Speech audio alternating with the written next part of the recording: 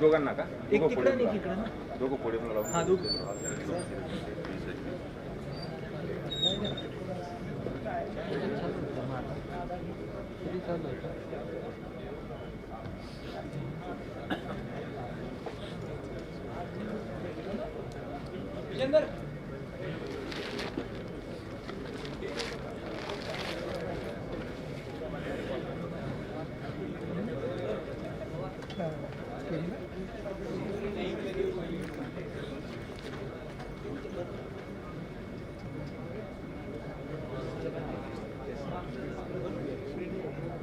वसंत बोला काय द्यायला नाही सर आता 10 मिनिटं झाली माझ्या पुढे चाललं सापडत नव्हतं रे मला नाही ना मला मी पहिले तिकडे गेलो तिकडे हो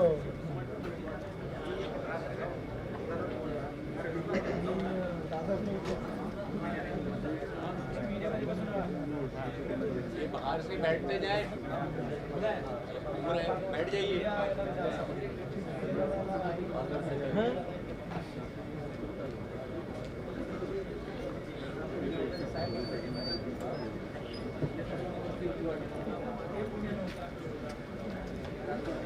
सेटल डाउन इधर किती वाजता आहे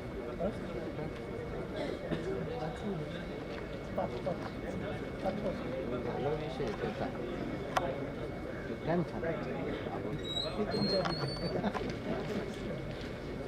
त्यांचा विषय झाला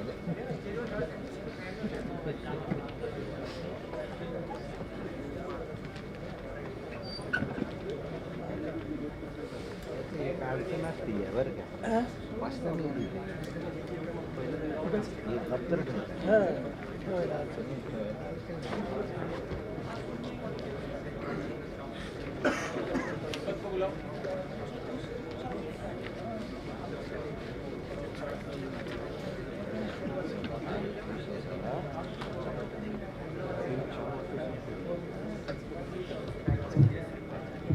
वसंत काय नवीन विशेष डेमोचा काय नवीन विशेष आहे काय चालू विषय काय आता ते बदमाशगिरी करताना काय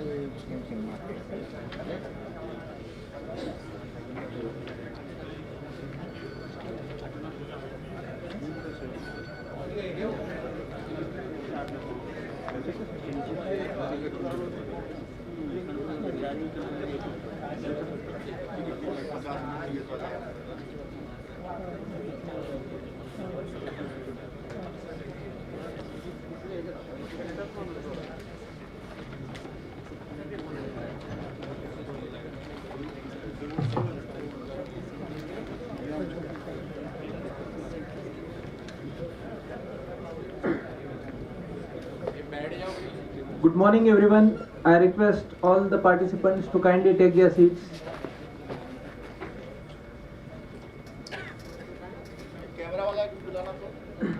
हे सर उधर गए बाहर रहेगा बाहर ही है सर दोनों बाहर ही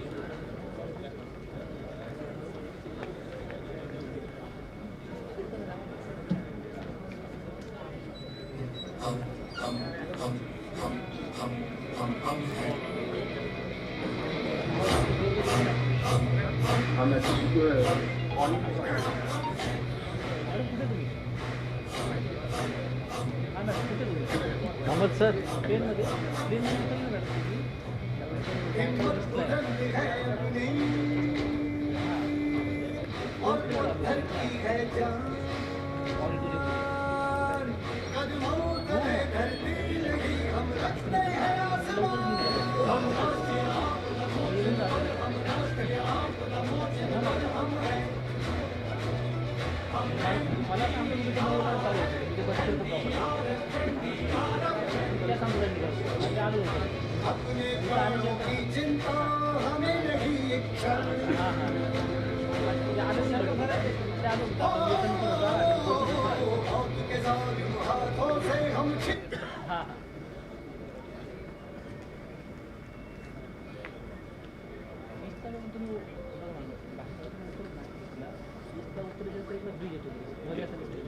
मॅनेजर सेंटर आला आहे. पेंग्विन ऑडिटर विचारायचं आहे तुम्हाला मी लोकेशन पाठवतो आवाज द्या ना. चालत इथलं विचार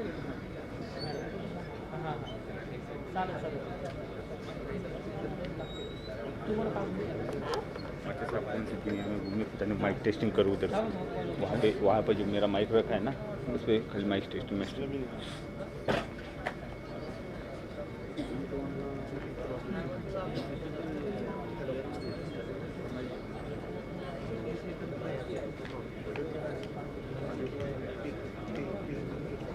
hello hello mic testing hello hello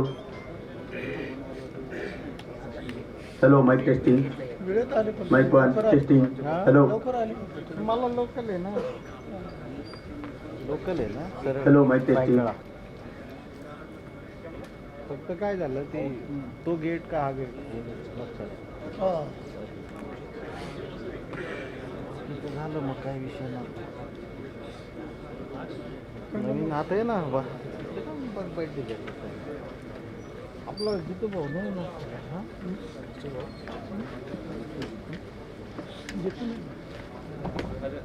Marathi लोकांना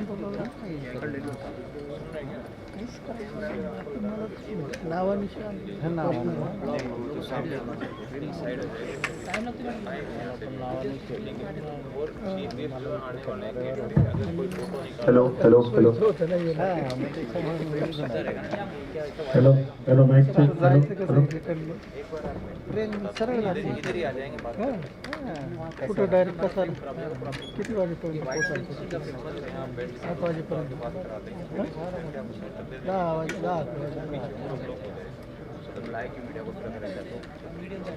हम आपसे रिक्वेस्ट करें स्टेशन से आएगा बात ठीक आहे चला व्यवस्थित चालू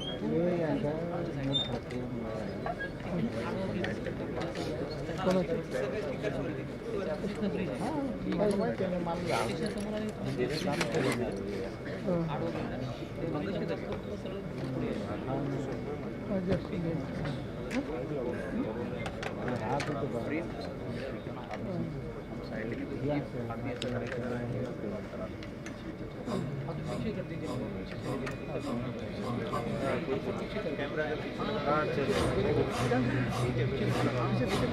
विनेश घाट देख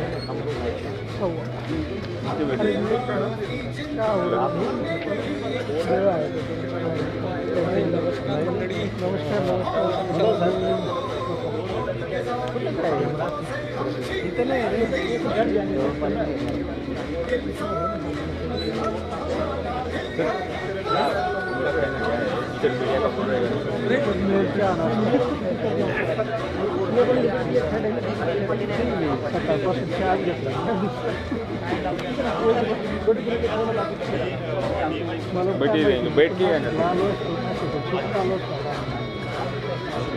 तिकडनं मग ट्रेननेच जाणार आहे जाऊ मग मी तुम्हाला बोलून घेतो मग सबको गुड मॉर्निंग उपस्थित सभी अतिथिगण एवं प्रतिभागियों से अनुरोध है कि वह सब अपना स्थान ग्रहण करें। कुछ ही क्षणों में कार्यशाला का उद्घाटन सत्र प्रारंभ होने वाला है। धन्यवाद। कवर नहीं होगा मास्क कवर नहीं होना मागून मागून तुम्हाला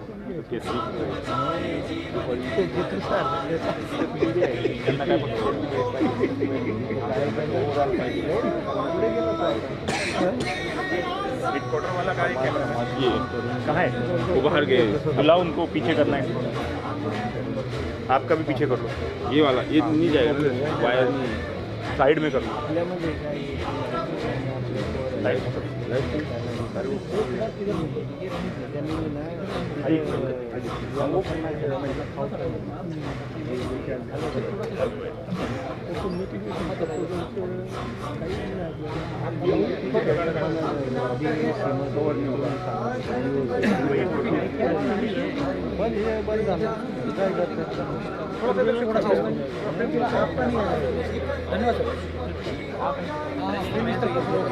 यहाँ कर दो.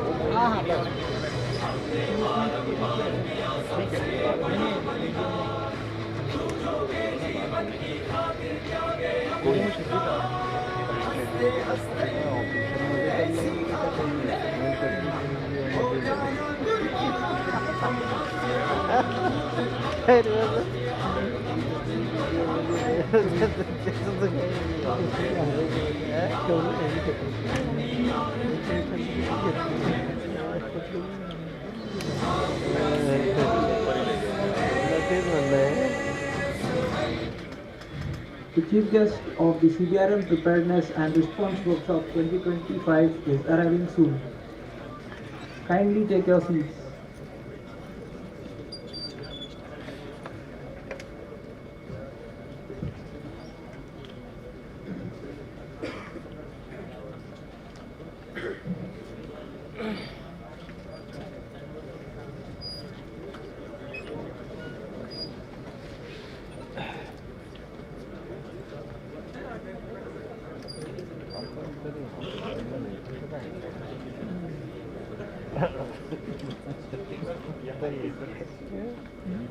विवेक भाई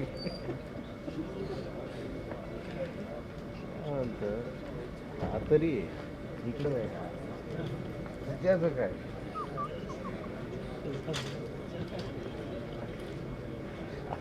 खेळ केलाय जरा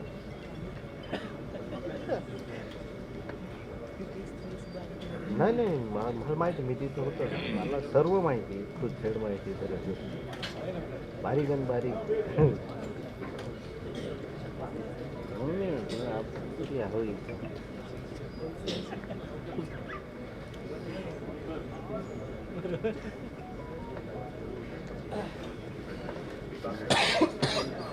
बातमी करता बातमी करता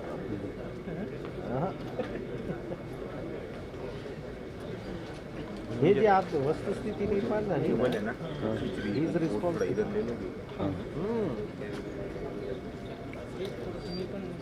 नाही फार लय म्हणजे केबल केबल उठा की हे सर्व सिस्टम खराब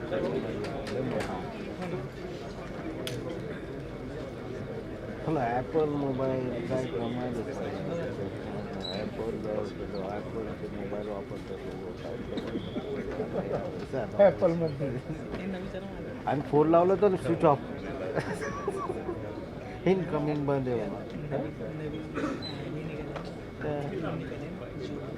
जिओचे जी गूगलचे अच्छा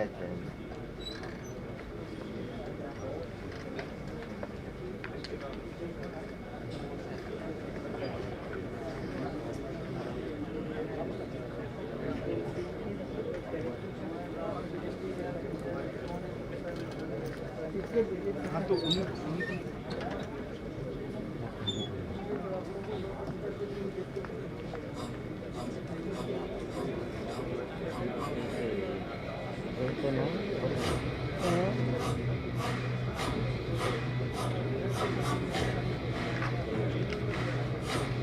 दोन वेळे प्रॉपर आणले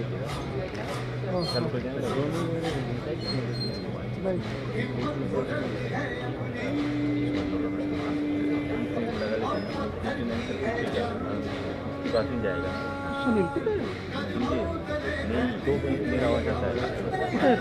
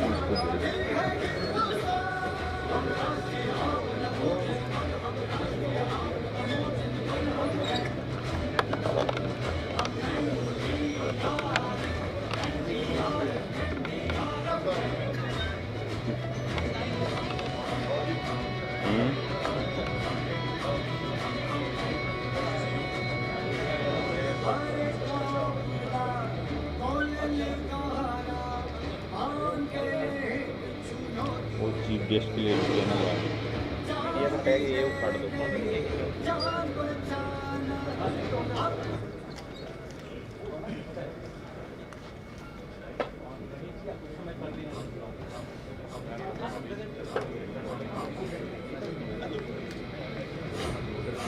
बोर्ड भी चाहिए, उधर है पीछे है ना बोर्ड है पीछे बोर्ड है अगर वहाँ पे चार है यहाँ पे चार है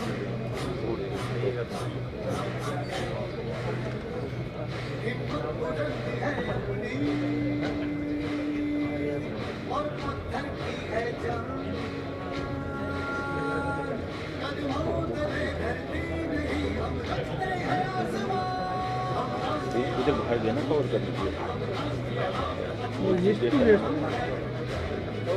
ಬಾಯ್ मग आता इकडे होता ना ವೇಸ್ಟ್ ಇದ್ದಾರೆ ಅಥವಾ ಬಾಯ್ ಕಡೆ ಅವರು ಈಸ್ಟ್ आहे का?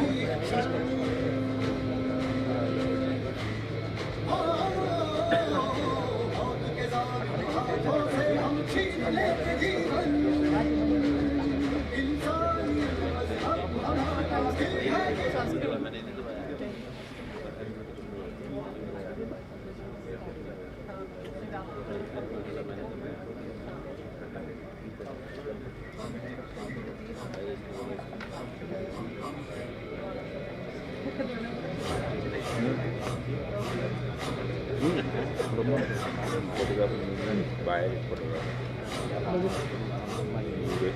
लाईव्ह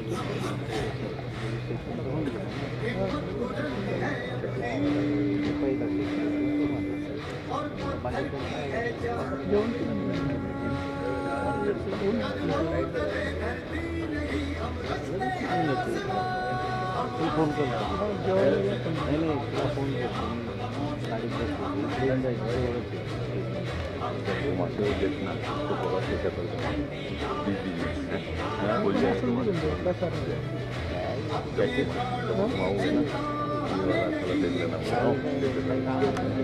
नहीं आप इसमें लाइव रहे ना मैं कब पता चलेगा वो मेरे को नहीं पता चलेगा वो हाँ इसमें तो इसमें नहीं है इसमें लाइव रहना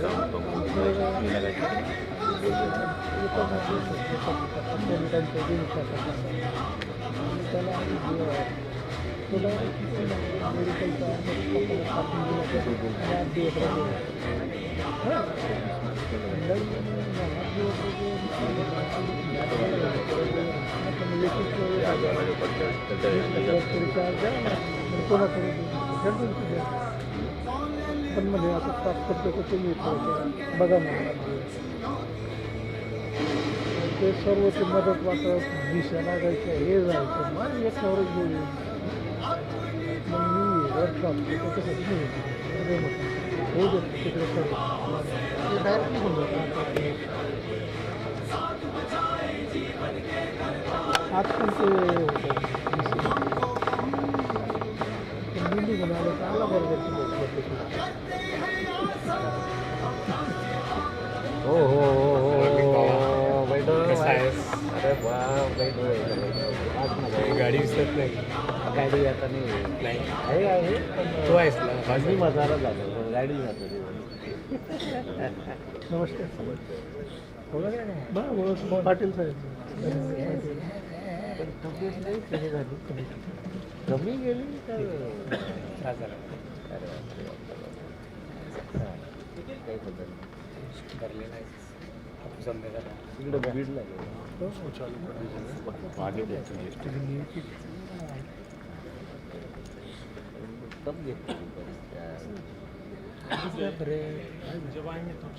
हम इकडचं ते चल रहा है ना आपलं मान जब बैठ जाएंगे तब चालू कीजिएगा ठीक ऑन कर दीजिएगा उसको रिकॉर्डिंग में ठीक सुप्रभात। उपस्थित अतिथिगण एवं प्रतिभागियों से अनुरोध है कि अपना स्थान ग्रहण करें। कुछ ही क्षणों में कार्यशाला का उद्घाटन सत्र प्रारंभ होने वाला है।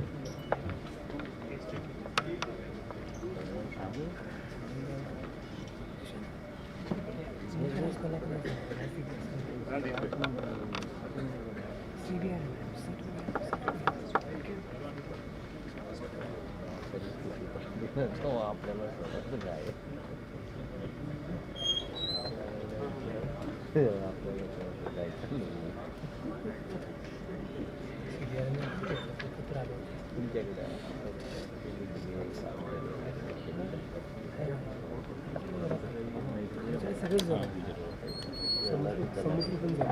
तुमच्याकडे दोनों तरफ हैंडल करना पड़ेगा कधी नाही ते आम्हाला दे ना ग्रुपला नाही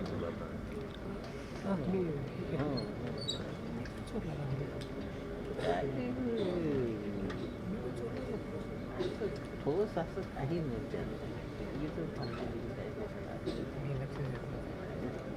तुम्ही त्याचं लक्ष पण घाल ते असेल तर मला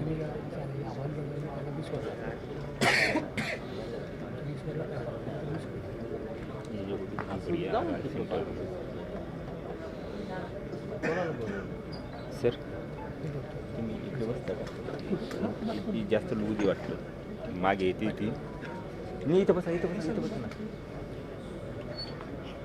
हा ते धक्का लागतो मागे येते आणि ती माझी पण येते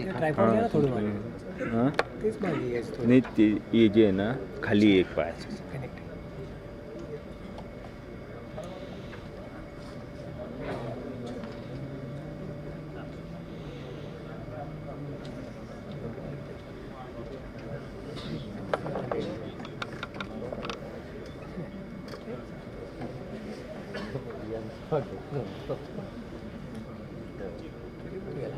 चल रहा है ना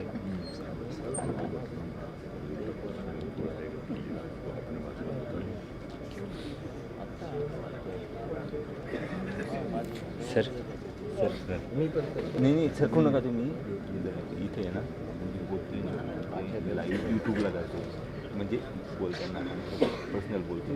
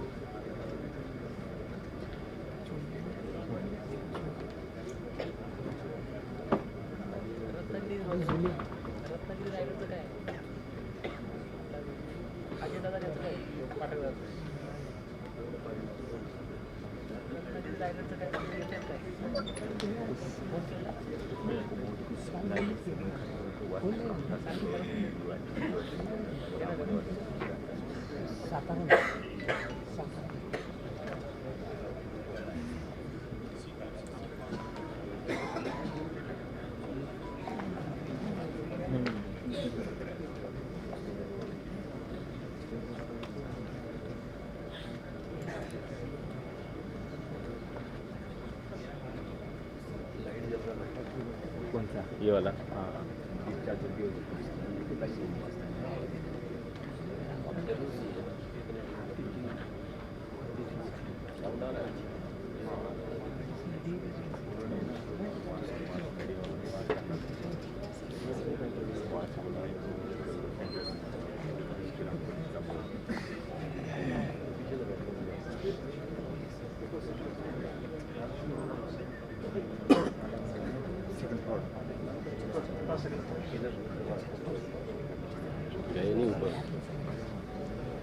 इधर इधर से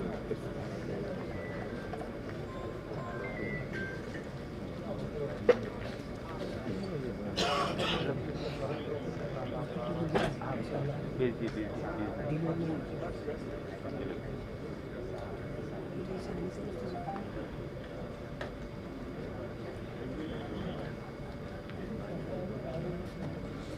एक नंबर अभी माता ये भी ट्रायल हो जाएगा, पीछे वाला रिकॉर्ड भी हो जाएगा। देखो उसमें आ रहा है देखो।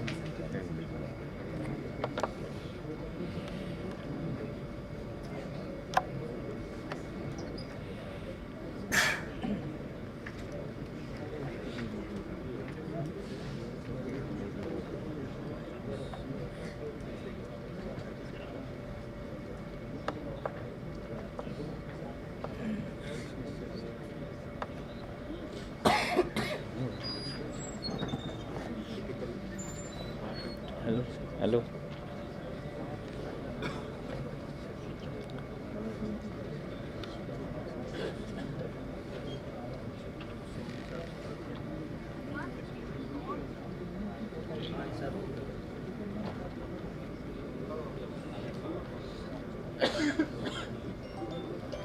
यहाँ तक हो रहा है ना स्टीव आया ना।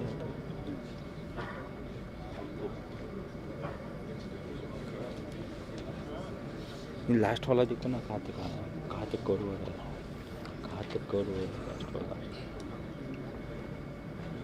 ये हो गया ना, ठीक है, मेरे को आइडिया आ जाएगी।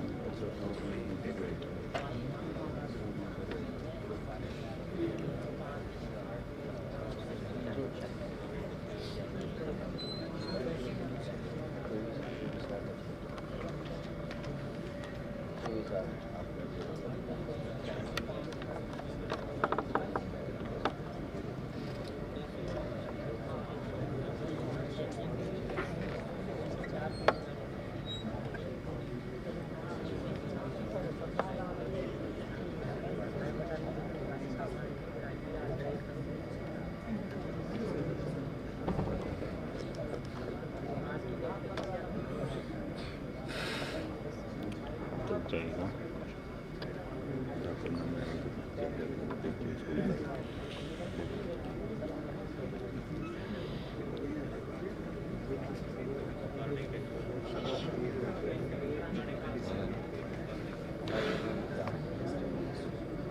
अभी इधर वाले ने पूछा तो क्या प्रॉब्लम उठेगा ना।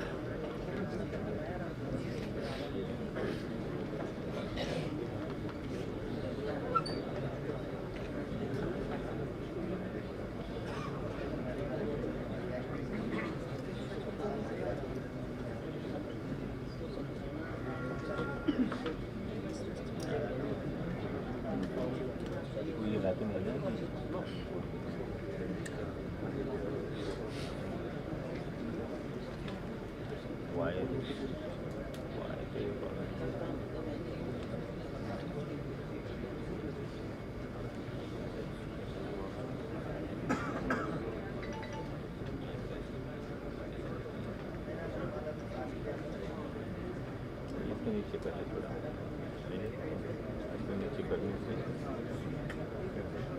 नीचे करने से वो नहीं आएगा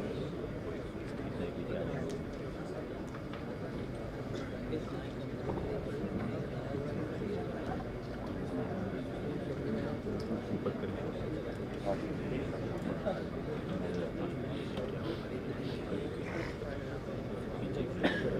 पीछे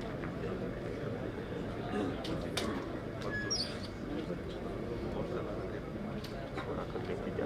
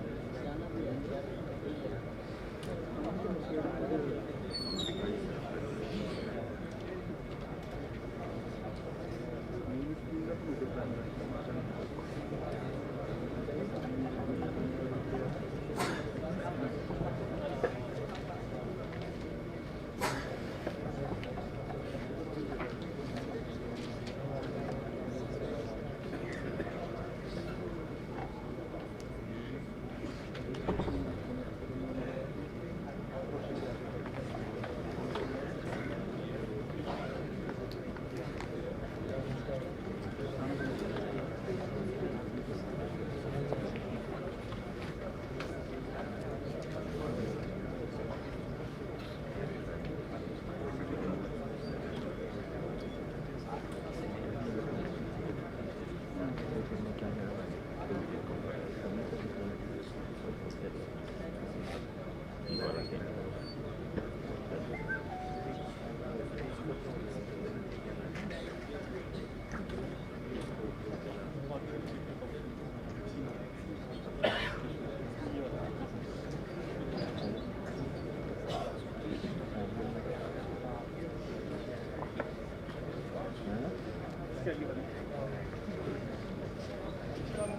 काय आहे हां काय आहे हां हां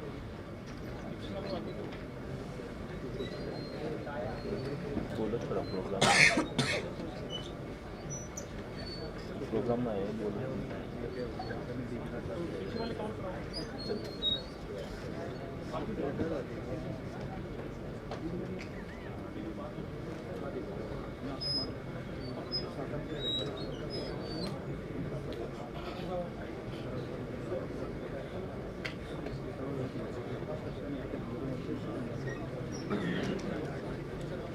रिकॉर्ड कर लोगे सामने वाला रिकॉर्ड कर लोगे बाद में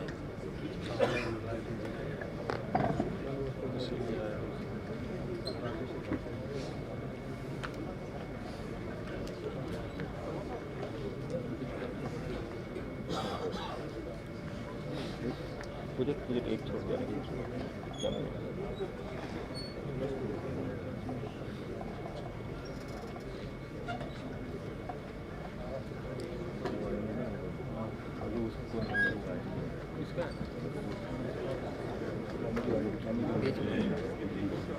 जगह है रे भाई, पहले ही बोला कि उधर मत देखो, उधर देखो।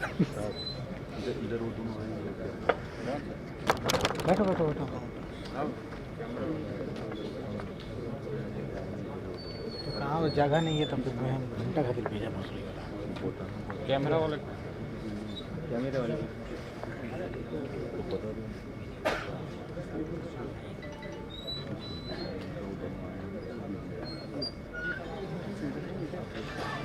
बैठो सर, आप बैठो।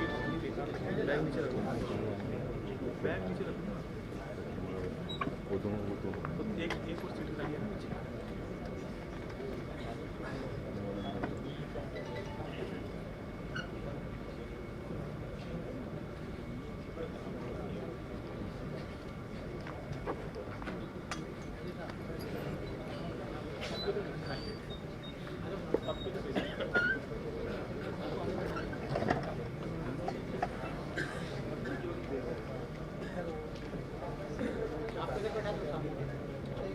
बैठ के एंटर कर सकते हो।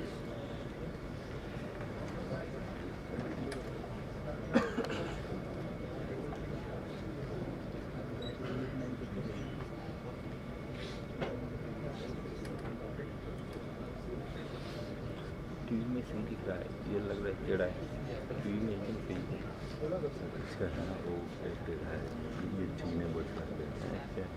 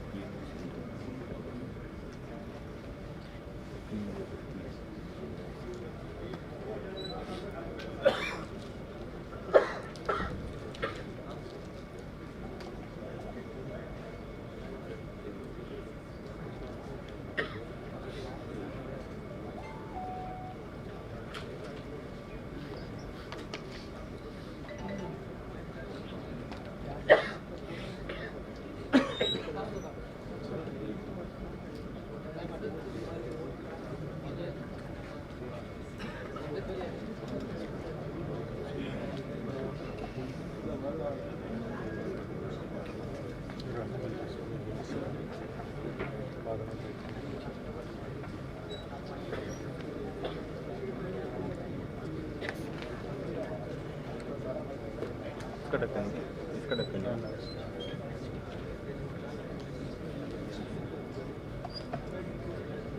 ले लिया ना ये।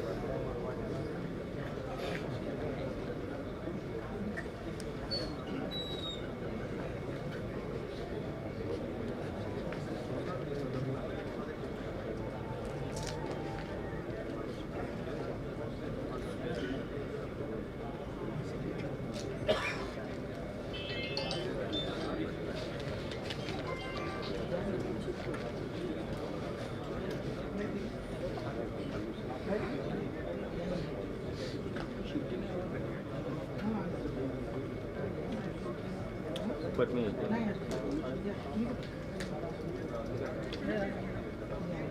चले गए थे, हम भी फोटो ले रहे हैं, वो भी ले रहा है, तो दिक्कत हो रहा था। वो हम बैठा हुआ है ऐसे, ऐसे बोला तो क्या करो।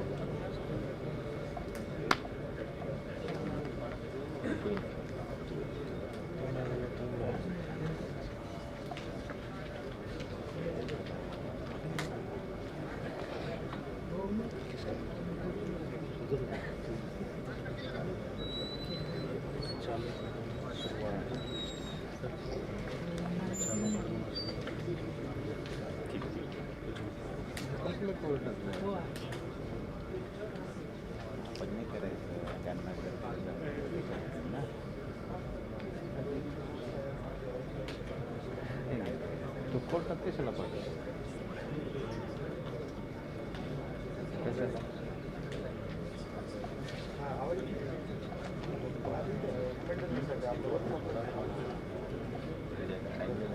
अपनी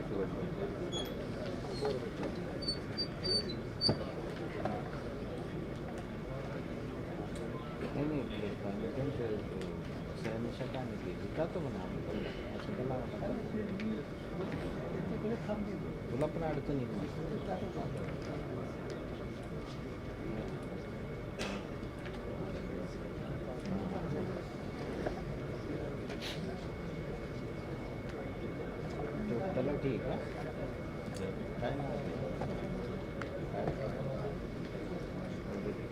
पूरा सीट कवर होना चाहिए।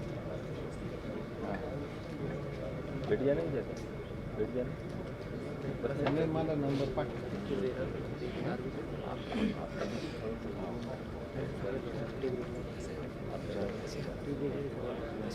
काढून शकतो प्लेन आणि 3 फोटोग्राफ बाहेर पठाले बदल नाही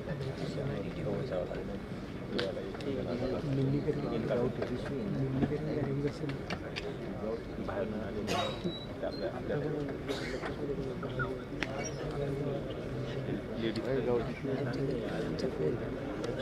लागते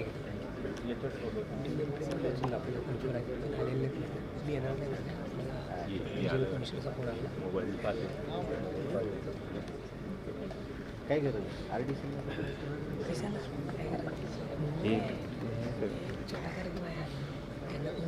इंग्लंडचा पंतप्रधान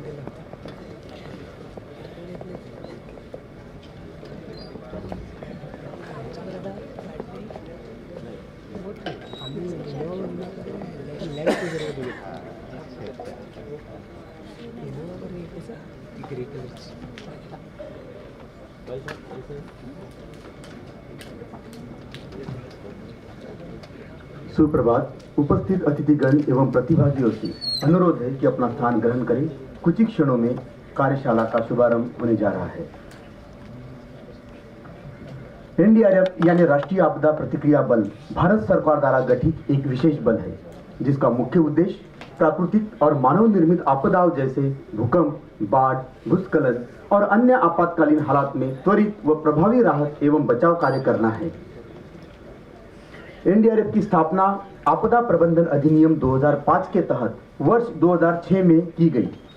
इसकी जिम्मेदारी आपदा प्रभावित क्षेत्रों में विशेषज्ञता के साथ राहत और बचाव कार्यों को अंजाम देना है, जिससे जनमानस को सुरक्षा मिल सके।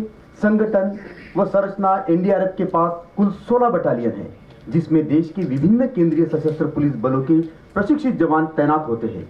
इसका मुख्यालय नई दिल्ली में स्थित है और यह गृह मंत्रालय के अंतर्गत कार्य करता है। प्रत्येक बटालियन में खोज और बचाव के लिए विशेषज्ञ टीमें शामिल होती है।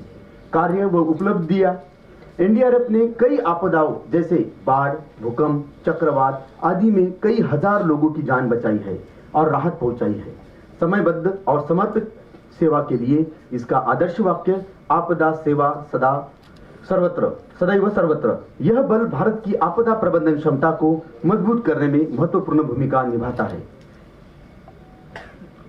2004 की सुनामी और बार बार आने वाली आपदाओं के बाद केंद्र सरकार ने एक समर्पित राहत बल खड़ा करने की आवश्यकता महसूस की।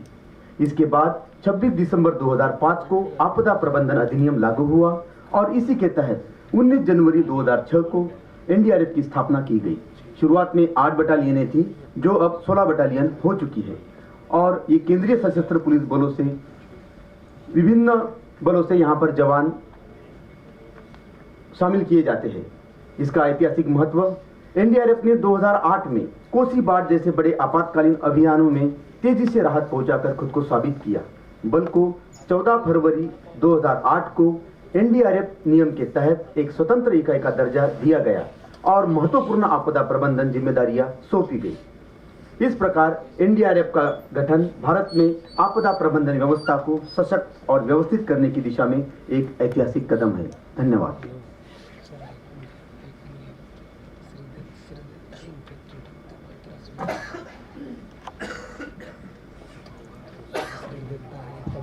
इन्फेक्शन है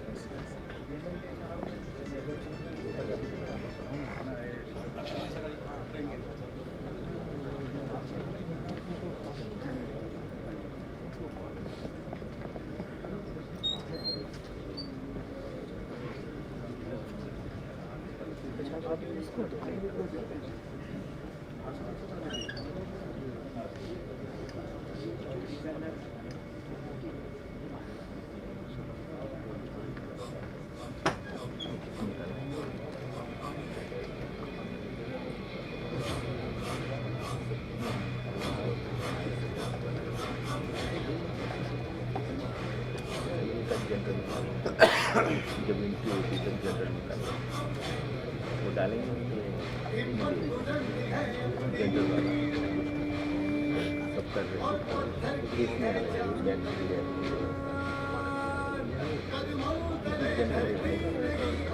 फोकस कर रहे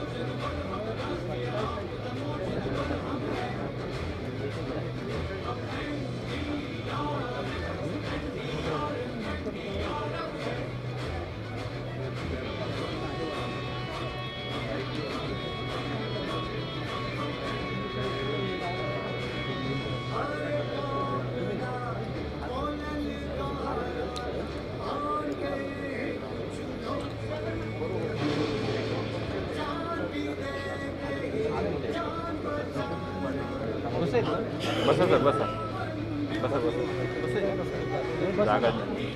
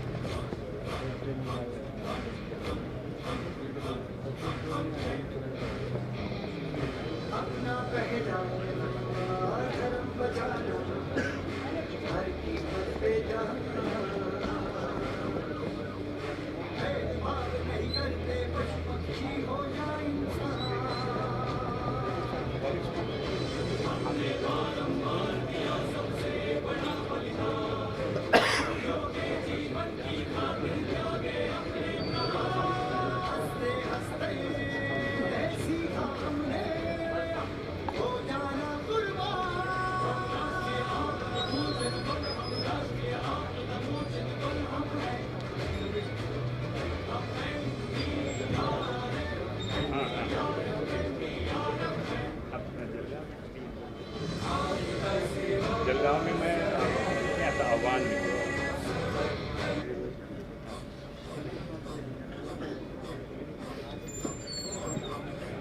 नमस्कार सर.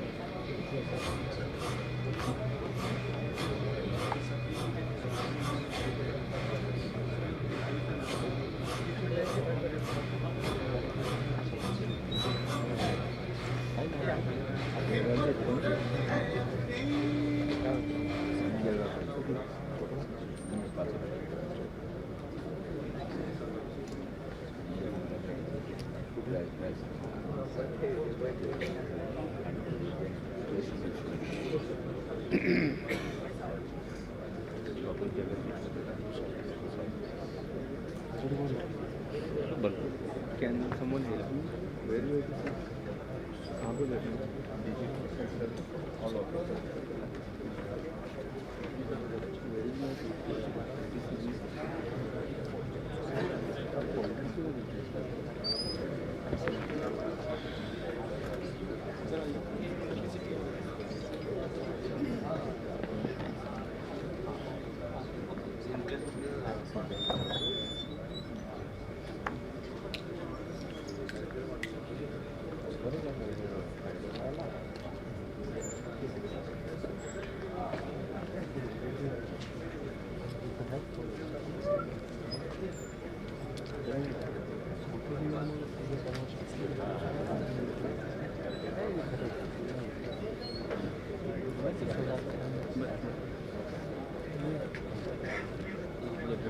इधर आ जाओ sir.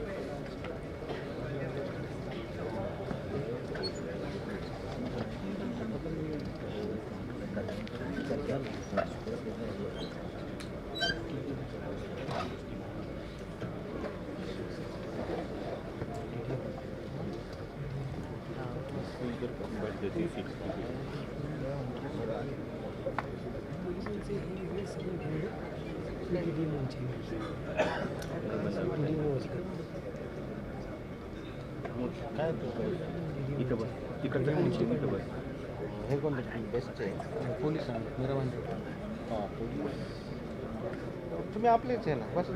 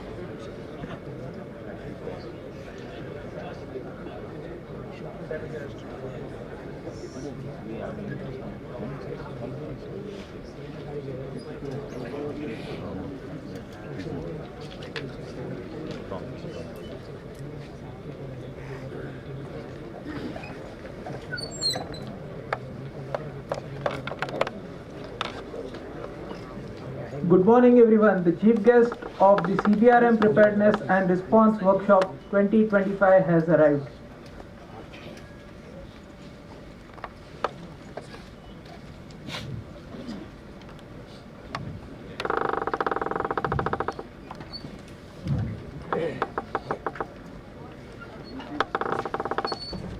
So now I request the chief guest Dr. Dinesh Kumar Aswal, Member NDMA, Shri Rajkumar Bhatkar, ADGP SDRF, Shri Moshin Shahidi, DIG NDRF, Shri Saras Seth, Member CMG DAE, Shri Meher Palit, Scientist DRDO, and Shri SB Singh to come on the stage. So please.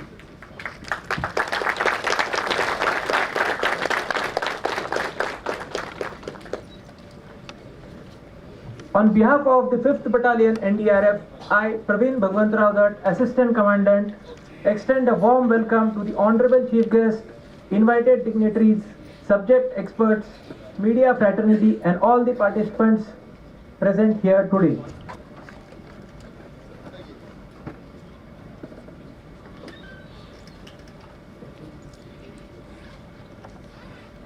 So I request the Honorable Chief Guest, dignitaries on the dais and the participants to kindly rise and stand in attention as a mark of respect for the national anthem.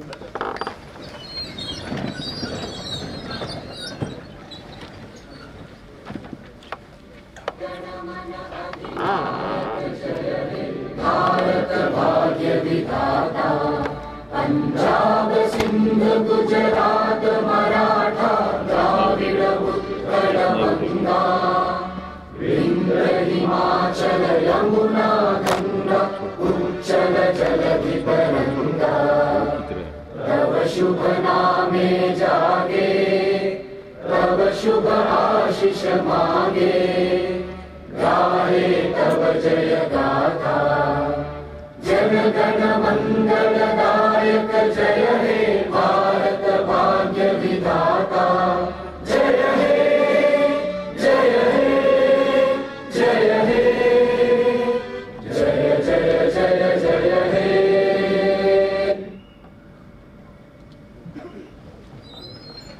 धन्यवाद। आप सभी से अनुरोध है कि अपना स्थान ग्रहण करें।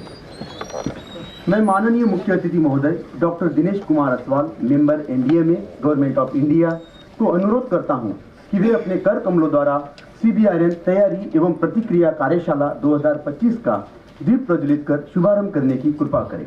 साथ ही माननीय श्री मोहसिन शाहिदी, उप महानिरीक्षक परिचालन एनडीआरएफ से अनुरोध है कि वे मुख्य अतिथि महोदय की अगुवानी करें तथा कमांडेंट 5वीं वाहिनी एनडीआरएफ एवं मंच पर विराजमान सभी महानुभाव मुख्य अतिथि महोदय का साथ दें तथा सभागृह में उपस्थित सभी मान्यवर तालियों के साथ इस पल के साक्षी बने।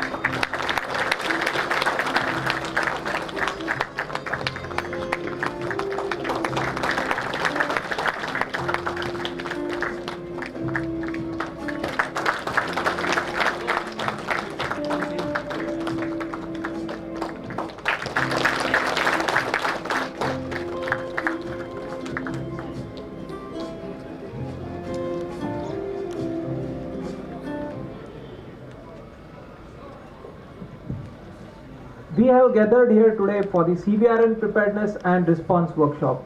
This workshop aims to strengthen our collective preparedness and response capabilities in the domain of chemical, biological, radiological and nuclear emergencies. Now I request Shri Moshin Shahidi, DIG NDRF to formally welcome the Honorable Chief Guest and share the objectives of this workshop. Shri Moshin Shahidi, Deputy Inspector General, is a 1992 batch CRPF officer with an extensive operational experience across different theatres in India and has served in the United Nations missions in Kosovo and Ivory Coast and have also worked with the NSG on counter-terror and counter-hijacking operations. He is currently on deputation to NDRF as DIG Operations and has been awarded Police Medal for Meritorious Service, the President's Police Medal for Distinguished Service, and 2 UN Peacekeeping Medals. He is also an accomplished ultra-marathoner with more than 200 marathons to his credit. Shri Moshin Shahidi, DIG, NDRF.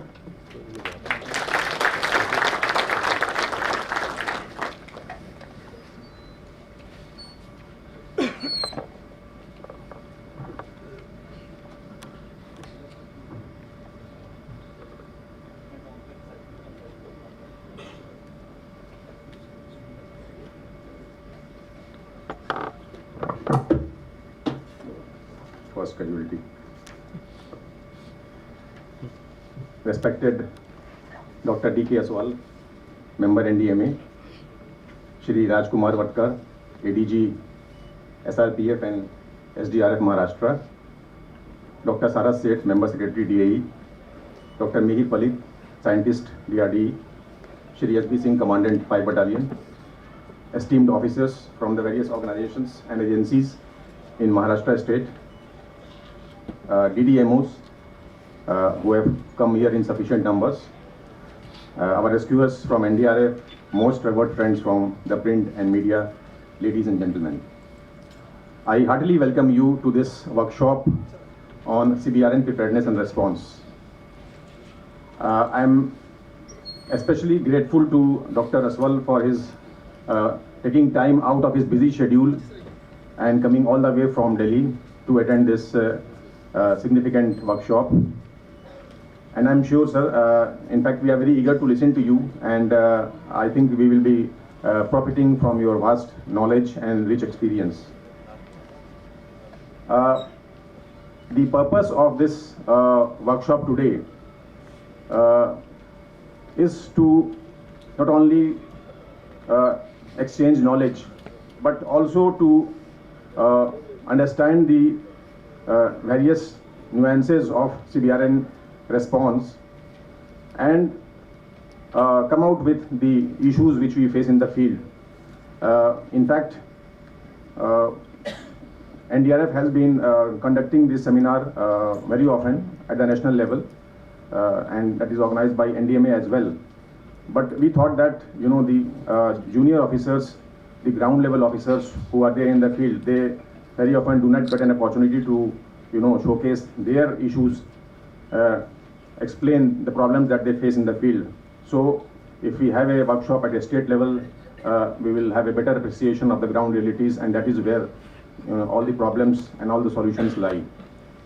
So with this background that DG NDRF has directed that at a state level workshop be conducted in Maharashtra, since Maharashtra is one of the important states with MAH units and CBRN scenario occurring quite frequently. So this is for what we are here today. We are all aware that, you know, India is a fastest growing economy in the world, and in order to sustain this, it is very important that we have a very secured mechanism. The security system should be very well ingrained, and more importantly, it is because, you know, the conventional warfare is not likely to happen, and so the chances of a non-conventional warfare is very likely. And in this, the buzzword today is CBRN. So while we have to cater for the various contingencies that may occur in various plants and the MH units, which we have by virtue of the developing nation that we are, and this is, you know, will be growing in time only. And the other aspect also is, you know, the custody of these CBRN elements, especially the chemical aspect, into wrong hands, and that could cause a lot of damage. So we have to think loud on both fronts, at the internal level, how to make a system, and of course also be prepared for larger contingencies. So I've just tried to highlight some of the issues, and basically we know that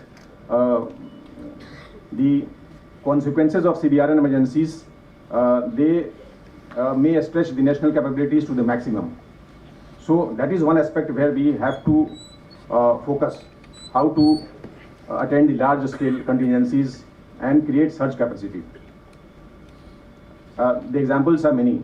We have seen the Bhopal gas tragedy way back, and it was something which we were totally unprepared for. And if I talk of late some incidents, the Visakhapatnam Asterine gas leak was there in 2020, that was during the COVID. So how it happened and whether it could have been controlled. Now this is a situation where the plant was there long time back, and then there was the growth of population and it multiplied, and then things became different. So how to extricate that population now? So these are the nuances in which we have to understand the complications and be ready for response in case of any contingency. Then another case I would like to cite was the Ludhiana gas leak. This is also one of the problem areas where unorganized sectors, we don't know what is happening. It is like a powder keg, building up, and you don't know where it will blast. So this is a situation where we have to be very careful and keep note of the things. Ground level action is required, and that too on a regular basis. So monitoring is very important in this aspect. Now coming to the biological aspect, the sea part is very important, but again the COVID-19 pandemic, we have seen it had its impact on the population, and this was a situation where it creates a requirement for availability of large resources and manpower.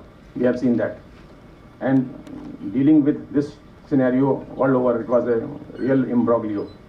So in this background, it is very important that we build capacity and mitigate and respond to the CBRN emergency in a planned and coherent manner. So if you see, I've just got a few slides. I just want to set the tone for the background for today's discussions. So if you see the top 10 states with MAH units, Gujarat, Maharashtra, and Tamil Nadu, they stand out. In fact, Gujarat and Maharashtra. So that is why we are having the workshop here. So a focus is required on, okay, what are the vulnerable areas? If there are 453 MH units, how many of them are most vulnerable, where we should, keep focus. This would be one, should be the one agenda point for discussion in today's workshop. Coming to the CBRN training, NDRF, as you all know, has been trained to attend all natural and man-made disasters in the country, and CBRN is one such contingency in which it is trained and equipped. So we have got 180 CBRN teams among the 16 battalions that we have, and they are spread all over the country. We have sufficient number of people who are trained in basic team, TOT, that is called training of trainers, master trainers, and we also have the RSOs, the radiological safety officers, basically because we are having the devices here, and the DAE and the DRDO have played a very important role in conducting this training. If we look at the training of the other stakeholders, this is also equally important. And again, this would be a subject matter of discussion, how to take it forward and how to actually, translate this training into actual response on ground. So a lot of SDRF we have trained, and then others also like CAPFs, railways, fire services, and civil defense. So this is a continuous process, and we have seen that one training would not actually suffice. It has to be a continuous process. Now mock exercises are a very important part because it is a stage contingency which we are practicing and which could actually happen. So a lot of district level exercises we are conducting with the stakeholders. This is very important, and this is basically led by NDRF and other district agencies. And primarily the focus is this because at the district level the DCs and the DMs, they are very important, and that is why the DDMOs who have come here, I would request they need to come forward and project their issues, and their involvement is very important. The district, the incident commander is the DM or the DC in any such scenario. So it is very important to understand what are the requirements on ground, how they have to respond. Because I would say very frankly that NDRF is there, but NDRF actually is not a first responder. disaster is a state subject. So the state is the first responder. State agencies have to come up to that capability, and there are states who have actually got good domain knowledge, good set of equipments also, and trained manpower that has to be actually put on ground. That is important. So all other exercises we are holding, and the CBRN scenario, basically it is all these mock exercises I am showing is with respect to the CBRN scenario. If I get back to the NDRF response, since raising we have handled about 127 incidents, and it is no surprise that 110 out of them have been the chemical. So C part is very important, most important. And if you see the graph, 2020 to 25, this is increasing. So number of incidents are increasing. So as I said, we are a developing economy, and a lot of requirements are there. So these situations would be there. The chemical response, the graph shows again Maharashtra, we have the maximum response. And to have a look at the important chemicals that we have encountered: ammonia gas, LPG, chlorine, toluene. So these are basically the chemicals which are associated with the domestic use and all, and they are stored in close vicinity of the population also. So one of the important impacts could be the population. That is where we have to focus on the spillover in public domain and how should be our reaction. Now this is very important. We all know that there are some 9 steps. It could be less or more, but ideally there are 9 steps in an emergency response protocol, starting from the detection to the rescue and evacuation. So now here is a situation where one has to understand that NDRF alone would not be able to tackle this situation, especially in large scale events. And there is a requirement of the first responders, their state, the other departments coming forward and making their contribution. We have a very important role which we seek from DAE and DRDE, support for NDRF and SDRF in response. That is in assessment of the ground situation, protection level guidance, then marking of the zones wherever is required, especially in chemical contingencies, decongestion placement, because we have to see the wind directions and all. Contaminated discharge collection is there, then where it has to be dumped. Equipment support also, because DRD and DAE have got some very good equipments. So very often we get into, in fact NDRF is in collaboration with DRDO, and we have placed our demands. So equipment support is there, as was there in the G20 and the Mahakumbh also. Those are the large scale events. And certain administrative guidance is also required, and that is where the again DDMOs would be important, like waste disposal protocols. You have to identify those areas, other substance management and all, and that is why the DM plan has to be very updated. It must be updated regularly. The Ministry of Health has a very important role. This is basically would be required in a large scale event or overwhelming situation, because NDRF has limited manpower, and these are the situations, contingencies where immediate action is very important. You cannot actually wait for teams to fly in and then take situation. The local resources are best made, and they should actually come to ground. So earmarking of wards in hospitals, this is as per the NDMP, the National Disaster Management Plan, which has been issued by NDMA. And in larger scale, as I said, there has to be conduct of triage, decon, assisting the NDRF in medical aid. So doctors have to be trained, evacuation of the victims, and then of course the the materials that we require, the PPE kits and the cylinders and all things. We have seen this, and the preparation was made in G20 event, and in Mahakumbh it was a concerted effort by all. That is required to be carried forward. Local police, traffic police and administration, they have very important role, cordoning of the area, because I remember that I saw photographs and it was not at all a good picture. Immediately after the incident took place in Ludhiana gas leak, people were roaming about in that area. So it cannot happen like that. You have to just stop the people, because it was a very high level. The what do you say, the ID LS level of hydrogen sulfide is 100, and it was 2200 at that time when this incident took place. and immediately after people were roaming around and nothing there. So this is where the local resources have to be activated, and they should know what to do, and of course take care also for themselves.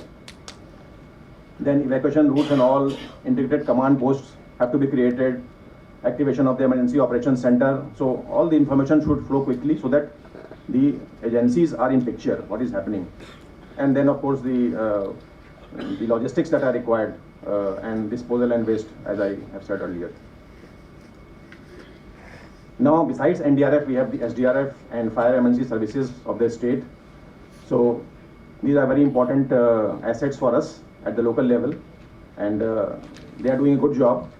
Only thing is, what I feel is more synchronization is required on ground. So action as a first responder is required, and they should be in possession of the important safety gears and all. Safety is very important.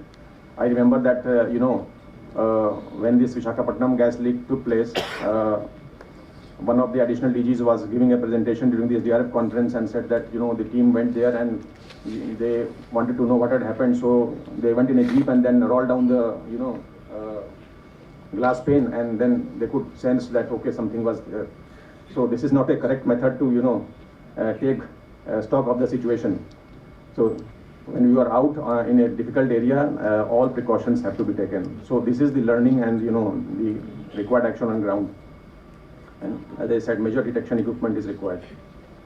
So coming to the final aspect, maybe this would be like putting the cart before the horse, but I want to put forth my point that this should be the actual discussion, so that we can come forward with a solution. And the suggested action plan which we feel in NDRF could be like this.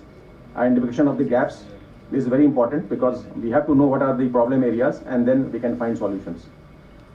And as I said, search capacity is very important, because NDRF would be there, SDRF would be there, but there are many other agencies and organizations which have to come in case of larger scale event. So every role and task of every agency should be very clear, and they should be in preparedness. Identification of experts and expert organizations. Of course, we are dependent on DAE and DRDO, but there are many other agencies also which need to be identified, and because they have to be in sync for these larger scale events. Updating of the inventory of the resources on IDR is important. Who is having what? And normally, because CBRN equipments are very costly, so it may not be very viable for all, the agencies to buy that. It will not be possible. So how to, have best in a place where they can be, mobilized quickly, maintained quite well. This is very important. And IDRN website is being maintained now. The responsibility rests with the concerned DCs and DMs. They have to, make the entry of the public and private sector units, what all equipment they are having, so that at any time in a contingency it is required, it can be mobilized. Then creating a repository of information is very important, because we have a lot of information, but it is haywire, and we need to actually institutionalize these memories. What all learnings are there from the past incidents, and what information can be shared in real-time basis or on a regular basis with the rescuers, responders, or policymakers, whatever.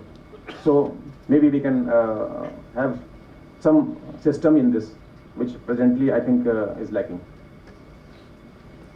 The mock exercises are being done, but I feel that it needs a relook in the manner in which it is being done in a routine manner. It has to be very specific, focused, involving all the agencies, and the in charge, the people at the helm should know what is what. And because at the moment when this incident happens, there will be nobody to explain actually. So this is where we need wider participation and more focus. Technical upgradation, of course, is important, because technology is the key. And a simple case, again, I would cite the Ludhiana gas leak, where you are not knowing what is there. So distance sampling is very important. Why you would risk yourself, or even for that matter, if there is a Visakhapatnam gas leak, because of the COVID breakdown, it was boiling, the cooling was not there. So the drones and the robotics can take this task. So this is very important, and I think we have quite good systems. The DRDO is there who can actually help in this. Unorganized sector is the most important, where we have to focus, and that is where we should know that in public domain which are the organized sectors which could create problems, and they must have a proper DM plan in place, and all the systems should be there to respond in case there is any contingency. There is a IRS system, incident response system, where the whole setup is there, and the incident commander is the designated, the DC and the DM, and of course he or she may designate a junior officer under him or her, and but will continue to be responsible. So this is the system which has been enforced for proper chain of command, enforcing a proper chain of command. This must be well known, well documented. An order has to be issued by each district that at various levels like operations, logistics and planning, what are the functionaries, who are the functionaries who have to act. You cannot have a chaotic situation when a contingency arises. SOPs, I was discussing with Aswal sir that proper SOPs clearly delineating roles and responsibilities of each stakeholder has to be there. There cannot be any scope for confusion. Community awareness is very important. So now when there are a lot of unorganized sectors, in fact, around population growth, lot of population is there. So they are the ones who will be affected most. So this is very important. To cite a case in point, if you understand Bhopal gas tragedy, so when this happened, people started running helter-skelter. So people who ran, across the wind, they were the ones who were affected. Those who were lazy, who were lying in their houses, closed their windows and pulled up the quilt, so they were the ones who were saved. So, I mean, jokes apart, basically it all boils down to awareness. So NDRF does conduct awareness programs, but CBRN is one aspect, I think, where we need to focus, and it has to be done in a very planned manner, not to create chaos or confusion or panic. That is very important. So this is where I think the community has to be made aware. You cannot just keep quiet that this is something very sensitive. No, the public must know. And then of course Honorable Prime Minister has got the vision Viksit Bharat, and Viksit Bharat can happen because when we have a very well defined response system, future roles have to be there, training, equipment, how we can improve. So these are the points on which I think we can focus, we can discuss, deliberate, and at the end of today's deliberation, I think we will have some action point for way forward, and it is very good that Honorable Member NDMA is here, who is himself an expert, and I would request him, and we will send a feedback on what are the important issues which requires the attention of the NDMA. So with these thoughts and the background which I gave, I once again welcome you all to this workshop, and I hope that it will be very important for all the stakeholders, and together we can create a very important and very robust framework for coordinated response in CBRN contingency. Thank you. Jai Hind. धन्यवाद महोदय, आपका ज्ञानवर्धक एवं अनमोल मार्गदर्शन हमारे लिए सदैव प्रेरणादायी रहेगा।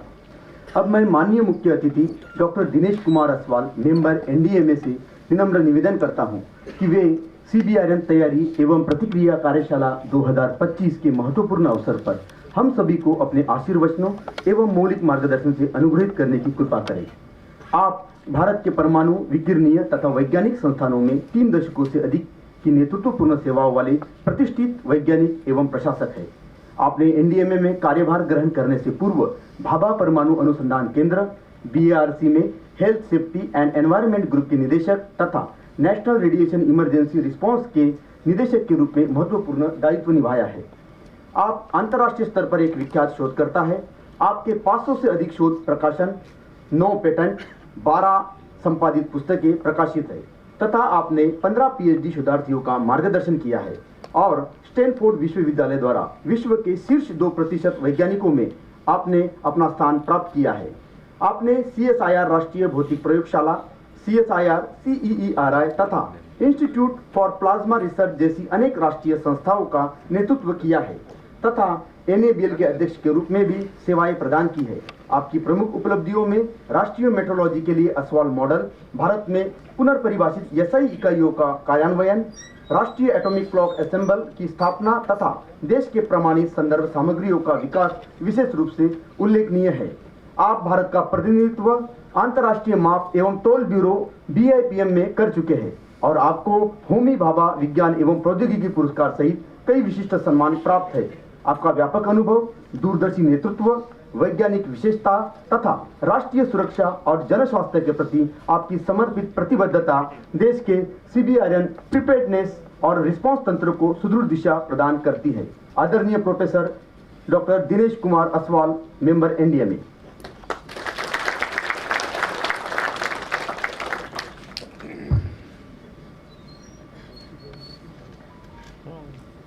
नमस्कार। और सबसे पहले मैं धन्यवाद करूंगा NDRF का कि ये बहुत इम्पोर्टेंट प्रयोगशाला है। ये कार्यशाला जो हम ऑर्गेनाइज कर रहे हैं बहुत ही इम्पोर्टेंट है CBRN के ऊपर। और जैसे अभी बता रहे थे कि India will become develop nation by 2047, जो आदरणीय प्रधानमंत्री बार बार चिल्ला के कहते हैं कि इंडिया हैज़ टू बिकम, जोर से बोलो भाई, डेवलप नेशन बाय 2047। ना एक चीज बताओ मुझे, 2047 में ऐसा क्या हो जाएगा कि हमको बोले कि हम डेवलप नेशन हो गए? Anybody can answer? कैसे मालूम पड़ेगा कि हम डेवलप नेशन हो गए? कोई इंडेक्स है उसके लिए?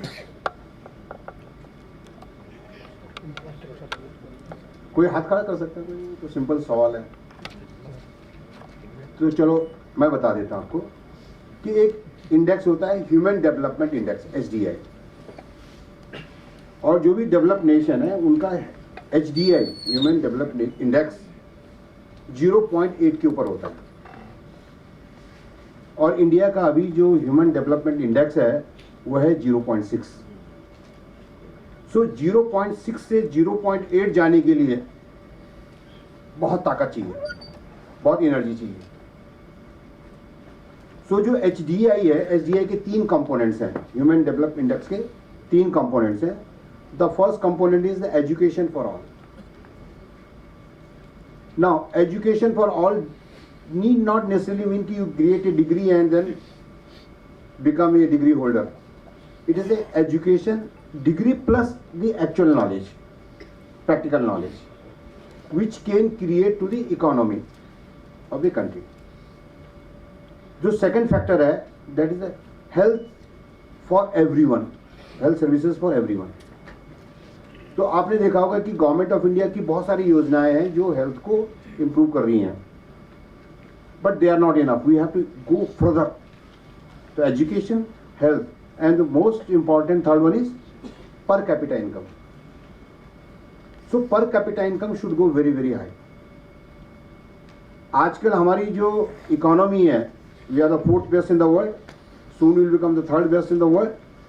लेकिन जैसे ही हम बात करते हैं पर कैपिटा इनकम की, तो हम थोड़ा नीचे रह जाते हैं।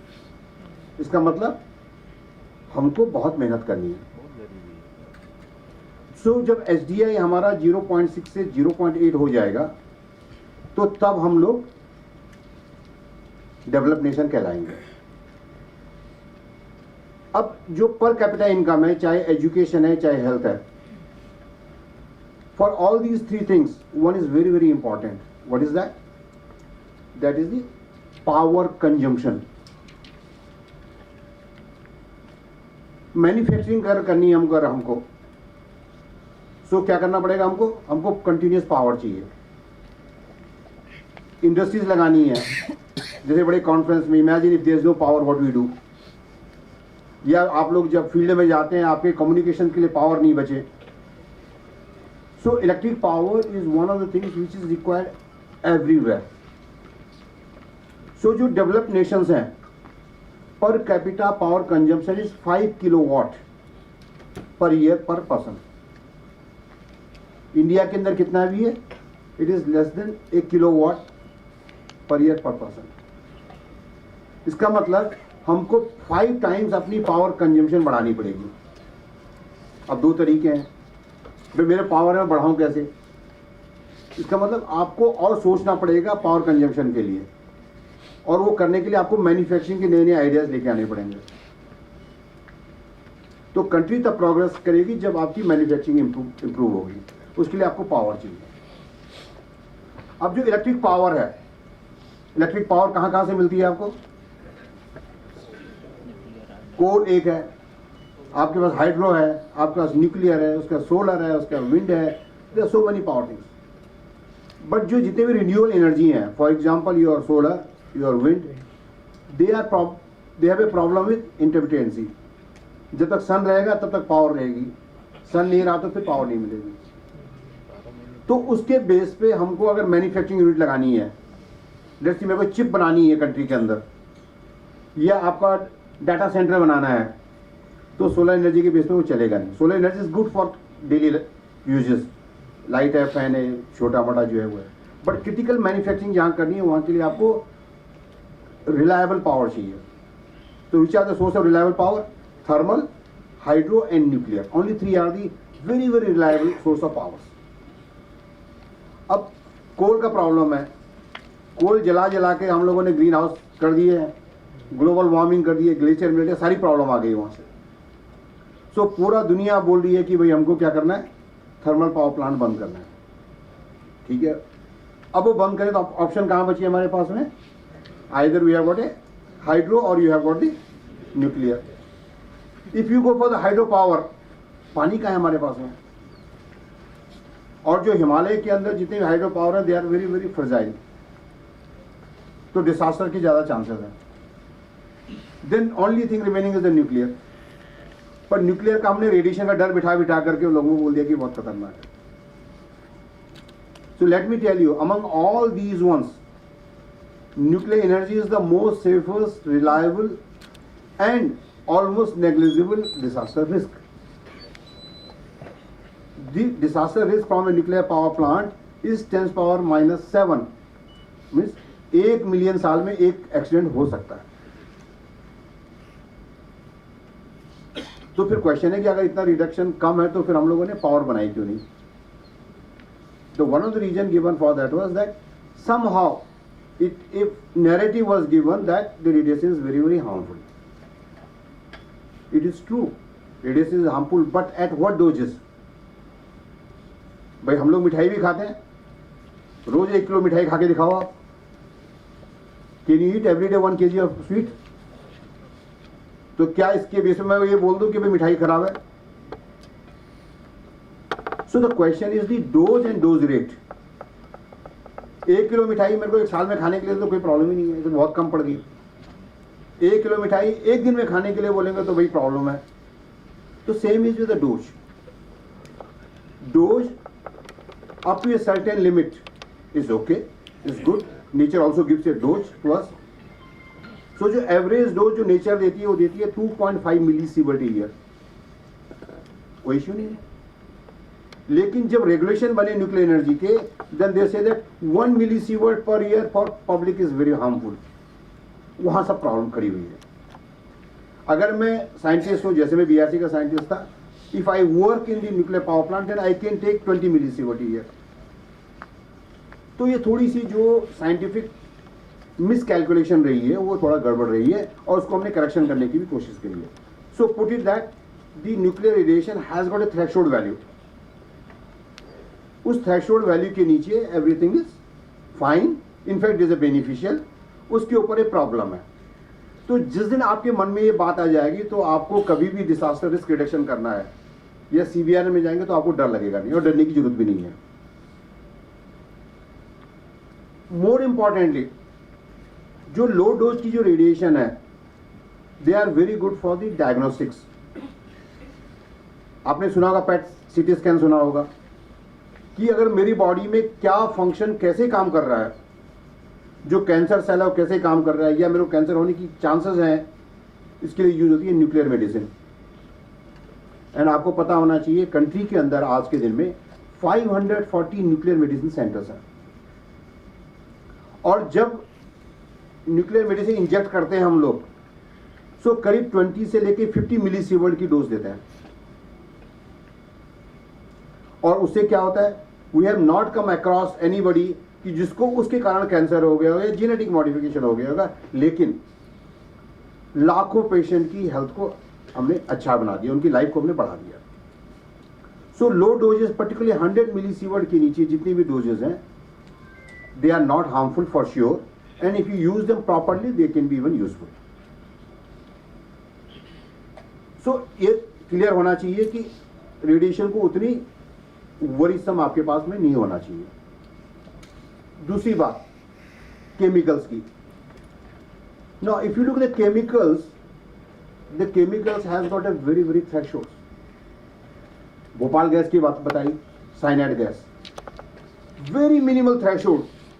आप जैसे सोंगे आपकी जो है रिएक्शन शुरू हो जाएंगे। और जब भोपाल गैस जब ट्रेजिडी हुई थी,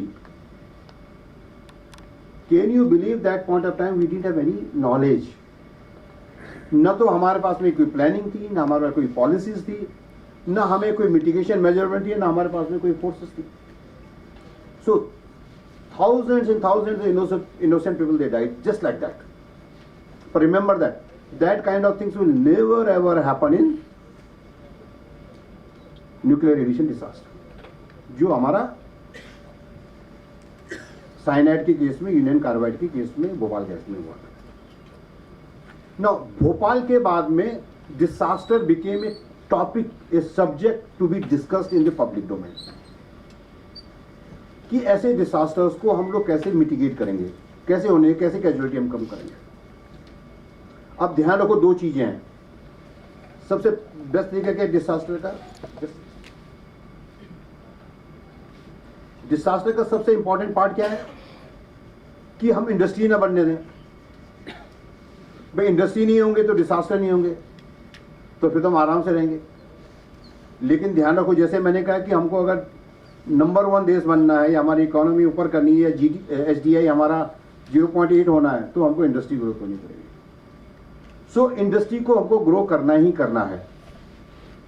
जब इंडस्ट्री को ग्रो करेंगे तो हमारे डिसास्टर की प्रोबेबिलिटी भी बढ़ेगी। तो इसके लिए जो डिसास्टर रिस्क रिडक्शन का जो कॉन्सेप्ट है कि भाई आप अपनी इंडस्ट्री को बढ़ाओ, लेकिन include the disaster risk reduction. तो जो मेन जो डिसास्टर की जो प्रॉब्लम आती है, नेचुरल को छोड़ दो टाइम बिंग, ये आपके CBRN है, and which I already said that RN के लिए हमको तैयारी तो रखनी चाहिए, but you don't have to worry that much.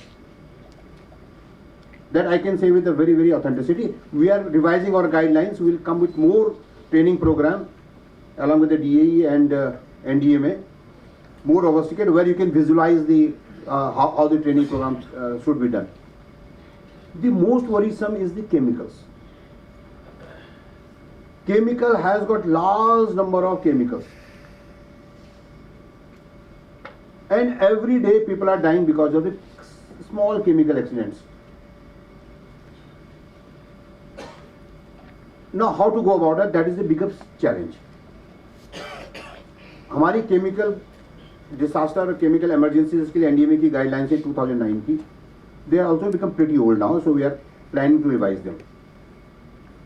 So one good thing has happened is that we have known the clusters of chemical industries, and he already told that Gujarat and Maharashtra and Tamil Nadu, they are the major hub of the chemical industry. ध्यान रखो, अगर chemical industry नहीं होगी तो जो generic medicine है, जो India का नंबर 1 प्रोड्यूसर है जेनरिक मेडिसिन, जिसके लिए इंडिया, तालियां तो बजा दो इंडिया के लिए, जो नंबर 1 जेनरिक मेडिसिन, पूरे वर्ल्ड को हम दवाइयाँ देते हैं. जब पूरे वर्ल्ड को दवाइयाँ देते हैं तो हमको अपनी भी सेफ गार्ड रखनी पड़ेगी.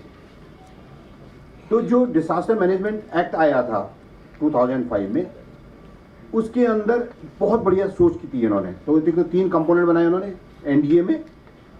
Our responsibility is to make the policies, plans and guidelines. NIDM, जिसका काम है ट्रेनिंग के लिए, कोचिंग के लिए, in the various aspects of disaster management, and the NDRF. जहां भी हो गए तो भाई कोई दिक्कत आ गई तो एनडीआरएफ है. नाउ एज पॉइंटेड आउट कि जो डिसास्टर है basically it is the state subject. So centre we have got a federal structure. तो सेंटर क्या करता है? पॉलिसीज बनाता है, गाइडलाइन बनाता है. That should be implemented into the states. और स्टेट में एक्सिक्यूटिव फाइनली किसको करना है? डिस्ट्रिक्ट मजिस्ट्रेट को, डिस्ट्रिक्ट कलेक्टर को. बिकॉज असली मालिक तो वही है भाई. सारे डिस्ट्रिक्ट के अंदर आपको क्या हो रहा है आपको पता होना चाहिए. सो देयरफॉर जो डिसास्टर मैनेजमेंट प्लान है डिस्ट्रिक्ट का वो बहुत स्ट्रांग होना चाहिए. उसके अंदर कौन कौन से हजार्ड पॉसिबल हैं आपके डिस्ट्रिक्ट के अंदर वो आपको आइडेंटिफाई होने चाहिए. और जो डीएम प्लान बनता है वो आपके एसडीएमए से अप्रूव करा सकते हैं या एनडीएमए से अप्रूव करा सकते हैं.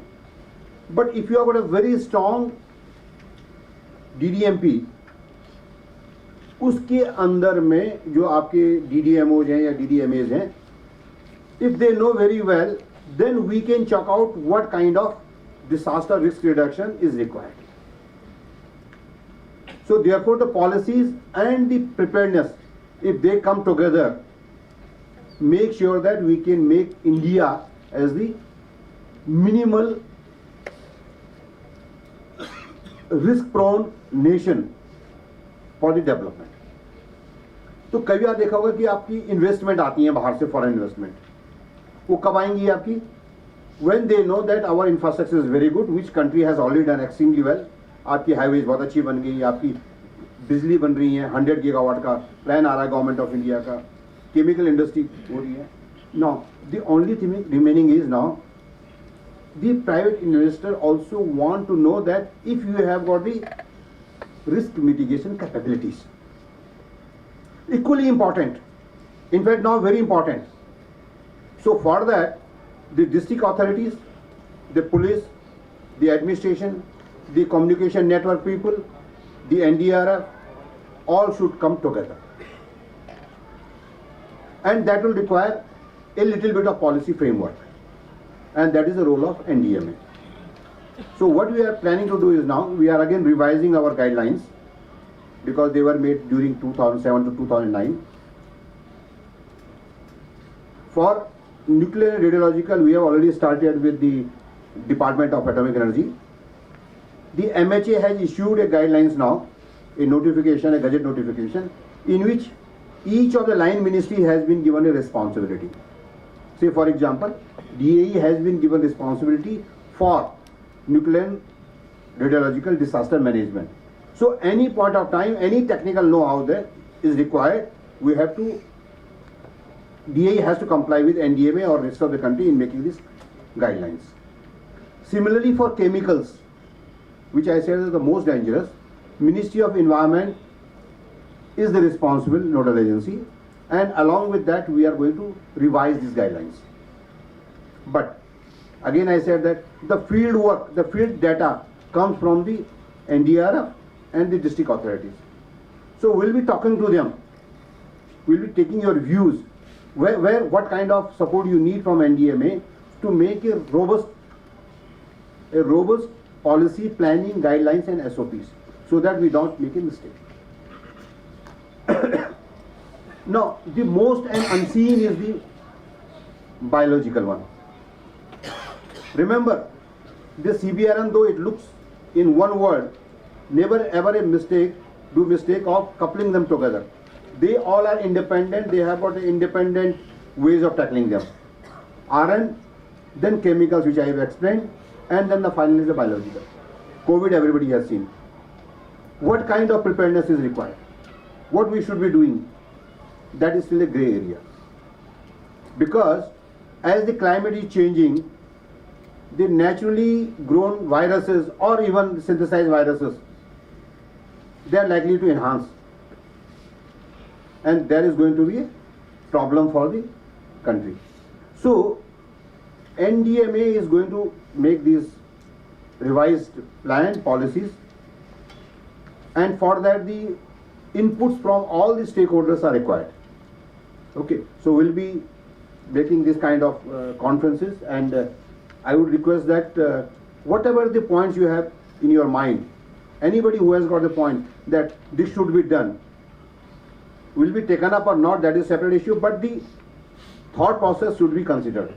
So at the end of the this conference, I would request that anybody who has got the small points that our policies lack this kind of points, please do indicate them, and I will request the organizers to send us the final what you call the outcome of this workshop, and anybody has got this kind of points, please do include them. So with this, I wish you all the best for this wonderful symposium. Thank you very much. Thank you, sir, for your insightful address and beautifully connecting the CBRN preparedness and response activities to the Viksit Bharat vision. Now I request Shri Moshin Chaiji, DIG NDRF, to kindly present a memento and sapling to Honorable Professor Dr. Dinesh Kumar Aswal as a token of respect and gratitude.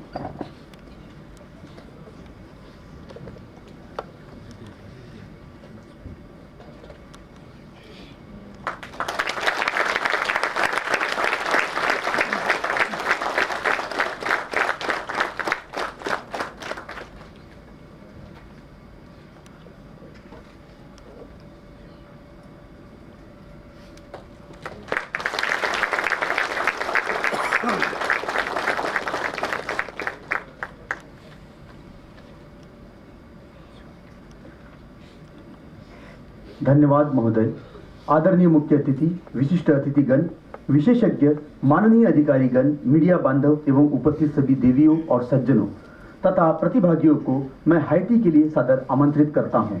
जलपान की व्यवस्था second floor पर सभी प्रतिभागी सीढ़ियों का इस्तेमाल करें। पहला सत्र ठीक 11:40 पर प्रारंभ होगा। धन्यवाद।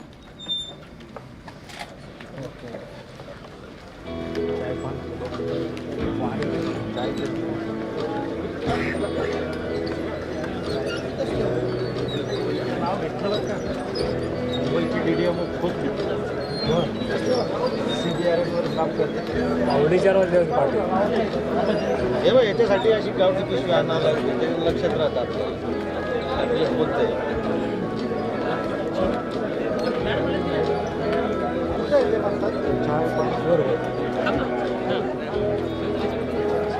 पिशवी टाकतो हे फोन राहून गेला ना.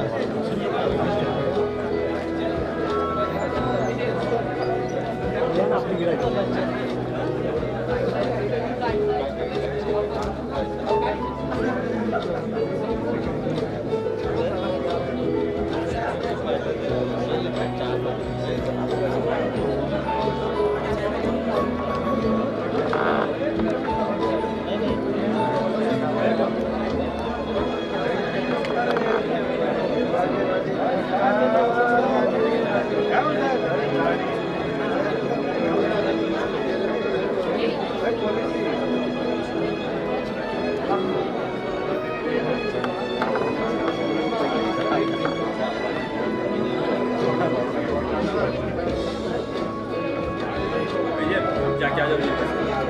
आप जाओ ना, हम ये लगा के आ रहे हैं, आप जाओ.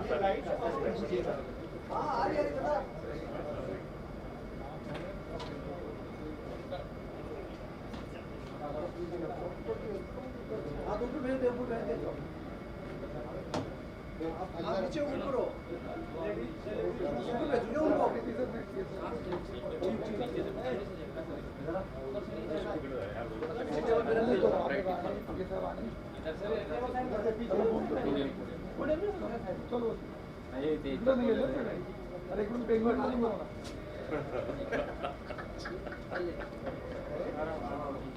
एलईडी बघा पिक्चरच नाही ना नीचे से नहीं नीचे तार है नीचे नीचे तार है हो जाएगा बस हो गया दो बार हो जाएगा ठीक है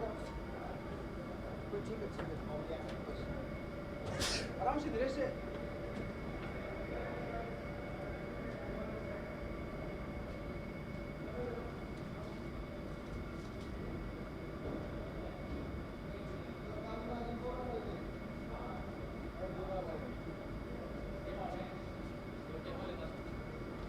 मला त्यांचे सगळे बाहेर जाऊन बसले आणि आम्हाला आत बसून इथं कामाला लावलं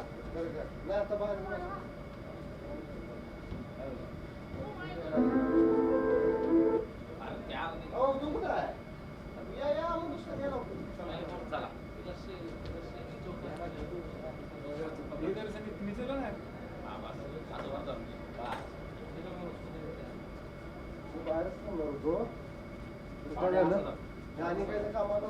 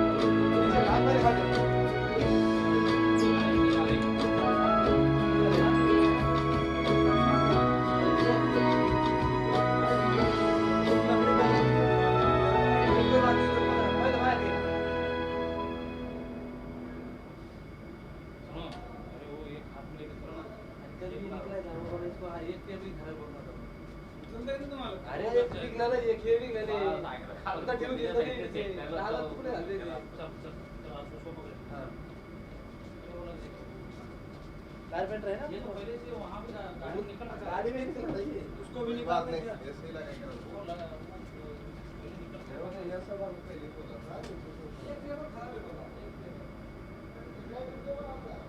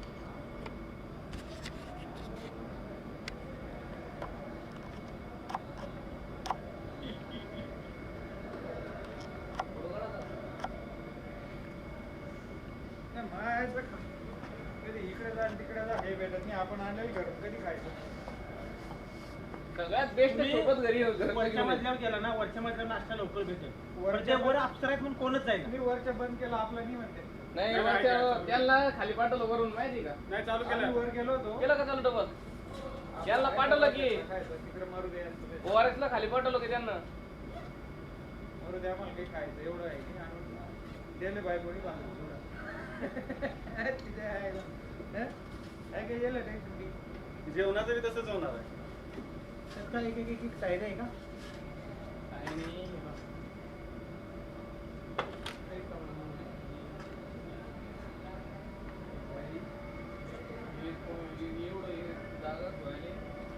करून आलं का कोण खाली वर एवढा आहे की नाही दिलं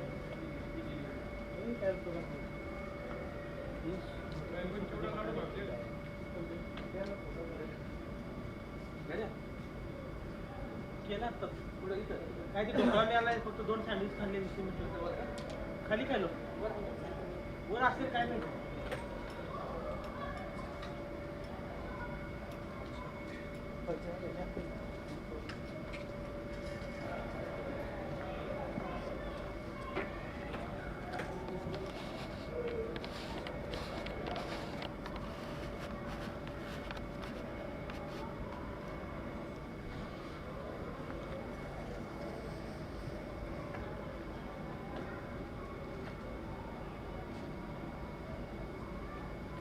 देखने से हाथ उठाया मैं कोशिश कर रहा हूँ कि तो continue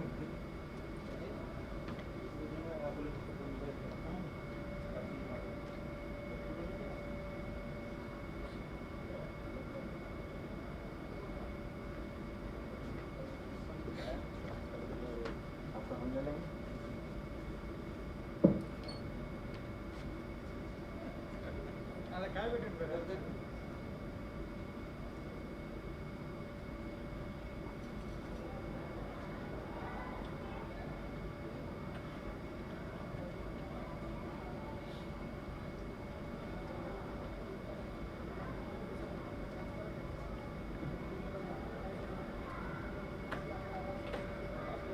hello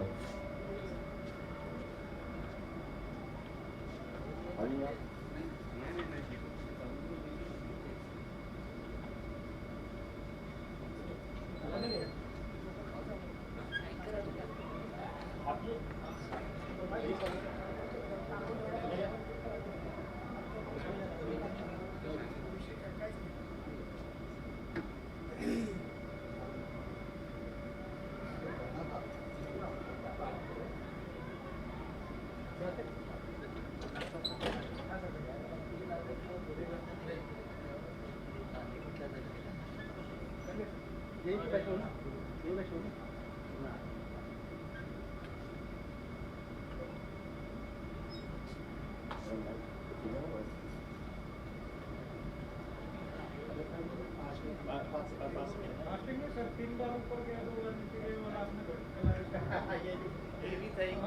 hello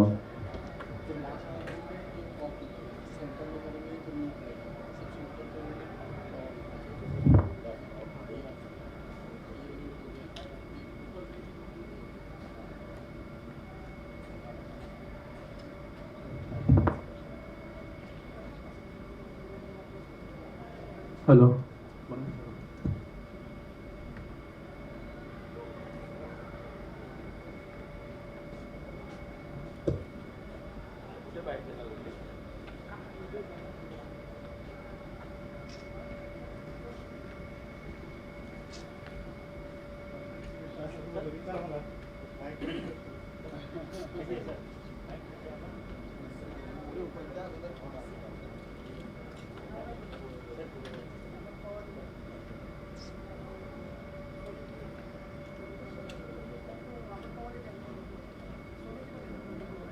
hello hello mic testing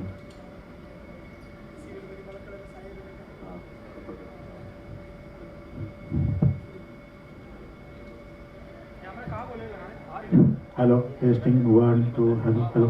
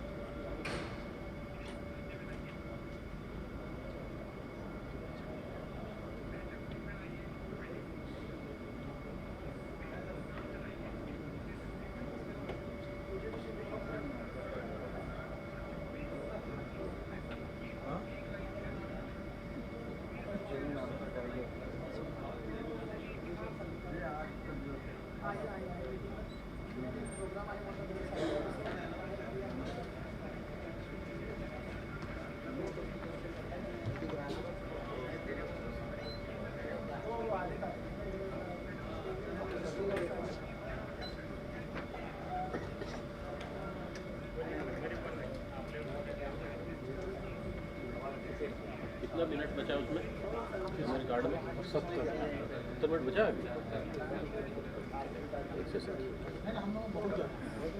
एक सेशन 2-5 मिनट का ब्रेक होगा फिर इसको निकाल देंगे और निकाल के देखते हैं कितना दिन बचा।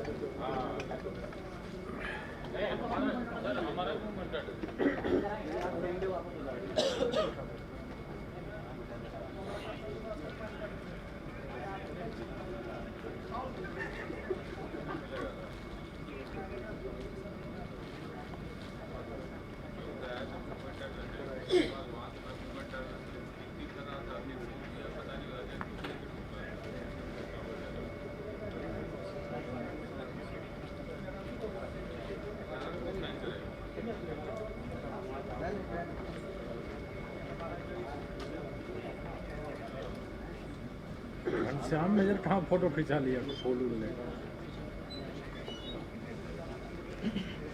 अच्छा, डेंटल स्पेशलिस्ट है।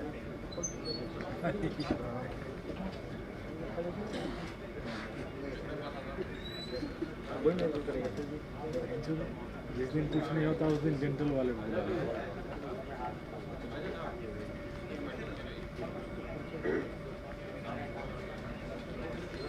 यहाँ पूरा फ्लैश दिया उसने छोटा फ्लैश दिया। बहुत बढ़िया दिया। छोटा है लेकिन मैं तो बहुत बढ़िया फ्लैश है।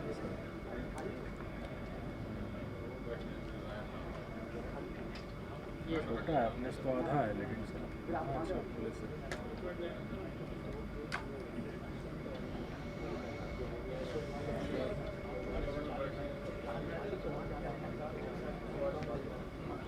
फिफ्थ ना बटालियन का है RRC है ना मुंबई लेडी। इसमें तो फिर बीमारी वो चालू हो गया स्किन पे नहीं रोड खाली मिळणार आहे ना. नाही पॉलिटिशियनला गाडी लावली आणि संतरण चालवते हायवेला आलो.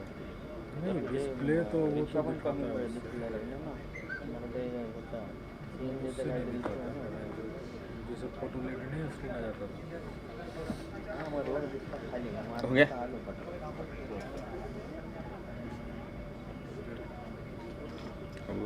टिकट का है 11:40 में 2 मिनट पहले लगा तो नाही ना बाईकवर नाही ठीक है सर। नाही बाईकवर बसलो असतो ना तर पाठीमध्ये लय पॅक झालं. वो बेड ले लिए थे क्या? हाँ? बेड ले लिए थे? वो उसको बताया जो बांट रहे हैं ना, उसको स्वतः बता के चालवते रखा है। व्यवस्थित 3 निकाल के रखा है। स्वतः चालवलं काय पुढे कसं आपण आप जाके ले लो, तीनों का लेके आओ। वो साहब नहीं था उधर बैठे 2-3 बोला वही देगा साहब। अच्छा तो बोला ठीक है। तो सेठी साहब नीचे गया था। छेड़ना मत। ना ना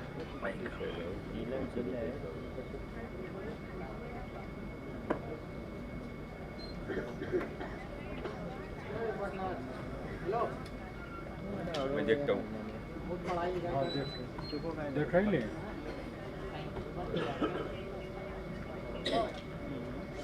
लीवर का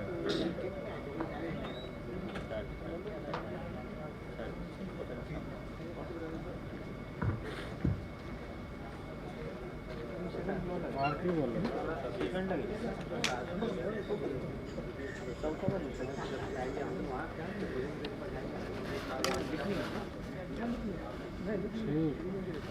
नहीं चलता इन दौड़े भटका इतना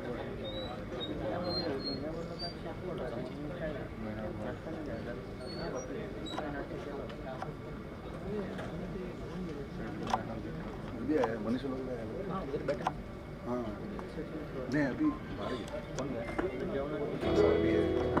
मनीष हाँ जेवण आहे ना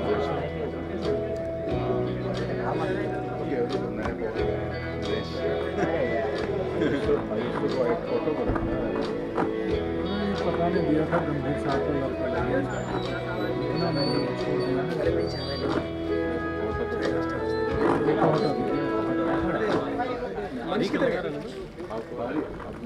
वेट कर लेगा वो छेड़ दिया इतना ना महंगा वो तो हो जाएगा वो तो कोई दिक्कत नहीं वो इसमें जाके हो जाएगा।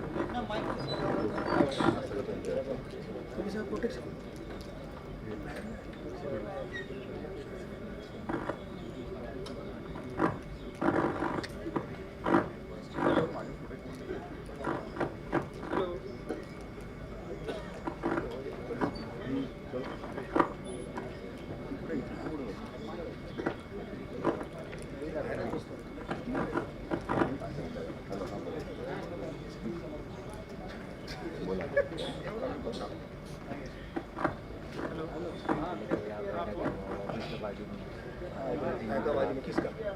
अच्छा ये बावला का इधर से थोड़े से चलेगा तो उधर ही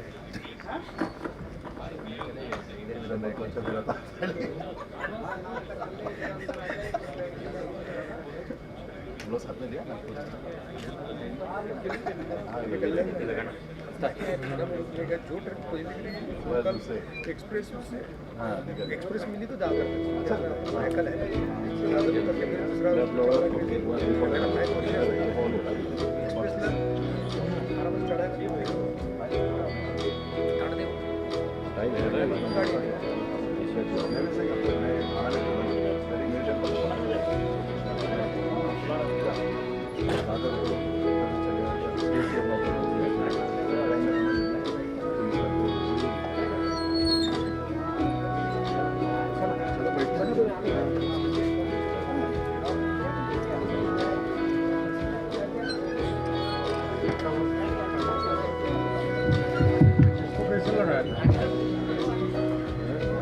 ऐसी घुसा दो तो बस ऐसी घुसा दो तो बस जाएगा, लगा के घुसा दो। नमस्कार, CBRN कार्यशाला का अगला सत्र प्रारंभ हो रहा है। कृपया माननीय मुख्य अतिथि, अधिकारीगण एवं प्रतिभागी अपना स्थान ग्रहण करें।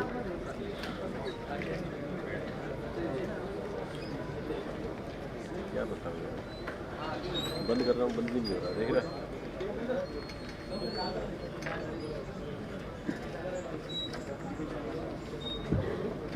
हो गया है, क्या करूँ इसका, बंद कर दिया।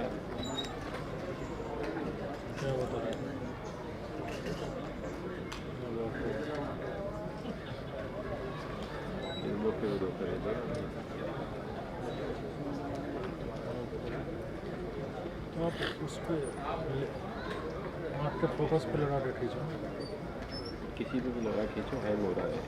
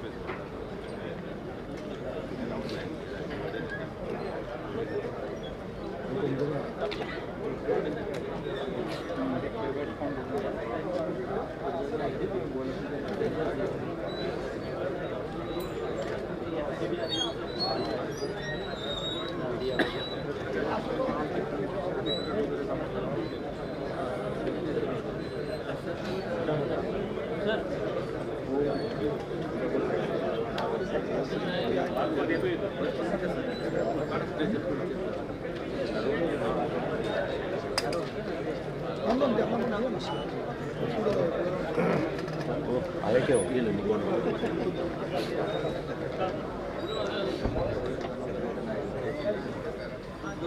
दोनों इंडिकेटर दिखा रहा ना, ऊपर दोनों इंडिकेटर दिखा रहा ना। हाँ दिखा रहा है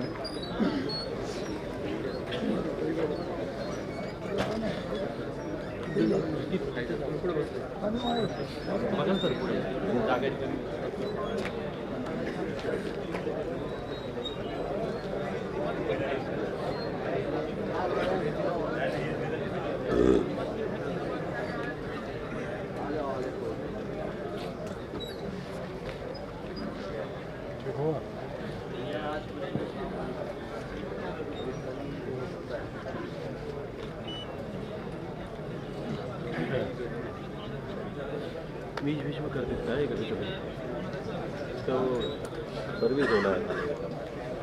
सर्विस कहाँ होता है?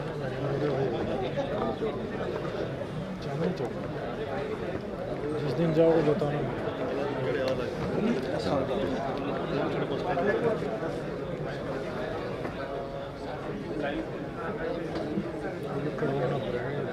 लाइब्रेरी का ये नहीं होना है, ये वाला फोटो लिया था, नहीं ये मैं नहीं लिया, ये मैं जब तक नहीं था। CBRN कार्यशाला का पहला सत्र प्रारंभ हो रहा है। कृपया माननीय अतिथि और अधिकारीगण एवं प्रतिभागी अपना स्थान शीघ्रता से ग्रहण करें। धन्यवाद।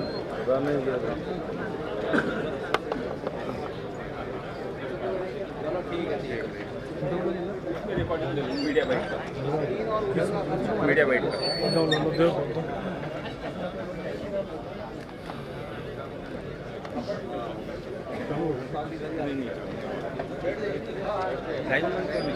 लाइनमैन कौन है? मदन वो देगा अभी, वो फ्री नहीं है अभी। कहाँ पे हो? वो माइक देगा। हाँ फ्री नहीं चाहिए, वो उसके पास वो टेप है, वो टेप चाहिए, डबल साइड टेप है। रोड साहब बोला मेरे को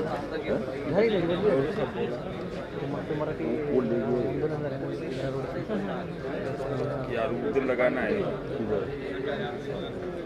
उधर कार्यशाला की अग्रिम कार्यवाही हेतु कुछ दिशा निर्देश। सभी वक्ताओं के लिए 25 मिनट का समय निर्धारित किया गया है। 20 मिनट पर पहली सांकेतिक बेल एवं 25 मिनट पर अंतिम बेल बजाई जाएगी। कृपया सभी वक्ता इस समय सीमा का अनुपालन करने की कृपा करें। धन्यवाद।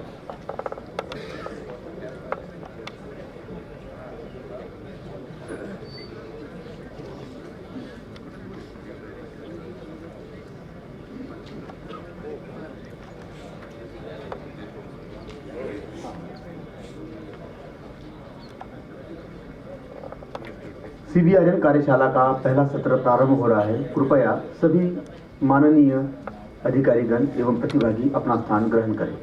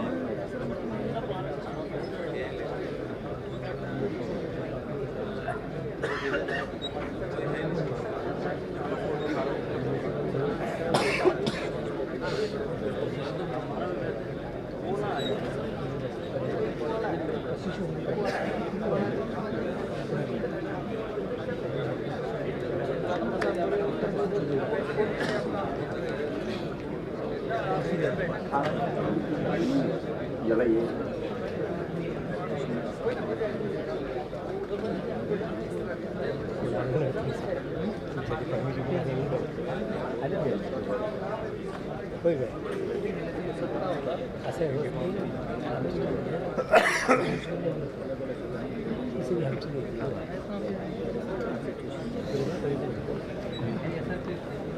Good morning everyone. Now we begin with our first technical talk on CBRN risk mapping and vulnerability assessment.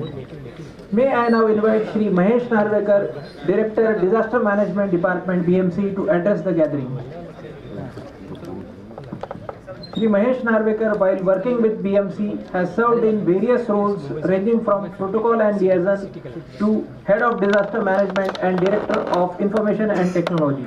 He has led response efforts for major natural and man-made disasters in Mumbai, including floods, cyclones, landslides, terrorist attacks, and building collapses. He has been instrumental in developing City Institute of Disaster Management, the city's Emergency Operations Center, GIS-based systems, and comprehensive disaster management plans. Shri Mahesh Narvekar, please.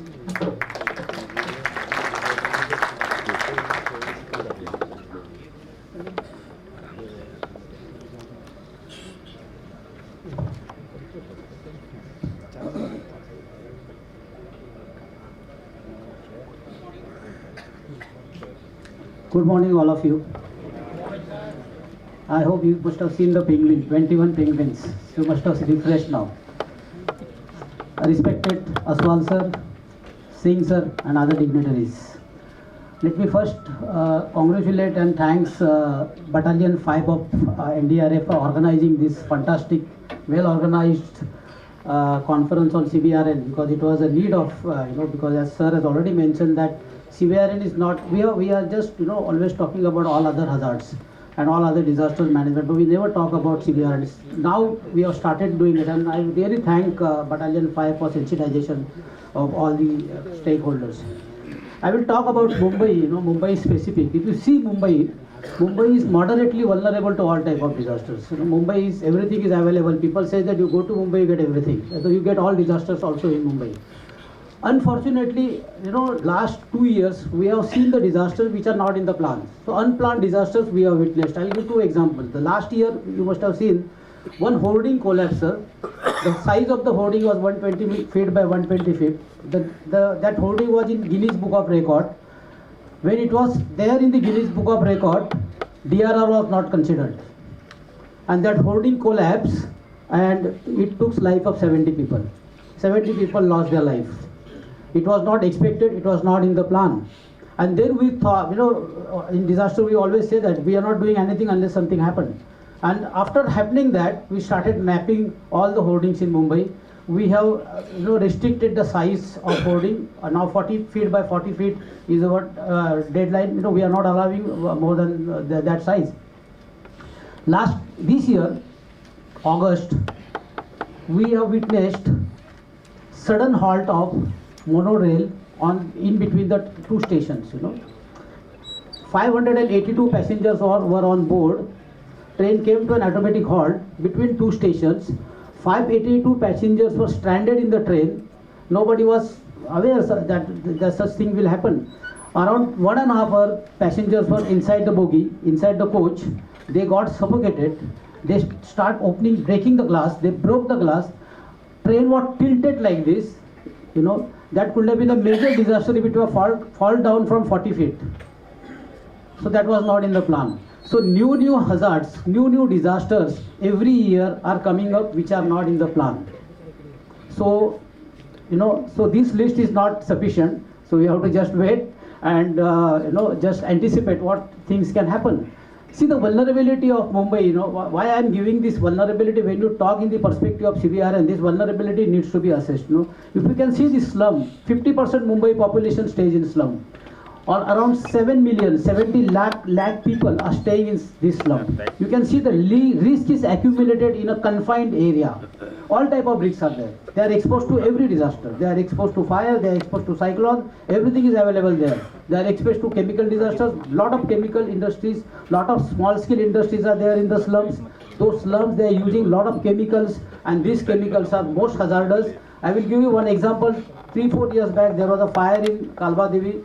Chief fire officers along with one deputy chief fire officers and divisional fire officer lost his life.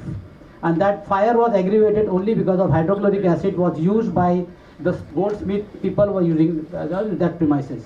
So these chemical disasters can aggravate all the natural calamities, all the natural disasters. That's the major issues we can see. This high-rise buildings is another challenge which is we are facing in Mumbai. When we are saying that Mumbai is growing vertically, growing vertical is also an issue. Now here, if you can see, the most important challenge, we have act, we have lot of rules, but the implementation is a major challenge. We have Maharashtra Fire Prevention and Life Saving Act 2009. As per the Life Saving Act, Maharashtra Fire Service and Act, all these buildings are supposed to have internal firefighting systems.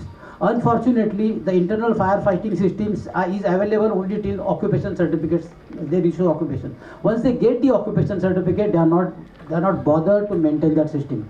85% electric, the fires which we are witnessing are due to electric short circuit, and by maximum of them in the high-rise buildings. And all these fires are, maximum cases we have seen that internal firefighting system is defunct. It is not in use. Now we have 90-meter ladder.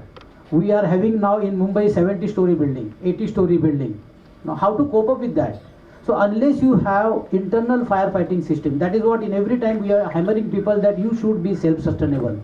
You should develop your own resources. You should train your people. We should not have security officer concept. You should have a safety officer concept. Unless you train them in handling most of the cases, we have seen that the internal firefighting system, local support staff, housekeeping or security, they are not aware how to use the system.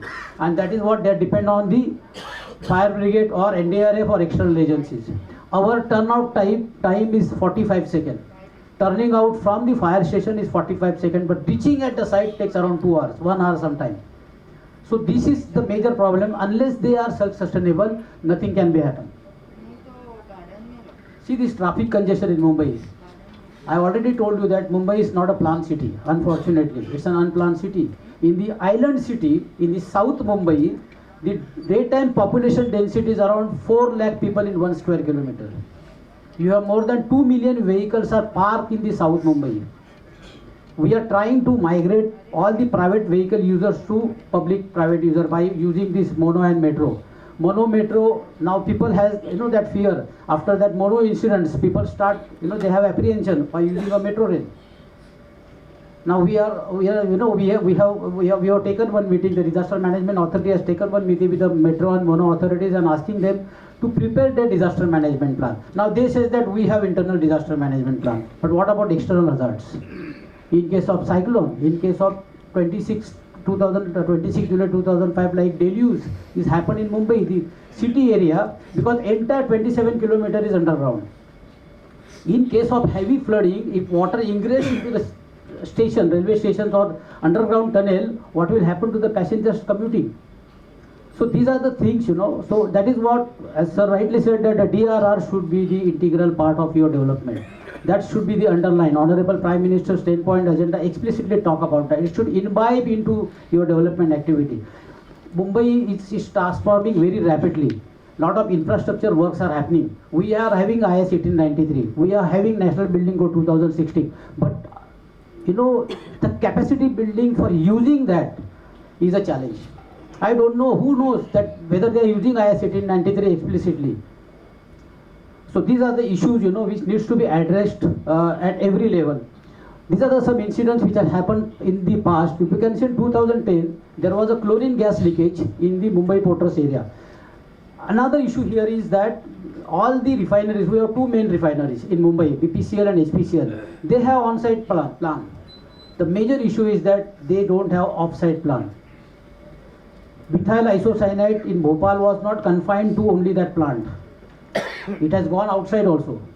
So any chemical hazard or chemical disasters will not confine to their premises. It will go outside also. So outside plan is missing. Here, next to that their plant, there was one hostel.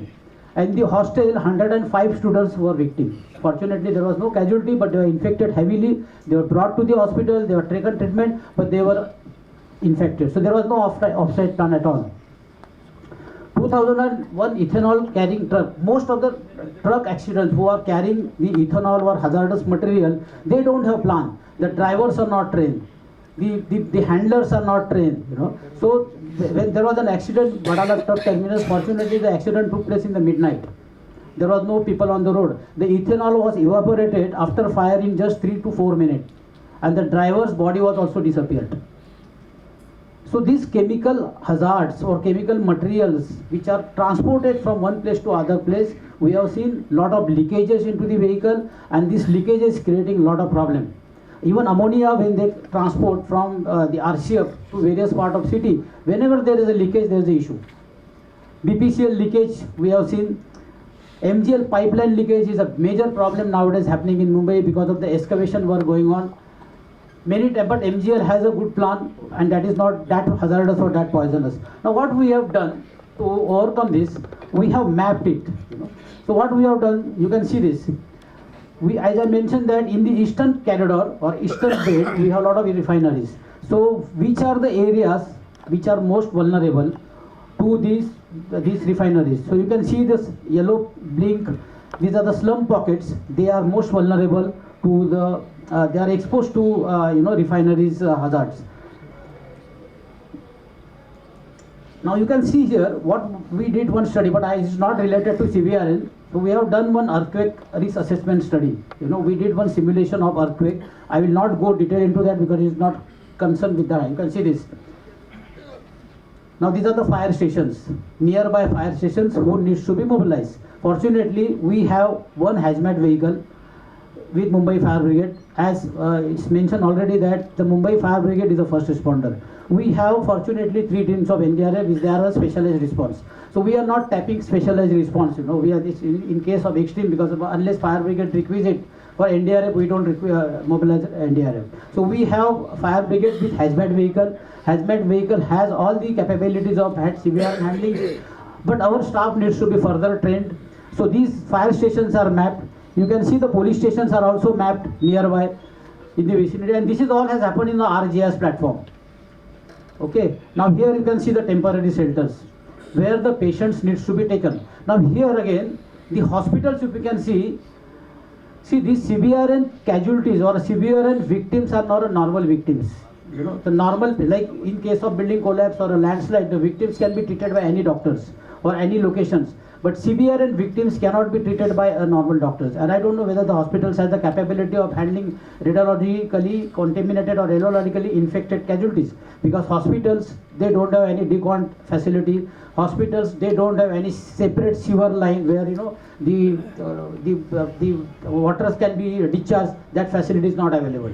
So actually we are trying to develop that facility in one of our hospital, in KM hospital, to develop that CBRN treating facility, and that can be used as in peace time, that can be used as a training institute sort of things. You can see these hospitals, the hospitals which are having some capability of handling CBRN are identified. So all this mapping has been done. One incident has happened in past. There was a barrel fire in the BPCL area. Suddenly there was a fire, there was a blast in the barrel because that the chemical was crossed the threshold value and there was a blast. You can see this blast. Fortunately, we have 12,000 CCTV camera footages in Mumbai in our control room. So we could find out, and those cameras also mapped on RGS platform. So you can see this. So now that particular incident, you can see yellow mark, there was an incident. So GIS has capability to create the buffer. The buffer is created of 500 meter. In the buffer, you can see which are the slum there. We have the database in the slum, how many slum pockets are there, how many people are there. That may not be accurate because this is a completely dynamic. It's a floating. In the daytime, people must be working, so the population will be less. In the night time, population will be more. So all those data is available. You can see here, everything is, whatever resources are available within that 4,000 meter buffer, we have mark on GIS. You can see that, and then the evacuation will start. Now this evacuation has started. For evacuation also, transport arrangement is also identified, BST buses are also identified. Why I am showing you all these things, that for every disaster, this I am giving you a sample of only CBRN. We have map for multi-hazard. Not only multi-hazard, but the cascading impact of every hazard, all the hazards and subsequent risk and vulnerabilities mapped on the ArcGIS platform. And on the ArcGIS platform, over that database, there is an application, and that application is a DSS, that is Decision Support System. You can see here, now internal, who are supposed to come to the zero ground? Not all. So zero ground, first is our fire brigade, hospital for triage, NDRF, all specialized response. They are the only people will be entered in the zero ground. Everybody will be out from zero ground. So all these things can be, now see zero ground is already created. Mark group, mutual aid group, dish, they all will be inside. The incident command post will be created, staging area will be created. All these things will happen on ArcGIS platform, and this ArcGIS platform is now developed for multi-hazard vulnerability risk assessment. For every hazard, what is the cascading impact? For every hazard, what is the, who are the people at risk? So everything to the granular level. At present, Mumbai is divided into 24 administrative wards. So we have done this risk assessment at 24 ward level. Now we are planning to go further down, drill down, and to the granular level, to every slum pocket, to every building, this risk assessment will be carried out. And all that data, all that ArcGIS is available in our control room. And this control room is fully equipped. You can see this, all the facilities are available in the control room. I will request sir to please visit in our control room, so that then everything is IT based system is available. We have 24 administrative ward. In every ward we have control room. So we have decentralized complete disaster management activity. So every ward there are control room which are also manned 24/7. We have 120 automatic weather stations. In chemical disasters or whenever there is a leakage, gas leakage. Fortunately, these 120 automatic weather stations are live, working 24/7, 365 days. And it has all weather parameters. And the most useful is that wind speed and the wind direction. So at which direction the chemical gas or chemical is flowing, at what speed, because of the wind speed you can monitor from here. And this is also mapped on ArcGIS. So it is an integrated approach. Everything is available on ArcGIS, one single platform. And one single platform, there is a layer of DSS, Decision Support System. So Decision Support System happens through ArcGIS only, through the system only. So there is no human intervention as such. Now, once the information is reached to us, the most important, early warning. See, early warning issuance is okay. We issue the early warning, but we ensure that early warning reaches to the last mile community. So there are multiple channels by which the information or warning reaches to the community. So we are having mobile app, we are having e-SMS system, we have WhatsApp, we have social media, but there is a dependency again. All this media has a dependency of internet. In case there is a major power outbreak and your internet goes down, how are you going to reach to the community? So to reach to the community, we have identified a public representative. We have a group of public representatives, especially in a slum pocket. Generally, the slum people, if you go as an administrator and request them to get evacuated, they will never go. But if public representative tells them to please get evacuated, they immediately go. And that experience we have taken. So we have a group of public representatives, we immediately approach them, they do announcement there by using megaphone and local thing, and they get, the people gets evacuated. So to reaching out to the community, we have a good mechanism.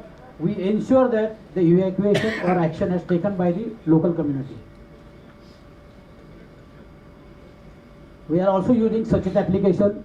Of course, the login credentials are with state government, but we are using that whenever required. We have our own academic institute, Disaster Management Institute.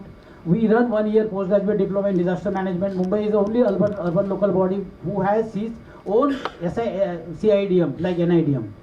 So we have, in our CIDM, we are having a DR of our EOC.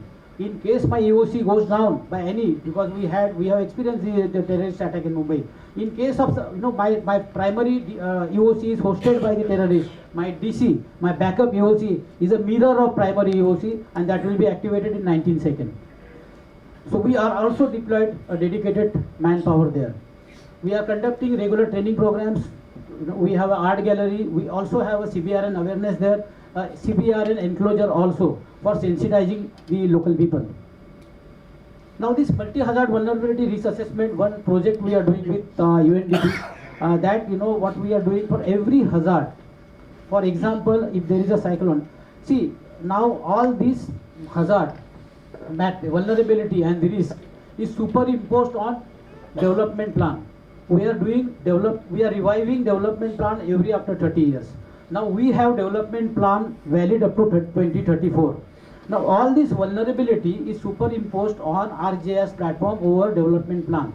Our idea is that to make aware of the risk of every building. For example, if this building somebody wants to redevelop, now I am trying to make him aware that what is the risk, hydrological risk he is carrying, what is the seismic risk he is carrying, so that while redevelopment he will consider this risk. And if we start considering this at one point, because Mumbai is already developed, whatever thing is happening now redevelopment, 95 to 96% Mumbai is developed. So whenever there is a redevelopment, if he is aware of the seismic or all disaster risks, he will do the redevelopment considering those risks. So at one point, I am guaranteed that Mumbai can be a resilient city. So that is how we are doing this project. We are halfway of this project, probably in couple of, I think another 6 months will be in the completion of this project. Now we have certain way forward we would like to share with you. The most important thing is AI and ML. We have huge data, fortunately, because disaster management department has already completed 25 years.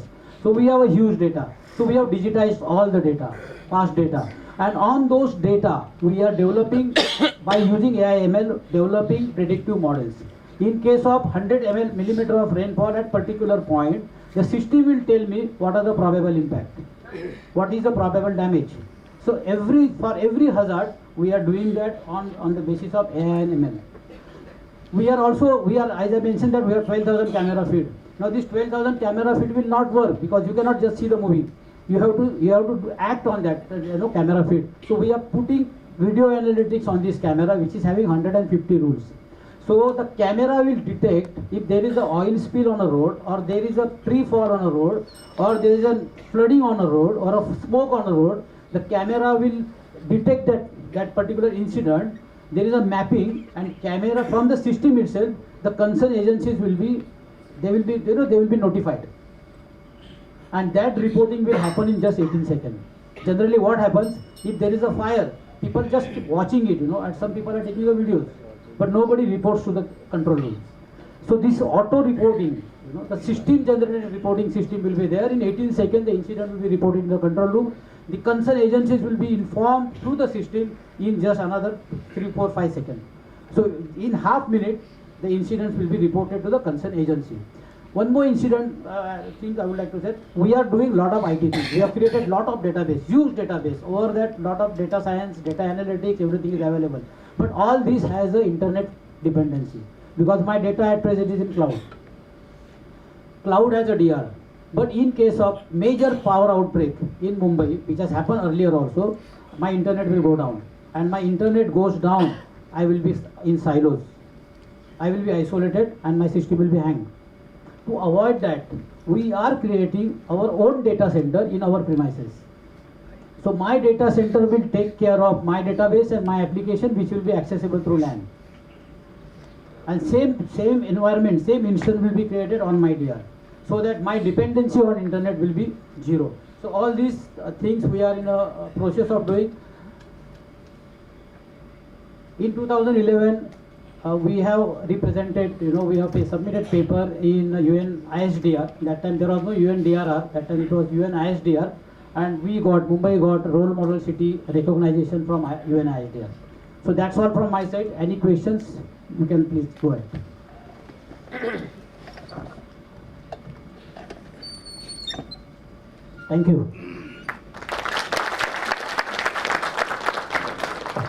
महोदय, जोखिम मानचित्र पर आपके विस्तृत दृष्टिकोण के लिए और शहरी क्षेत्र में वल्नरेबिलिटी की वास्तविकता को उजागर करने के लिए आपका बहुत बहुत धन्यवाद।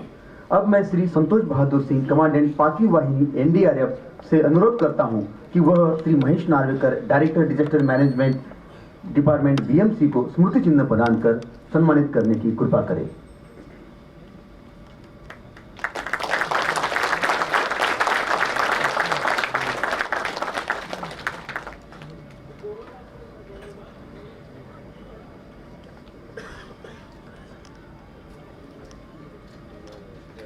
धन्यवाद सर। अब मैं hazard and operability study for chemical process industries इस महत्वपूर्ण विषय पर उद्बोधन प्रदान करने हेतु मैं इस विषय के विशेषज्ञ doctor Ajit Joshi, chief scientist, chemical engineering and process development division and head engineering service unit, national chemical lab NCL Pune को आदरपूर्वक आमंत्रित करता हूं।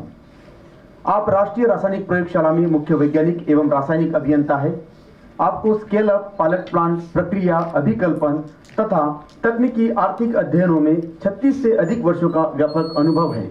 आपने 10 से अधिक प्रक्रियाओं का सफलतापूर्वक स्केल अप किया है, अनेक प्रतियोगिताओं के लिए BP तैयार की है और इस विषय में व्यापक रूप से प्रकाशन किया है।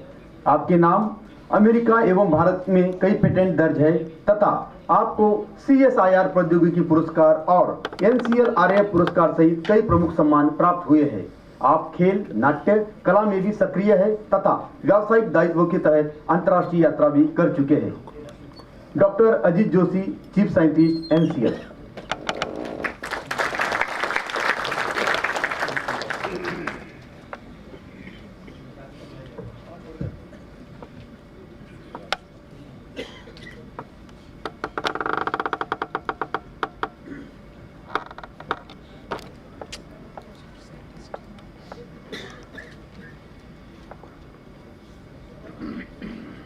छोड़ो मत इसको।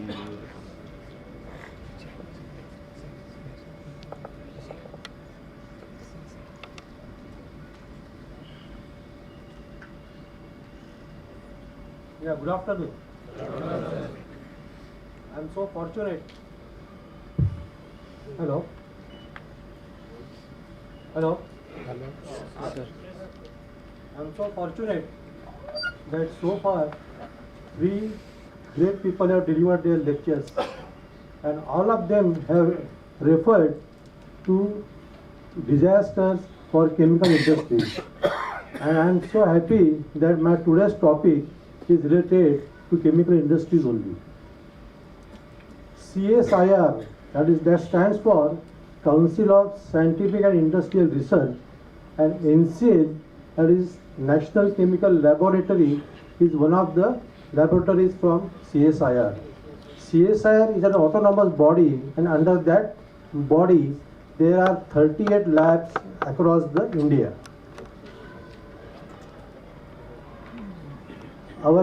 Recently, in this year only, we celebrated our 75 years. Our birth was on 3rd of January 1950, and our statement was to advance knowledge and to apply chemical science for the good of the people.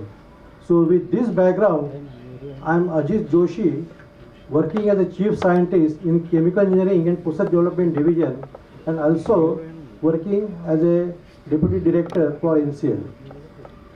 Today I am going to have a brief talk on hazard, that is HAZOP, for chemical process industries, that is CPI. See, we are currently in Mumbai. In and around Mumbai, as everybody is talking, there are so many chemical industries in Mumbai and around Mumbai. Even if you go towards Gujarat, if you go towards Tamil Nadu, everywhere so many chemical industries are there. There are big chemical industries, there are small chemical industries, there are medium scale chemical industries. So all types of industries are there. Each and every chemical industry is using some way or other dangerous chemicals for the production of some other chemical, which may be a raw material from other chemicals.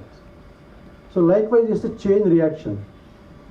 So actually, why we are doing this hazard study for a chemical industry? Everybody has talked about Bhopal tragedy, then Visakhapatnam tragedy. Every now and then, I can tell you, every day, maybe once in 8 days, somewhere in India, maybe in the world, something is happening. Despite carrying out taking all the measures. Okay? So we have a tool that is called as HAZOP, that is nothing but hazardous operability. I will tell you something in detail afterwards, but outline for my today's talk is divided into 6 parts. First is what is HAZOP, then why we should do the HAZOP. Third is what are the resources required to carry out this HAZOP study. Fourth is how we can going to carry out. Is it just a paperwork or is it just a practical work? That will come to know once we go into that particular section. And last one is I will try to explain you this study, rather this methodology, by carrying out a live example. Okay. And finally, as standard, we can conclude by some few suggestions. Actually, what is HAZOP? It is a combination of 2 words, hazardous operability. This was first carried out in 1960 at ICI London. So this is an old and very pretty old study, but it has been neglected for many years. I can say very proudly that in NCL, whenever we develop a process, whenever we give a process to any industry, we carry out this hazard study at each and every step of the process development. Then what actually it is just a simple process to be carried out systematically for a chemical industry. See, all of you know, in any chemical industry there are so many unit processes, so many unit operations. For each and every operation or process, this study has to be carried out. When we go actually into the live example, we'll come to know those things in detail. Okay. Now, why we should do? Again, to same thing.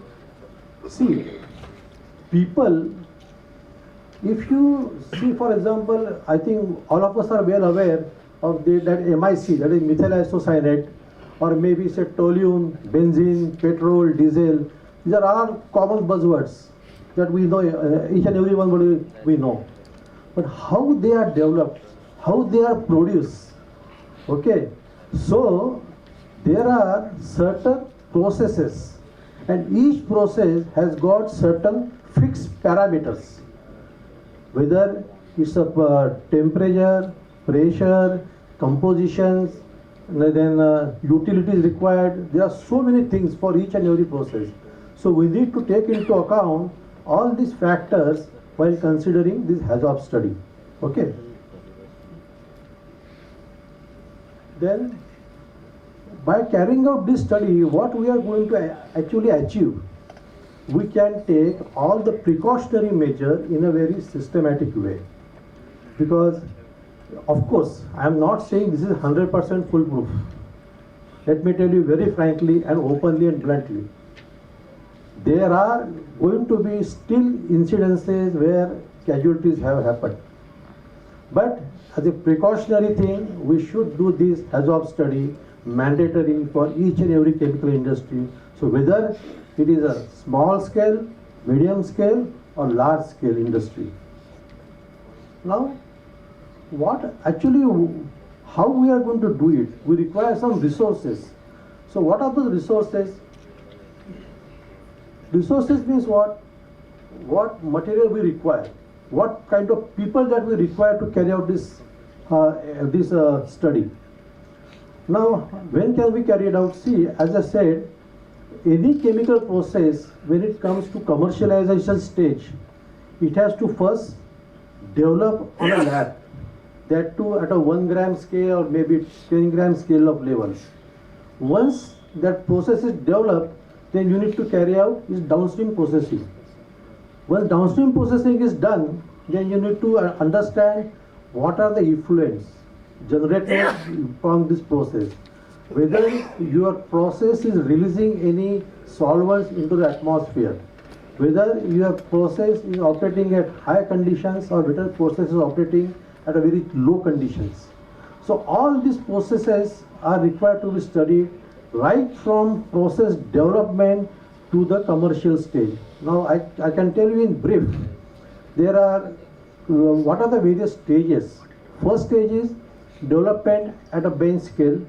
Second stage is scale up, that is from bench scale to pilot scale. Once all the parameters are established, then only we can scale this process further to a commercial scale of operation. So each and every stage, this hazard study is very much required. More and more you carry out, more and more you start getting inside knowledge of the process. Okay. Now for this, any chemical process, what we actually develop, we develop is mass balance, energy balance with a process flow diagram, which give you all the information about how much heat is getting evolved or how much is it getting to be supplied. All the information will be there.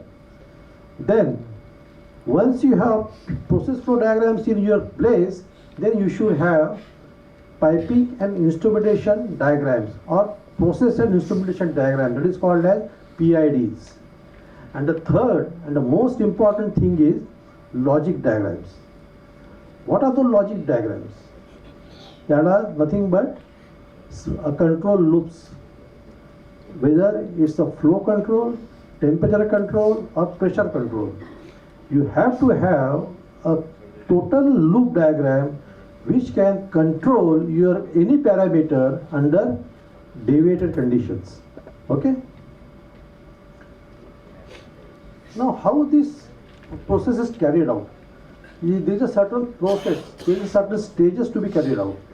First, see, for any chemical industry, if you, I don't know how many of you know, but I can just, for example, this is called as a PID.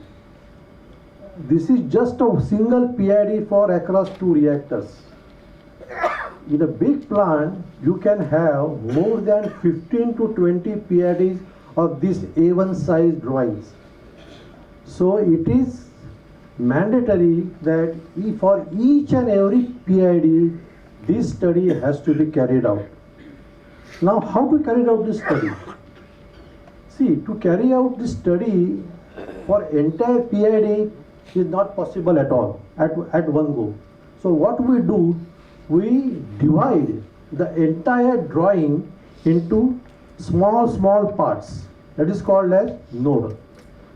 Now, okay, now you have divided the entire drawing into a node. But how to, but who will do this? See, for that, you require a leader who has a knowledge of chemical, process, electrical, mechanical, and instrumentation. Then you require one scribe who will just note down all the information, whatever is discussed during the exercise to be carried out. And the last one is about the members. Please remember, in this members list, a member, especially from a process who has developed that process, is very much important, because he knows ins and outs of the entire process, especially across the reactor. Okay. Sometimes what happens is, people carry out small alterations or small deviation from their existing plant into their existing plant. Even for that also, I would suggest people should carry it out and hazard study, especially for that changed section. Now, okay, now you have a node, you have all the team members with you. what to do next. Now there are certain guide words. For example, high, low, no, yes, like this. Those I have mentioned in one of the slides. Now, only again, these guide words are not sufficient. It has to be clubbed with operating parameters like pressure, temperature, composition, like this, level, utilities. So, for each and every this parameter, this exercise has to be carried out. I know it's a very time consuming process, but it is very much required, please. If one can carry out this exercise in a systematic and in a very detailed manner, I am sure number of incidences will get drastically reduced. Because once you have what is called as measures for any deviation, you can immediately take those measures and can take the entire process under control. This is very much required, please. So this is also one of the PIDs. Again, I have noted there are almost for one PID you have to start, and then you have to select a vessel. For example, this wall on the very left side is a big vessel. Now, if you see in that vessel, there are so many lines are coming. Okay, there are so many lines coming, so many lines are going out. There are so many instruments are installed on that particular vessel. So what one should supposed to do, that one should first understand a vessel, then what for it is. What is the intention of that vessel? Whether that vessel is just performing a storage role, or it is acting in a sort of reaction. Then select one line, and for that one line consider all the parameters with all the guide words and note down. Once you note it down, then it will be like this. Once you note it down, then for each parameters, each deviation, you will have consequences, you have recommendations. So once you have all these things in your hand, then I don't think that in future, if a person or industry follows this very systematically, then the incidences, occurrences will definitely go down. It's a lengthy process. Once again, I want to tell you, it's a lengthy process. It's a time-consuming process, but it's very essential. Please, please. By the way, nowadays, this process can also be, hazard study can also be used for carrying out this refinery, as Sir was saying about that PPCL refinery, the new or altered process which has talked earlier. For mining operations, we can use this hazard operation. Nuclear power plant also we can use this hazardous operations process. And of course, for the pharma industry. So I am coming to my last slide, that is regarding the concluding demand. Before I go into that, what I want to say, see, each and every industry may be doing their own hazard study, okay.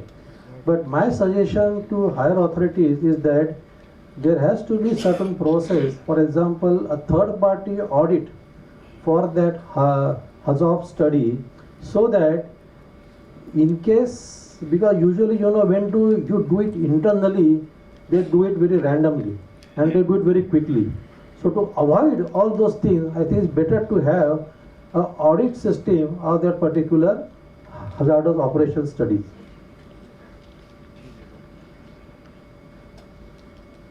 Well, if you, again the same thing I just mentioned over here, that if you do it systematically, then you are going to save a lot of money, you are going to save a lot of environment, you are going to save a lot of resources like vessels, then chemicals, spillage, all those things are all those things are mentioned. And also, please understand that HAZOP is an indispensable tool. If you carry out proactively and systematically for any organization, then it is committed to operational excellence and higher standards of safety. I know I'm just before my time, but before I say a big thank you to all of you for requesting me to come over here and give my talk on this topic. I just want to show you one picture about our institute. This is recently taken during rainy season from one of the terraces. This is the main entrance of our institute. So anybody, I am requesting all of you, I am rather inviting all of you to visit our institute, and so that we can do something together. Thank you very much for this. Thank you, sir, for explaining the role of hazard operability study and its importance in preventing chemical disasters. So may I request, we will take the questions at the end of this session together. Thank you, sir.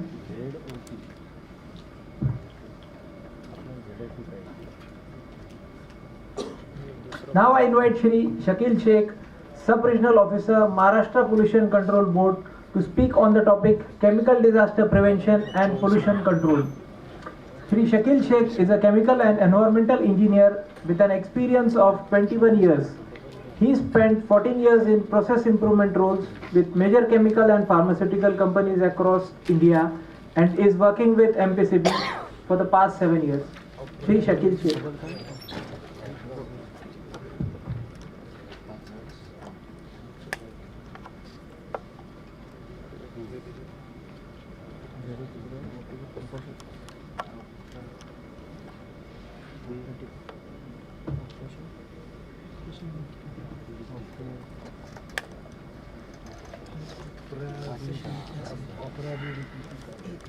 Respected dignitaries, my learned speakers, and dear friends, good afternoon to all of you.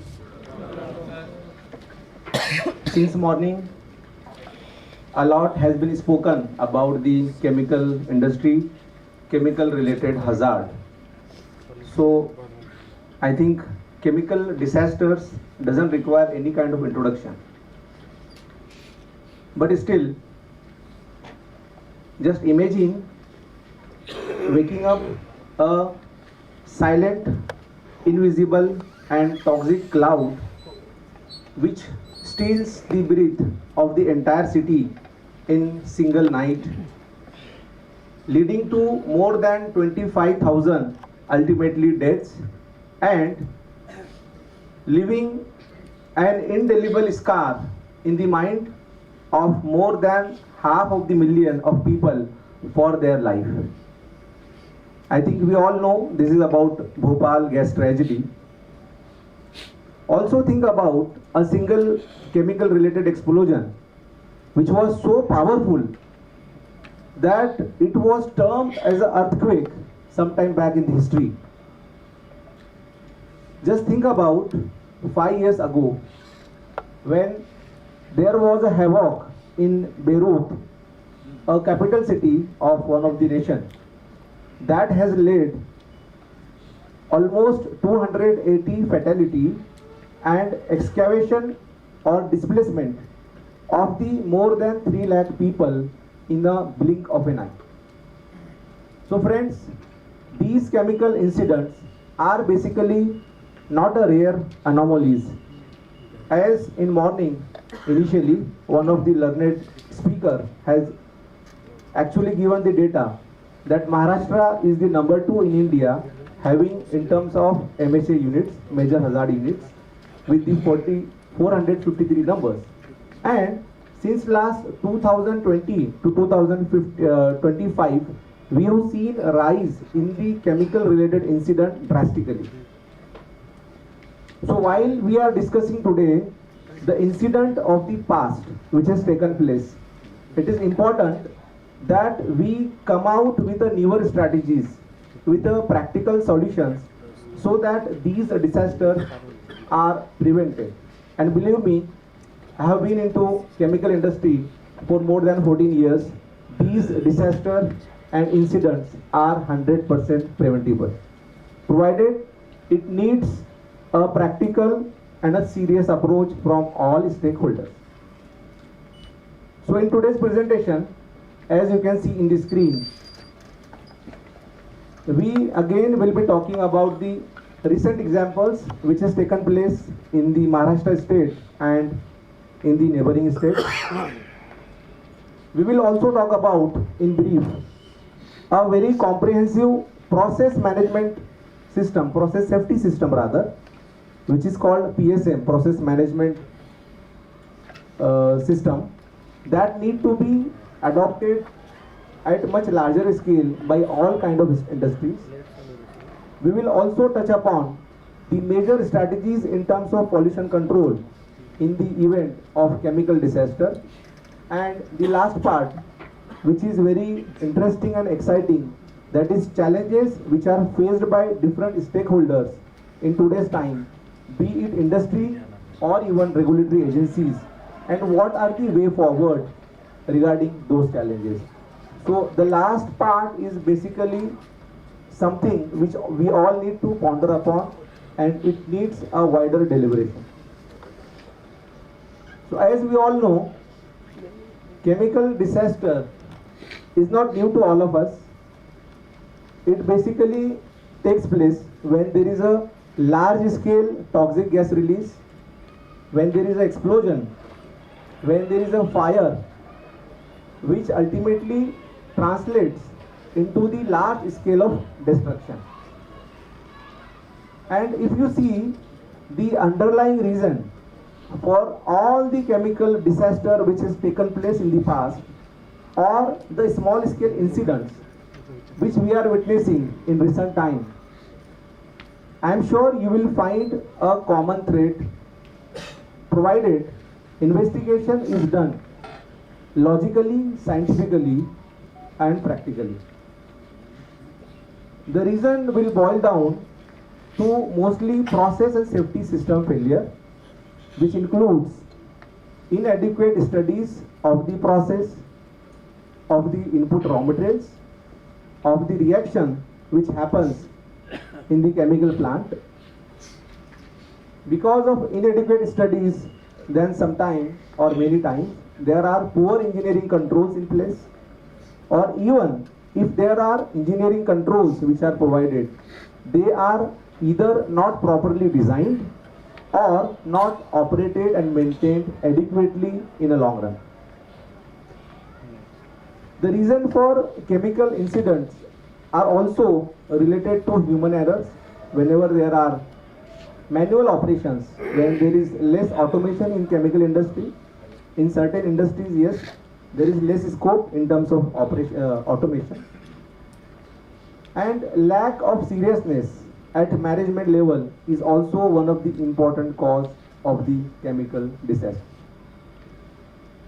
Now, I would like you to pay your attention a very recent incident which has taken place just in last year in one of the chemical factory located at Dombivli Industrial Estate in Maharashtra itself. That was basically a massive blast which has taken place. One single blast which triggered many blasts in series, leading to fire, which impacted 15 casualties, injured more than 60 people, and all the adjoining plants were destroyed or damaged. The blast was so severe that tremors were felt more than 2 kilometers away. Now, following this blast, Honorable National Green Tribunal constituted a joint committee to understand the root cause of the blast, of the incident. I was referring that report a few days back while preparing for this workshop. The technical committee or joint committee has basically concluded the reason of blast to a runaway reaction which was in a semi-batch mode. Semi-batch means one of the reactant is added slowly to the reaction vessel. So that has to be added with a specific rate, slowly. But what happened was that day, that fateful day, one of the operator added that reactant in a bit faster manner, leading to accumulation of that reactant inside the vessel, which has triggered sudden acceleration of the reaction due to rise in temperature. That reaction and heat liberation has basically given rise to secondary reactions, which converted the entire mass into gaseous product, generating sudden volume, because solid or liquid is converted into gas. So there was high volume generation in a fraction of seconds. And that sudden generation of gas has caused much higher pressure, which was beyond the limit of the designed vessel, and which triggered a massive blast. The nearby reactors having the similar contents also got into the fire and the incident, and there were many containers which holded basically flammable solvents. Those solvents also came under the fire. So it was a total mess, total havoc. After that, there was a huge protest from the local people to the state government. There were statements in the news, in the newspaper every day, that these chemical industries should be shifted out from this belt, though it is not possible practically. But yes, there was a huge pressure, not only on government, but also on the other agencies, those who are related with the industries. The another incident, we have already heard this incident from the learned speaker a couple of times since morning. Now I want you to again pay attention to this incident. During COVID, the plant LG Polymer in Visakhapatnam was basically not in operation for almost more than 3 months. The site people, they tried to restart the plant, and one early morning around midnight, 2:30 early morning, there was a huge styrene gas leakage, or rather release in the atmosphere, which caused havoc, which has resulted in casualty of 12 people, and more than 1,000 people were affected by the deadly vapor of the styrene. Now, again, in this case, if we see the high-powered committee report, which was constituted by then Andhra Pradesh government, which was headed by Special Secretary, having a technical team. So that committee has again concluded this incident to runaway reaction in a storage vessel where more than 1800 metric ton of styrene was stored. So I have just reproduced it for your reference here. This is exactly a page from the report, technical report. If you can see this, the attributions are mentioned as, on the left side, poor tank design.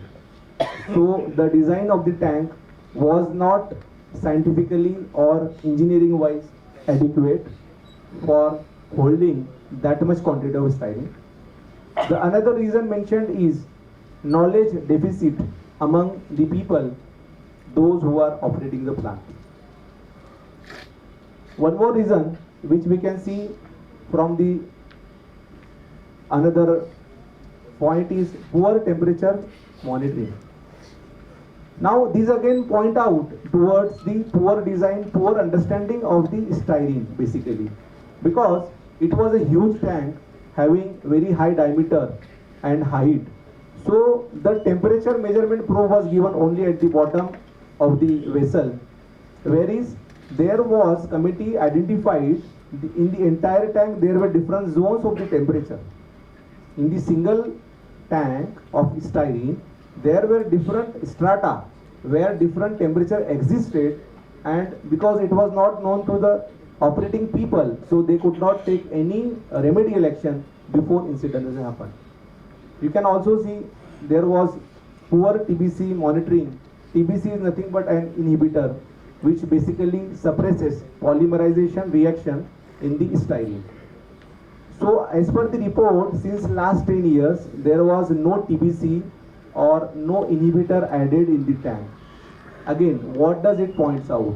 It points out that in spite of people operating that plant since more than 30 years, they were not much familiar with the property of the styrene. So friends, basically, if we see, chemicals are hazardous in nature, but they demand friendship from all of us. They want us to understand them in detail. We should explore their properties, physical properties, chemical properties, their compatibility. We need to study in detail. Unless we study in detail all the chemicals, we will be left with very poor control, and then we can expect surprises year after year. So if we see in all the incident, you will understand that mostly the predominant issue was related with the process, with the poor understanding of the either raw material, intermediates, or of the product. This is a typical, a very popular wheel of the process safety management. It is having 14 basic elements. So as we do not have time, so we cannot go with each element. But for your understanding, I would like to brief only one element, that is process safety information. So basically, process safety information, this element, it talks about the complete understanding of all the raw materials which are used in the process. We need to understand what is the boiling point, what is the melting point, is there any sublimation property of the raw materials, whether if that raw material, that solvent, that reactant, if it is heated beyond a particular temperature, maybe by way of deviation, even if it is not part of the standard process. So how it will behave, whether it will decompose, whether it will trigger a heat liberation, secondary reaction, those we need to understand. We also need to understand what is the basically nature of the reaction. Reaction is basically a heart of any chemical industry. If we don't know the safety aspects of reaction, then we are very prone to have the incident and disaster. Whether the primary reaction which is desirable, how it behaves if situation, whether pressure, temperature or concentration changes, whether it leads to secondary reaction, whether it triggers any kind of sudden heat release, whether there is a runaway nature of that reaction, as we have seen runaway in both the cases. So runaway reactions are considered as a very deadly combination for disaster. So we need to understand the nature of the reaction. We also need to understand, which is a gray area in chemical industries, which I have understood with my little experience, that we only talk about raw material inputs and the final product, because these things are visible to us. By naked eyes, we physically handle it, but hardly there is any attention which is paid to the in situ intermediates, in situ products, which are formed during the course of reaction, which further converts into another product. So we need to understand the reaction, the chemical in its entirety. Unless we understand it, we will be susceptible, we will be prone for the accident. Now at this time, I am getting reminded of one of the incident which I have faced, which I have experienced in my career in the past industry. I was working with one of the pharma major of India at Vizag location, year 2007, early 2007. While I was working there, I got a news in canteen that some 10 to 12 workers got uncautious and they have been taken immediately to the nearest government hospital. Because I was working on that product, particular product, which was in its early stage of the production. So I was a technical support engineer. So we all got panic. We all were praying hard to the God that nothing should happen to those workers. We were fortunate that all workers were recovered. But at that particular time, as I was very novice, having very little experience, I could not understand much because I was a very small part in the entire technical team. But later on, after a couple of years, when I got some understanding of the process safety and the chemical process in the industry, I could understand that that day there was a problem with respect to a toxic gas release, because there was a choking in the scrubbing system, scrubber. So physically, scrubber was in place. So anybody can say that yes, there is an engineering control which is provided. But this was never understood that that scrubber can get choked. It can have its pipeline which will get which will get obstructed by some or other thing. Afterwards, when I had some understanding, I came to know that there was one salt during the acid-base neutralization process which was having a sublimation tendency even at lower temperature, which was never known to the technical team which was into process development. So these are the practical examples which are often overlooked, as we have little or impartial or partial understanding, lack of understanding about the properties of the product, of the chemicals which are newly taken up in the production facility. Mostly we end up with sometime with minor incident if we are lucky, or sometime with major accidents if situation goes beyond the control. So basically process safety management emphasizes that we should know the entire process in and out scientifically, logically, and it needs complete understanding, it needs to some spending, it needs commitment from management and acceptance from the working personals. It also needs, according to me, monitoring from the regulatory agency, which I am not sure to what extent it is being monitored. Talking about the existing policy and framework, we all know this is something which is already known to us. There are many acts and many rules which are notified in our country. One very popular is Factories Act 1948, which is having a lot of provision about the safety in industry. The another umbrella act is Environment Protection Act 1986, which also empowers MOFCC, Ministry of Environment and Forest and Climate Change. Then there are other rules which are notified. The rule Manufacture, Storage and Import of Hazardous Chemical Rules 1989, having some amendments, is again one of the important rules which I think we need to deliberate upon. As this is already known to us, so I'll skip this. It is already listed the responsibilities to different stakeholders, be it industry or agencies. These are the pollution control measures, basic pollution control measures, which will vary based on the nature of the chemical which is spilled or which is released, or based on the fire incident, because every chemical have different characteristics. So it needs to be judiciously practiced. As we all know that first we should stop the release source in case of gas release. If there is any leakage, the leakage has to be stopped, it should be contained. So these are the very standard things which we all know.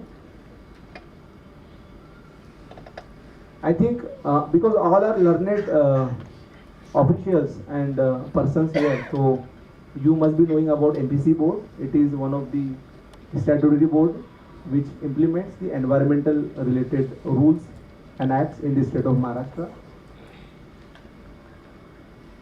We have at MPCB, we have a large network for ambient air monitoring in the entire state, with monitoring station around 187, and another 50 stations are coming up in phase 2. Also, among these, there is continuous ambient air monitoring stations which monitors air as per the notified parameters every second, every minute, and it disseminates that information on website for public understanding. There are also regular water quality monitoring across the state. So basically, the purpose of showing this slide is, in case of major mishap or incident, data from MPCB, which is very regular, can be used to understand the long-term hazard of the incident in the different places. There are 4 common hazardous waste facility. So whenever there is an accident, basically we from MPCB, we monitor ambient air at that particular location. Those results, the concentration of toxic gases and other substance, are shared with the district collector or district crisis group, so that it can be used for shifting the people, for relocating the people if it is very toxic in nature. If it is not toxic, so we all can be comfortable as we have got the results. So we do ambient air monitoring on the event of disaster. We also ensure that whatever hazardous chemical wastage is lying at the accident site, it is only disposed at common hazardous waste facility.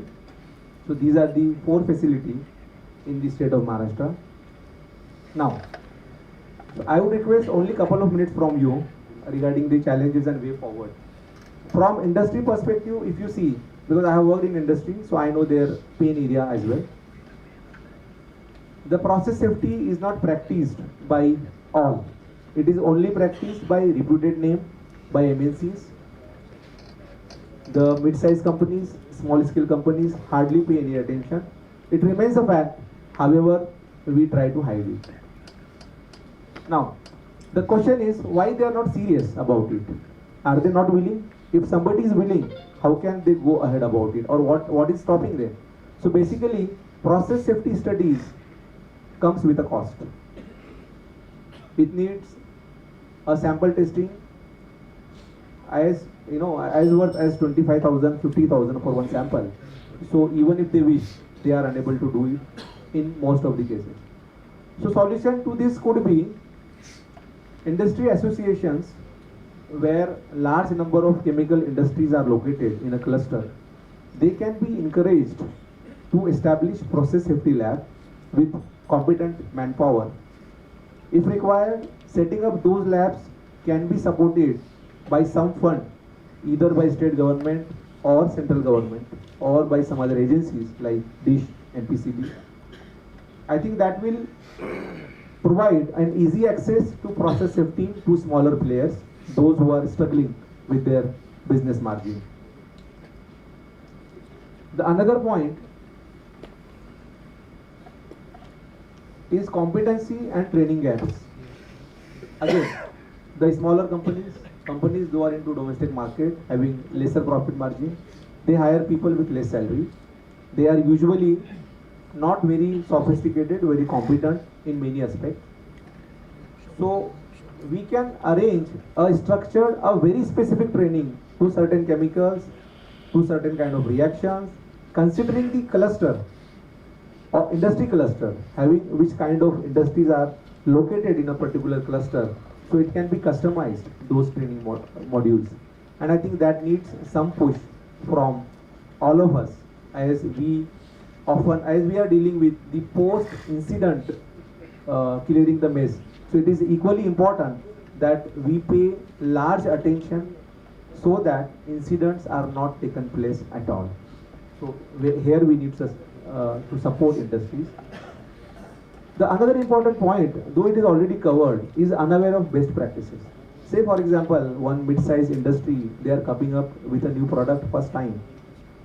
They do not have any understanding about the safety aspect of the hazardous raw material, about the reaction. So because they don't understand and nobody provides to them, they carry activities as per their competency and then we get surprises.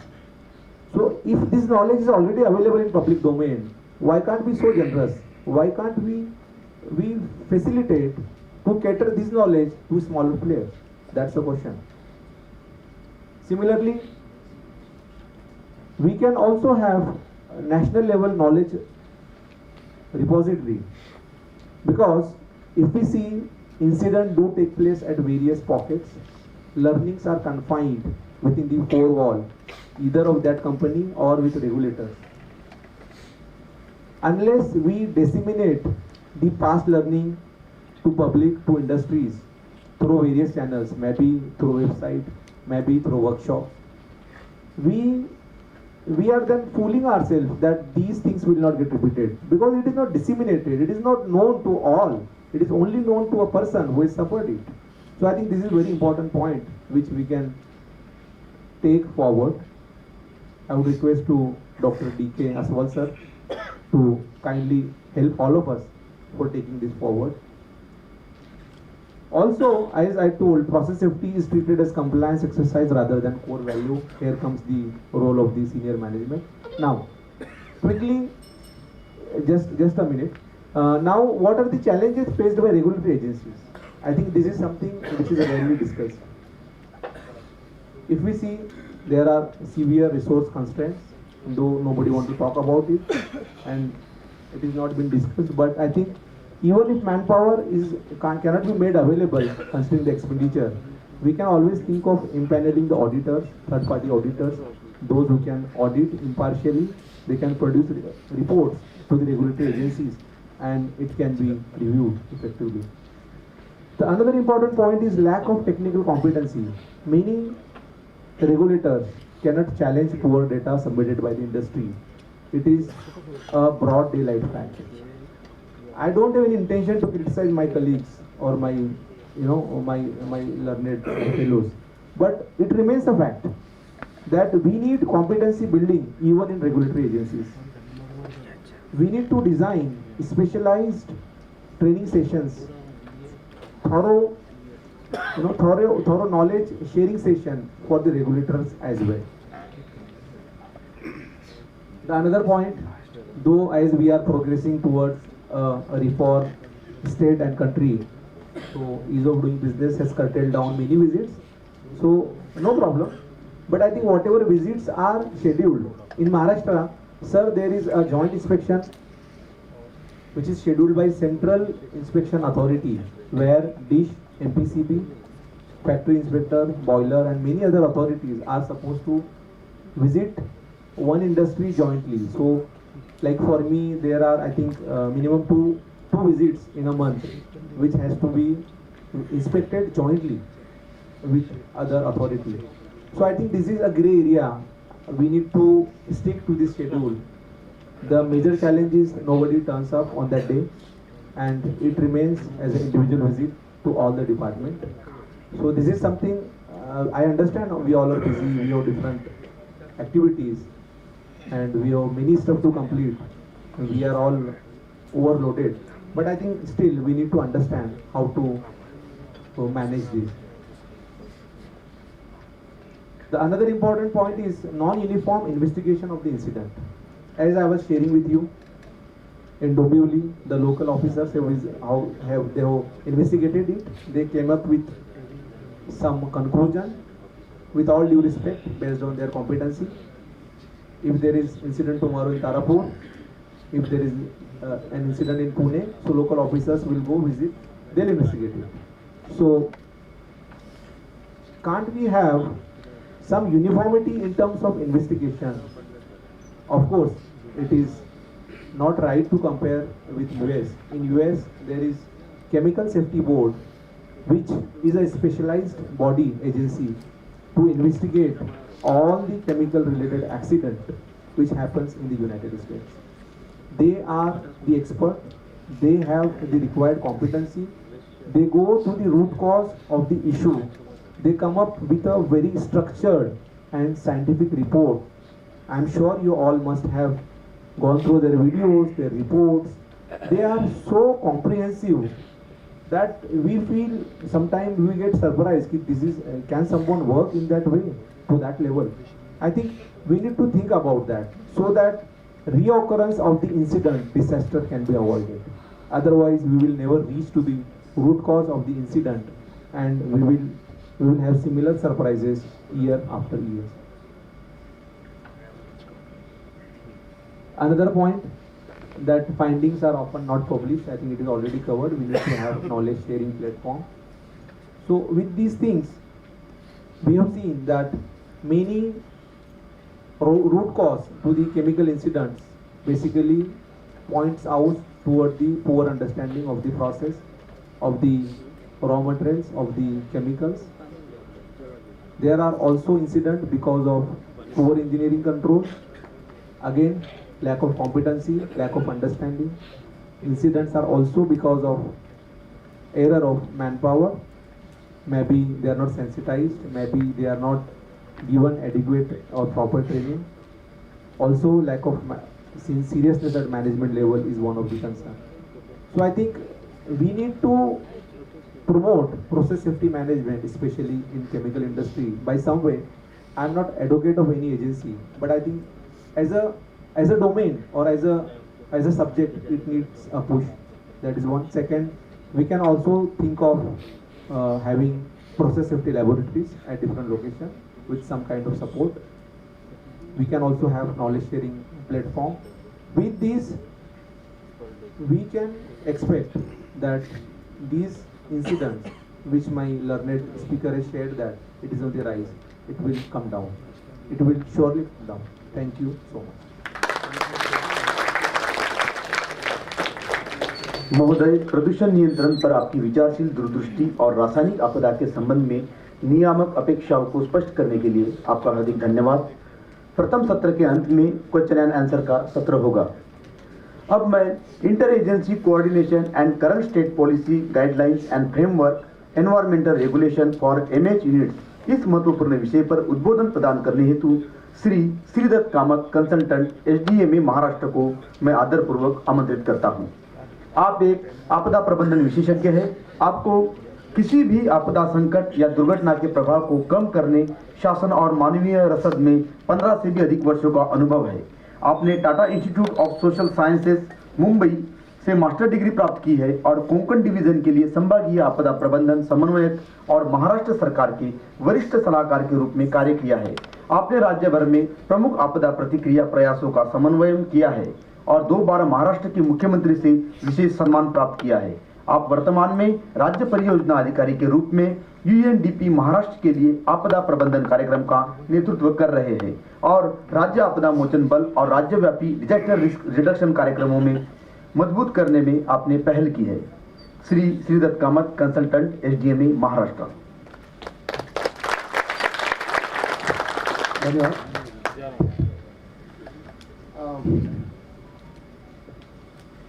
At the outset, I would like to thank the NDRF for putting together such an august audience and an august setup to discuss an issue that can't really be more relevant today.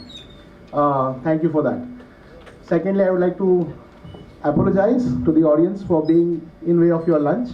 I promise I'll make it short. So, the topic that has been given to me is interagency coordination and current state policy guidelines. The speakers before me talked about practical aspects of managing CBRN disasters. I will take you through the policy framework that governs those actions, and at the end of today, I hope that we can make one step closer to making them much more effective. So we know that Maharashtra is extremely vulnerable to all kinds of CBRN disasters.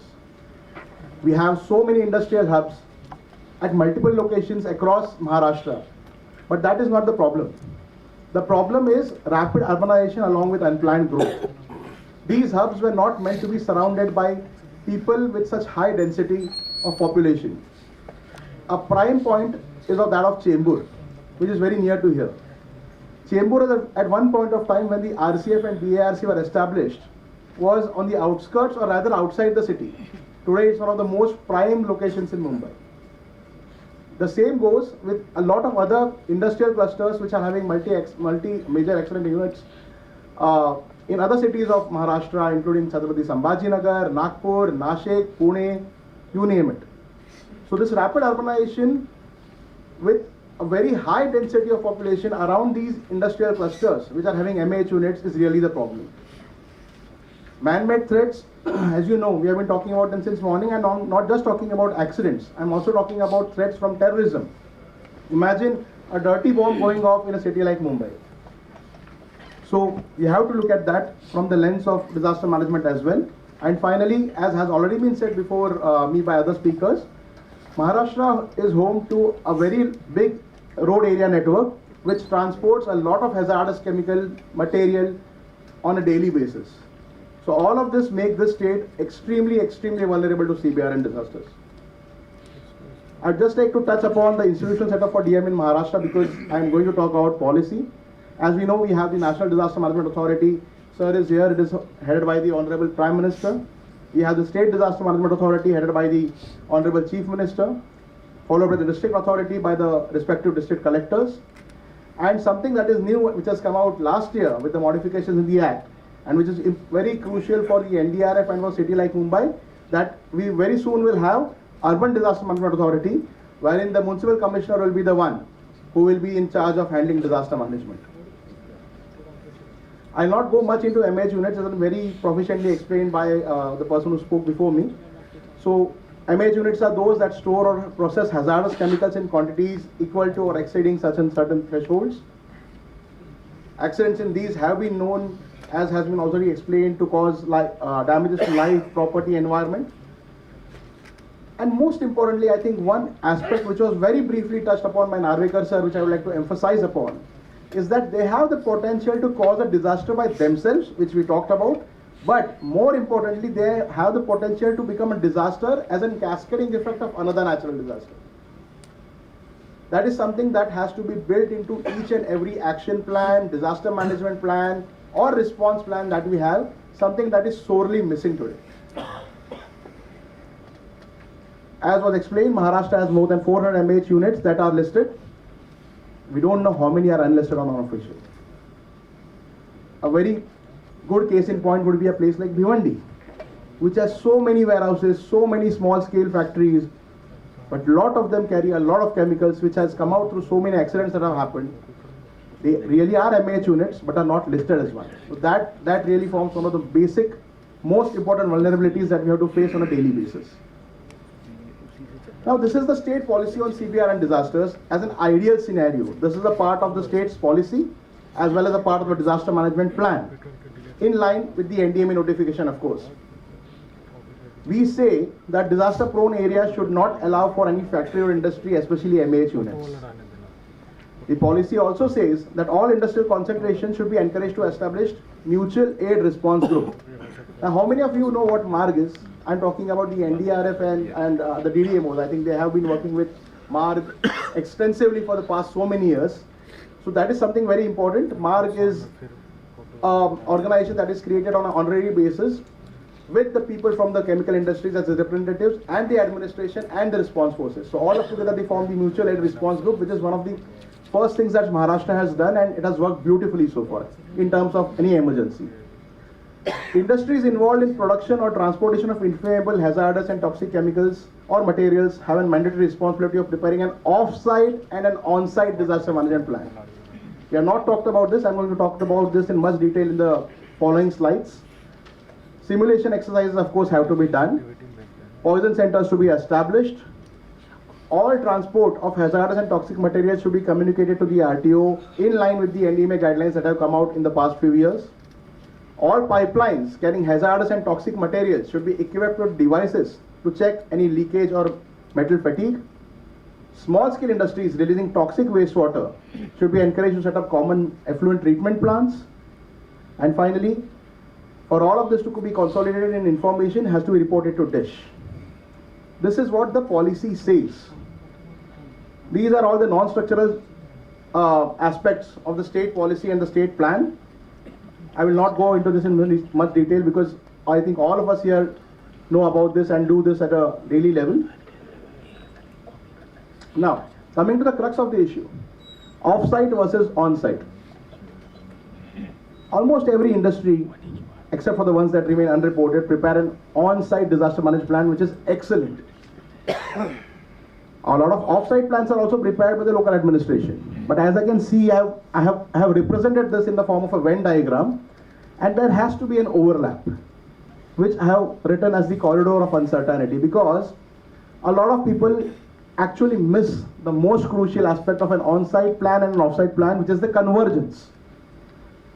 there has to be a convergence on an on-site plan and an off-site plan, because on-site plans are only for responding to disasters that may occur within the presence of that particular factory or establishment.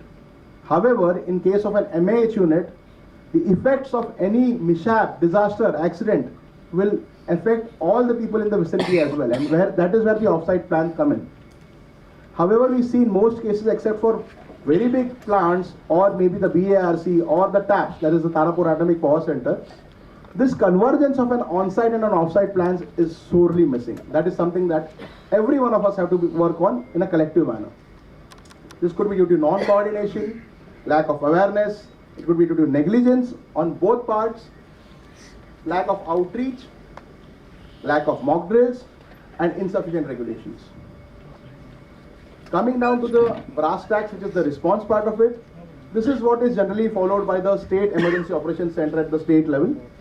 In event of any occurrence of an emergency, the districts first use the trained manpower available with them. If it is beyond them, it will go to the state, the SDRF, and finally the specialists who are the NDRF. And in the rare occasion where it is out of control, even then, and more help is required, the armed forces are summoned. But in the case of CBRN disasters, the NDRF are the specialists. As far as policy is concerned, at state level, we have the state level crisis management group, which always converges in case of any emergency, headed by the chief secretary. At the district level, again, it is convened under the district collector. Briefly, the incident response system has been touched upon. It has been notified for the state. However, even though we do not use it per se, that is what we actually do. That is the incident response system, and I'll be talking about that in the subsequent slides as well. And we have ESFs, which are the emergency support functions, which converge as the EOC. I'll be talking about that when I talk about our EOC as well.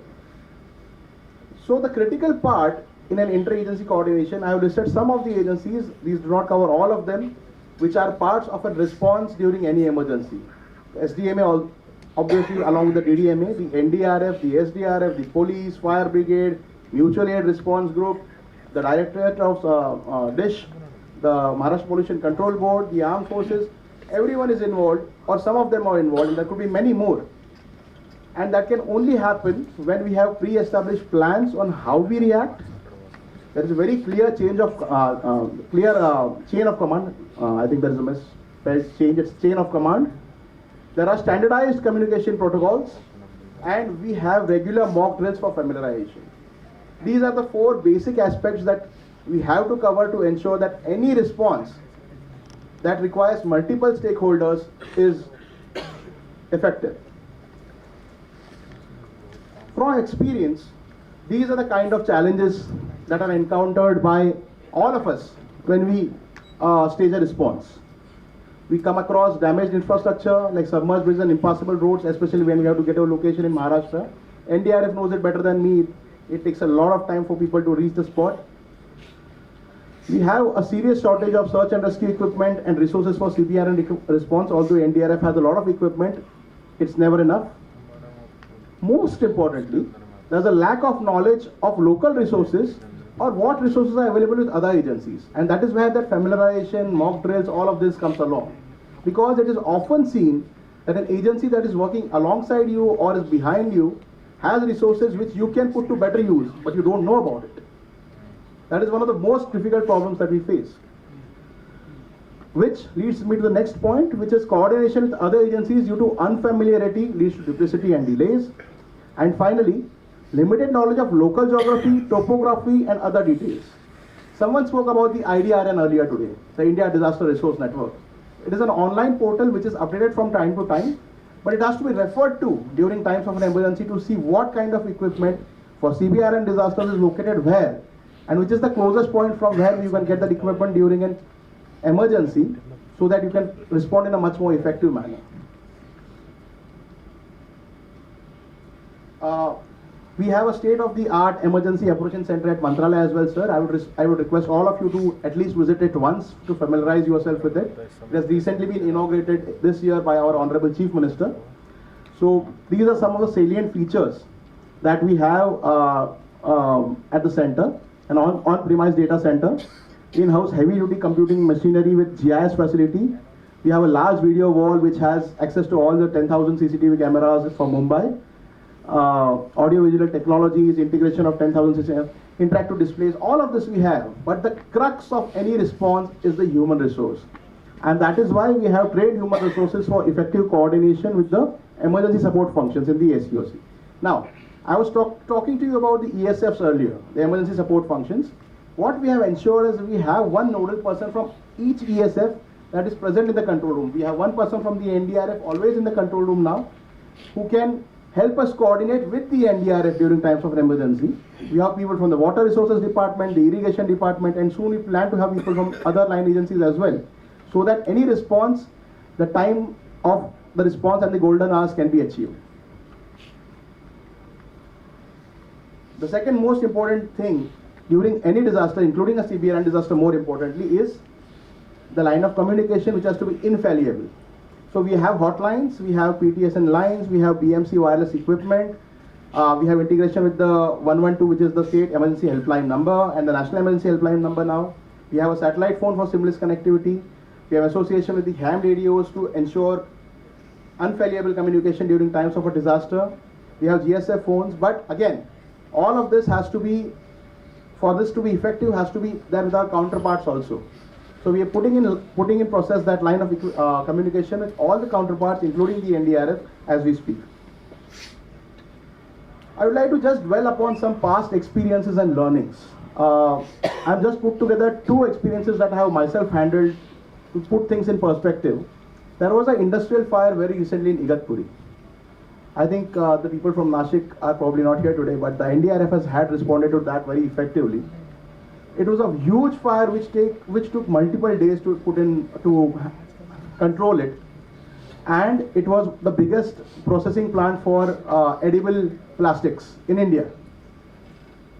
Multiple methods of dowsing were used, and still the fire could not be controlled. It took, I think, 8 to 10 days for that fire to be controlled. And the last point I would like to stress upon was the radioactive fallout. Now, none of us knew, including the NDRF, that this particular industry had radioactive material stored. Is anyone here from the NDRF who had responded to that particular emergency in Nashik a few days ago, in this year? We have Mr. Suryavanshi with us, who is ex-NDRF, who is our SEOC manager. But I am sure NDRF, there would be someone who was a part of that group. And then we had to summon, yes, sir would be knowing about it. I know the operation very well. Yes. So we had strontium, and we had multiple radioactive material that was stored inside that particular industry, which we did not know about. And it was reported to us after 7 to 8 days of firefighting. And then we had to bring in the NDRF at a very urgent basis to ensure that there is no radioactive fallout. So that is something which I was talking about in the past slides. Lack of information, lack of coordination, that corridor of uncertainty between on-site and off-site plans. That is something that we have to take head-on to ensure that response is effective. Another very good example that I would like to talk about, which I had the opportunity to handle when I just joined, was this oil spill in 2010. If you remember, there are two ships that had collided off the coast of Mumbai, MV Khalija, I think, and Rak were the names of those two ships, if I remember correctly. And all of a sudden, multiple agencies had to be involved to ensure that that spillage does not reach the shores, does not damage the mangroves, although some of it did. The Coast Guard, the MPCB, the DDMA, the DG Shipping, the Maharashtra Maritime Board, Indian Institute of Technology, fishing communities, all of them had to come together to fight this. And in that medley of coordination, a lot of good ideas came forth. And I think that is something that is absolutely essential in a CBRN disaster, is to think out of the box when you respond. So at that particular point of time, we had booms. If you know what are booms, they are a band essentially which floats above the water, and since oil also floats above the water, it helps to contain that oil within a certain perimeter. That was used for the first time during that operation in India. We had oil skimmers to remove the oil from the surface of the water. Finally, when the water reached the shores, there was absolutely nothing you could do. You had to just take jute bags and start wiping the mangroves, otherwise they would die within a few days. So we had fishing communities which were deployed, which used jute bags to just rub the oil of the mangroves. And finally, we had IIT for the first time used oil-eating bacteria, which was deployed on Kihim beach, which really helped clean up that beach, which was a nature-based solution which the NDMA espouses now. So all of this was used. So these are the two experiences that I had to share with you to tell you. The purpose of sharing these experiences was you have to sometimes think out of the box. You need to know what you have in hand. You need to know what are the resources available and how to use them effectively. Finally, before I conclude, I have some points which are food for thought and the way ahead, and which I hope on which we can deliberate, and at the end of today and further answer these to ensure that response, planning, mitigation, all of this with regard to CBRN disasters is much more effective in the future. Are just more mock drills and FAME exercises adequate for increasing coordination and response efficiency? Do we really need a change of regulation? If yes, how can we strengthen it? Do we need more interagency familiarization? Do we have to have knowledge of local resources and capacities? Off-site plans, as I mentioned, is something that we have to work upon, and there needs to be an institutional process to ensure that that corridor of uncertainty is no longer exists. There has to be certainty in that.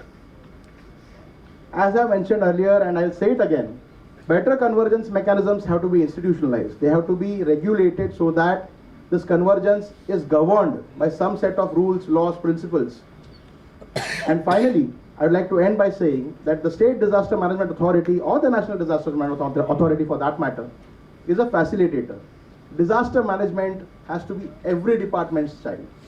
It cannot be that one department works in silos. The coordination job is ours, the response job is of the NDRF and the other agencies. But as was said in the morning by Sir and by everyone else, that disaster management is a culture that has to be ingrained in all of us, not just in response, but in planning, mitigation, capacity building, preparedness, so that we really move towards resilience and by 2047 really become a developed economy in the real sense of the word. Thank you very much.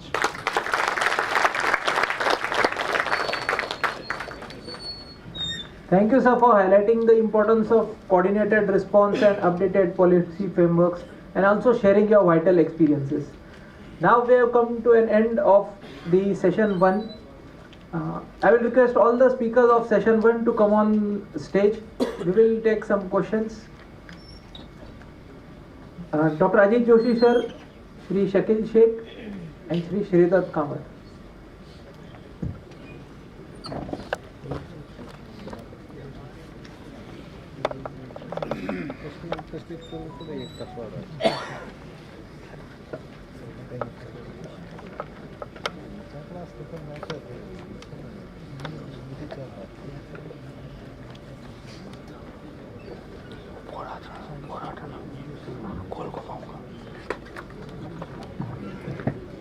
Member of the audiences are requested to put up their questions.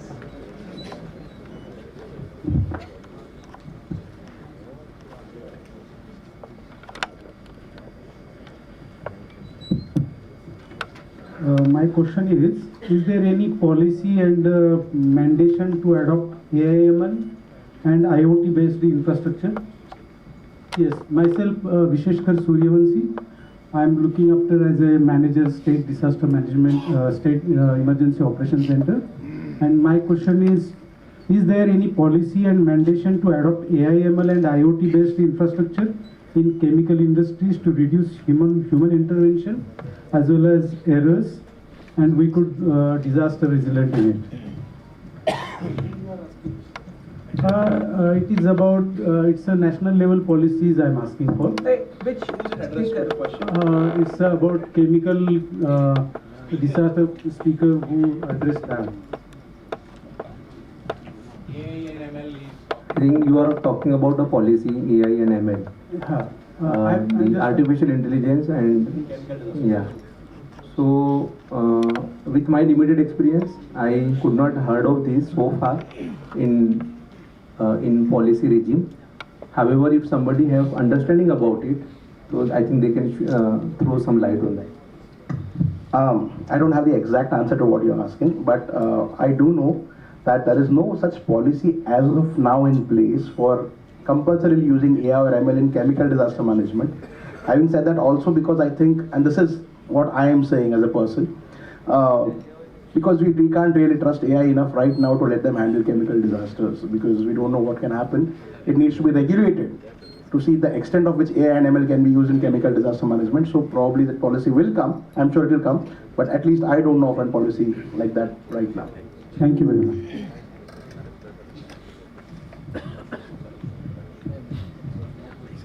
I just want to add one more thing into that. See, nowadays the AI and ML, these are the two buzzwords, okay? And everywhere in the world, the people are talking about it. Some people around the world, they are saying that AI and ML are also being used in chemical process industries. But at what level, where exactly, even in India also some industries they are using, but nobody knows at what level and where exactly they are using it.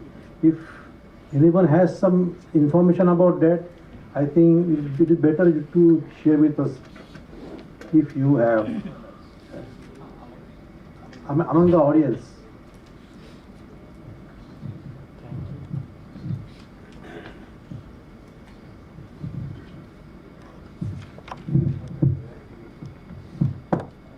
Hello. Yeah. Thank you. I have a few questions, very simple questions.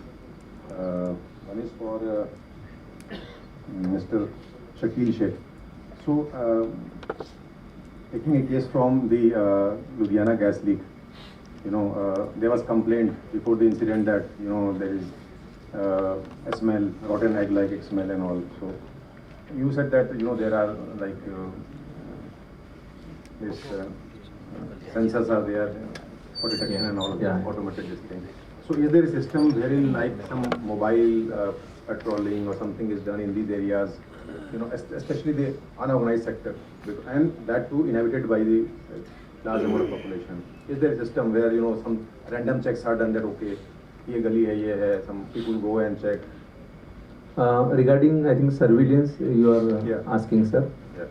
So whenever there are complaints about the smell nuisance, about the foul smell or any kind of chemical release or even discharge, so there are different authorities like State Pollution Control Board, which is there in every state. They do attend similar complaints to identify the reason, and if need be, strict actions are also taken if the sources are not brought in control within reasonable time. So yes, there are investigation, there are attendance to the complaints. That is one way. Second, we in MPCB specifically, we have got mobile monitoring vans, which are monitoring laboratory on wheels. So our monitoring vans can basically stand anywhere. They can monitor the air quality on real-time basis, and we can get result. I am sure this kind of system must be there in some other state also. So we do deploy such kind of mobile vans to monitor the environment, like say for in Mumbai. Even if there are no complaints, we do monitor on regular basis, as these are the resources and these are from the public fund. It cannot be kept idle for the sake of receiving complaint. We do it proactively at different locations in Mumbai. Say for example, now this is the winter season, and there is a huge issue of air pollution. The matter is also in the Honorable High Court. So we do monitor it regularly, but it has got some limitation. Like as you said, the monitoring van have some standard sensors, like some 8 criteria pollutants which are notified by Ministry of Environment and climate change. So those are monitored. However, if any industry has some different or specific chemical, I think that monitoring need to be worked out. It cannot be done immediately in that monitoring van. Secondly, you also pointed out about the unorganized sector. So sir, like in Mumbai, whenever there are permissions given, monitoring those units are very easy. But if units are in slum area or in residential area, we always say this even inter-departmental discussion also. Okay, this comes under the jurisdiction of local body because they are the planning authority in the residential area. So I think there is a need for vigilance in residential area by the concerned local authority as well. And if there are such units, I think it should be reported so that if not action, like we can bring them under control so that there are no issues or no nuisance caused to the public. So yes, there are mobile van monitoring available in MPCB. It has got specific pollutants which we measure like ammonia, SOx, NOx, particulate matter, even benzene, toluene, xylene, because these are the vital and it has been defined in the law. Thank you. My next question is to Mr. Kamar, because why I am asking this question is NDRF as of late, like since 2022, started this familiarization exercises at the MAH units. So when we go there, we try to get the off-site plan. Some of the plants are very reluctant to share those. So what is the regulation? Who should we write to that, okay, when a team is going on and we always have the administration with us. So they should share this thing or some agency from where we can get, this is one thing. The second thing is, have you undertook a sort of rating of this vulnerability rating of the MAH units? Because now in our headquarters there was a thing that, okay, there is such large number, we may not be able to focus. We should focus, okay, say first 20 most vulnerable. Basically, there is a HVCRA, this thing that is done. But our focus is, because NDRF acts in public domain, so wherever this public is to be affected, so that we should focus. So can we have, say, a list like, okay, these are the top 20, 25 where we should focus and see, maybe like in a timeline, first 2 years, then again we can progress further. Thank you, sir. So, for the first part of the question, as who should the NDRF contact or write to for ensuring that the off-site plans are received? The DDMA, the District Disaster Management Authority of that particular district, along with DISH, I think someone from DISH is here. So the Directorate of Industrial Safety and Health. These are the two institutions. DDMA can get it done through DISH, or DISH directly is the one which is responsible for getting those plans done and also having them shown to you. I think DISH will be more competent to answer the second part of the question as to, and I think sir is going to have a talk later on. So as to how do we codify the most priority amongst the all MH units, so he will be a better person to actually answer that. Yeah, small correction what you spoke, that the Jindal polymer, so they store the radioactive material. They have not stored. They have used strontium-90, which is a very weak radioactive source, and that is used for the measurement of polymer thickness in situ. Okay, so that is a very good thing, number one. Number two, these radioactive sources are sealed sources. Okay, and in order to break that, you need to minimum 1200 degrees Celsius of temperature. So even after the fire broke out, nothing has happened to them, number one. Number two, each of the sources are regulated by ARB. So in the country, if you see, the best regulation is done by the ARB. Any of the source in the country is enrolled with the ARB. So there was no hazard of radioactivity spraying to the public. Okay. So that is one. The second point which you really mentioned was the overlap between the on-site and the off-site. The Jindal was again a very classic case of that. 5 lakh ton of polymer was burnt. 5 lakh ton of polymers. Not a single employee was injured. Reason was that the on-site emergency was so well drilled, they could save 400 of their employees without any injury. On the other hand, the off-site emergency was absolutely injured. There was a black shoot which was spreading almost 10 kilometers away, and district authority didn't know what to do. Now, if somebody has to be blamed, in my opinion, I am little blunt, it is the State Disaster Management Authority. Reason is, which I said in the morning, we are not only the facilitator now. We are the authority to minimize the losses. And in order to do that, we have to ensure that there is a well placed in off-site emergency preparedness plans. So state disaster management authorities should not tell that there are unorganized sectors and we have not prepared anything for them. We have to prepare a plan for them. We have to motivate for them. I don't know whether Maharashtra has come up with their own state disaster management policy. So, if you have come with your own state disaster management policy, it means you have mapped the hazards of each of the districts. Okay, so that need to be reviewed, and some point of time, please invite us or you can come to the Delhi. You see, reason is, until unless the state disaster management authorities are fully competent, fully functional, unfortunately, we also lack their permanent manpower. Okay.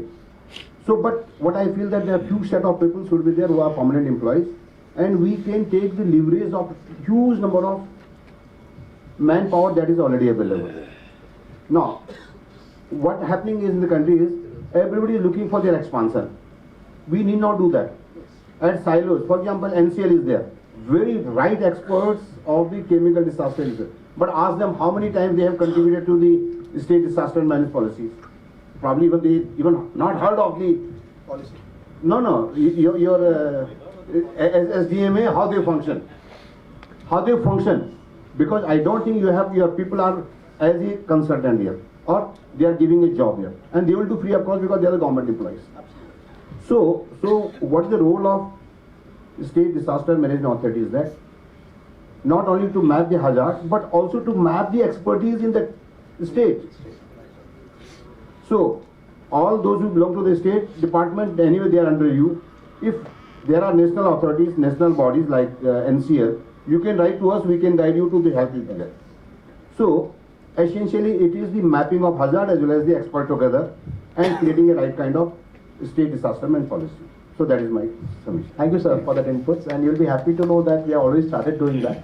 And in fact, as I was mentioning about the ESFs, we'll expand that net and scope to also include much more experts to handle it much more effectively. Thank you. Good afternoon, sir.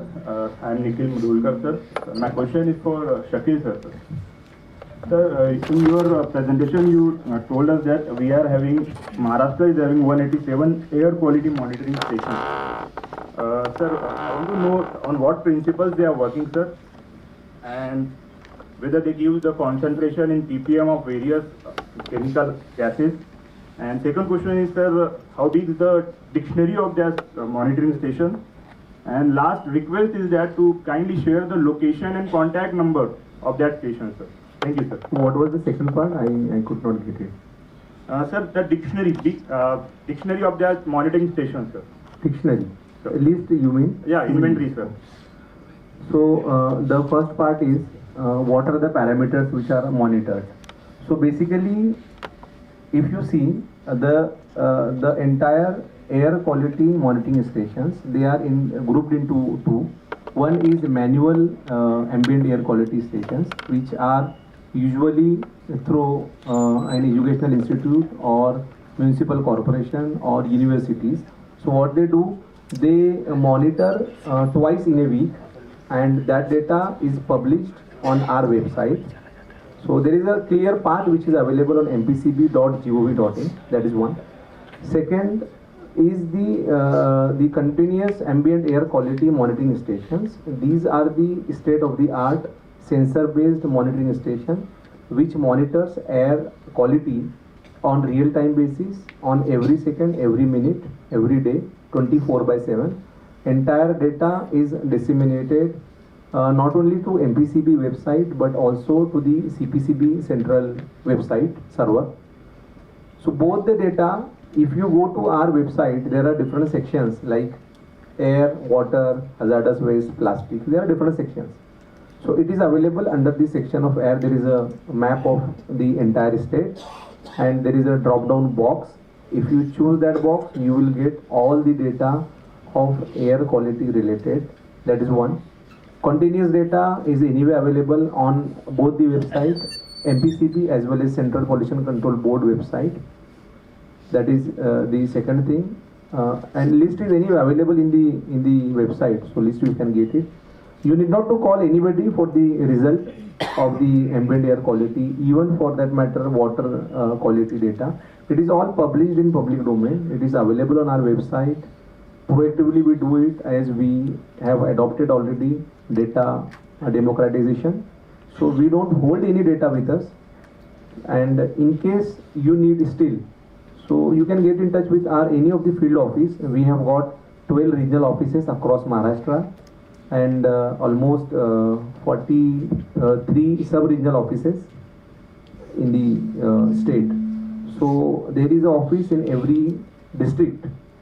In Mumbai and MMR, there are more number of offices considering the highly urbanized area. So I think data is not withheld with us in any way. It is disseminated to public. It is available on website. I would request you to explore our website. There are much more data which is available for the information of the public. Thank you. Hello. I'm SB Singh, Commandant 5 Battalion India. And my question is to the scientists from CSIR, because you are a research agency. So what we feel at the NDRF at the rescue level, particularly in parlance of chemical emergency dealing, is there any agency? There are agencies, but I'll ask from you. Are you in collaboration with some agencies or some government agencies for developing some kind of technologies for PPEs and detection equipment, sensors? Because to be very frank, I mean, most of the sensors, the top-notch quality of the equipment, you can call it make in India and that all, but they're all being imported and sensors and that all. You go for radiation and chemical also. So I will ask for chemical. Are we in some touch with agency, DRDO organization, who is developing some robust technology which will help us? Because again, chemical radiation, I mean, detection is the first thing which we do. Okay. My answer to this is like this. See, basically we are in the business of chemical process development. So whether it's an organic process, inorganic, or maybe it's physical. So right from development at the brain scale to the commercial scale, this is our main area of work. As far as the instrument development is concerned, I think under CSIR, there is one lab called as CSIO at Chandigarh.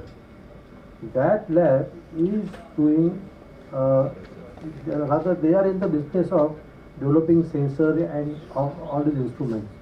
So probably if you get in touch with CSIO, you may get some help from those people.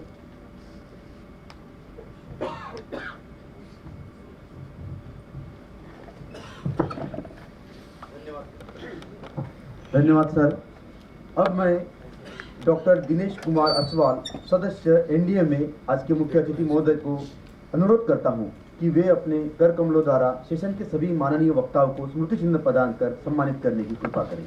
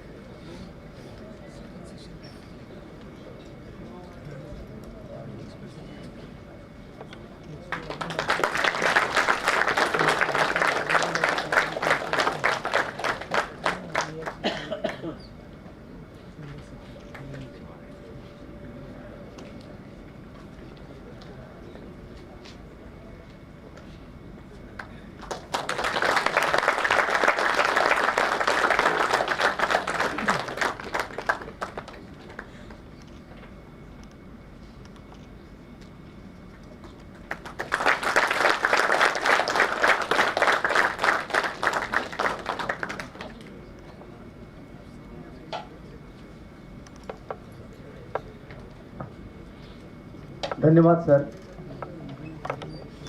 सभागार में उपस्थित माननीय सम्माननीय गण, सभी officer और प्रतिभागी, सभी से मैं मध्याह्न भोजन की व्यवस्था के लिए सादर आमंत्रित करता हूं। मध्याह्न भोजन की व्यवस्था सेकंड फ्लोर पर की गई है। मध्याह्न भोजन के पश्चात 2:40 पर दूसरा सत्र का समय पर प्रारंभ होगा।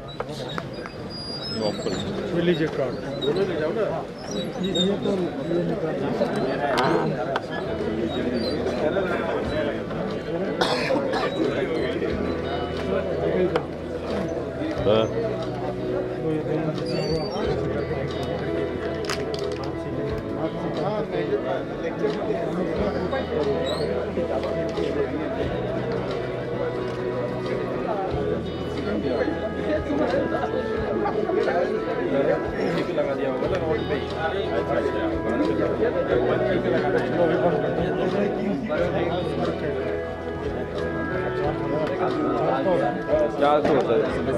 चलो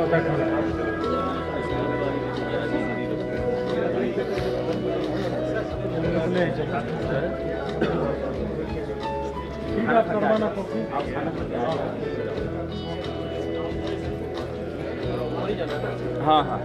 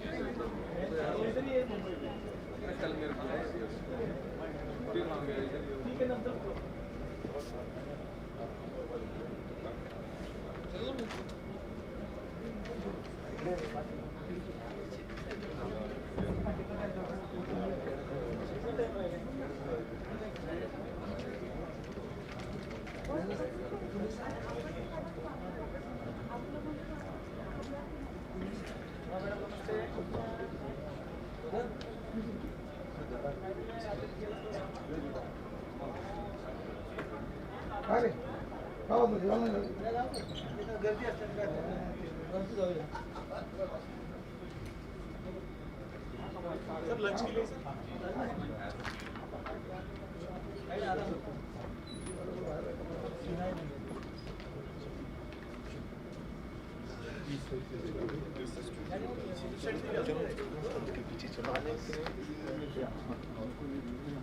आइए सर ऊपर लंच के लिए हाँ?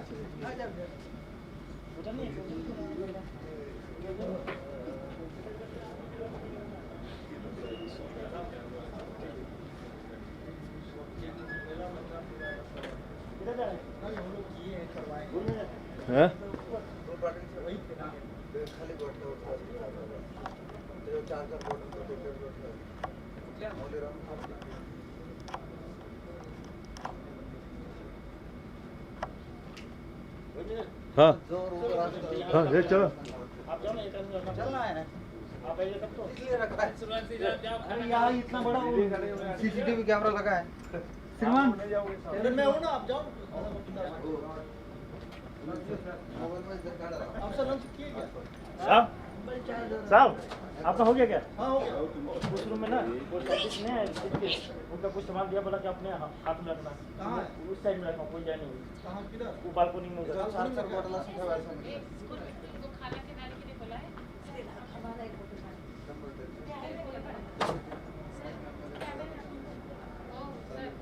वो पाटिल में चलिए पाटिल में इधर पाटिल में इधर चार बॉटल से वैसा ले सेल्फी के का एक सेल सर वो सर दुकान से हां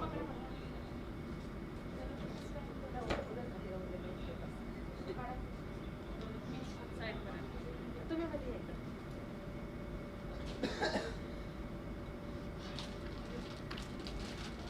चार का वैसा वही की अरे वेगवेगळ्या वेगवेगळे चालतात ना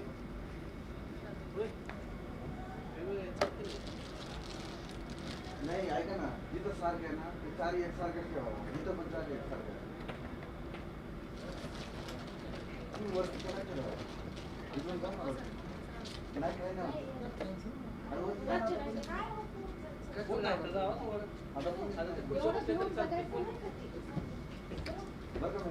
आता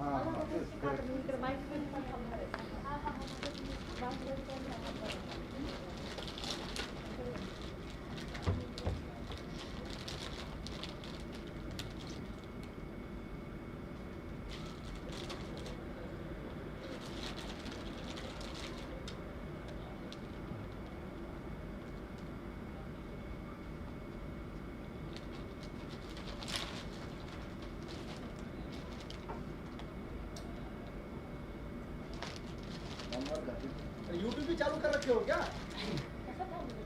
लाइव नहीं चलेगा। लाइव चल रहा है।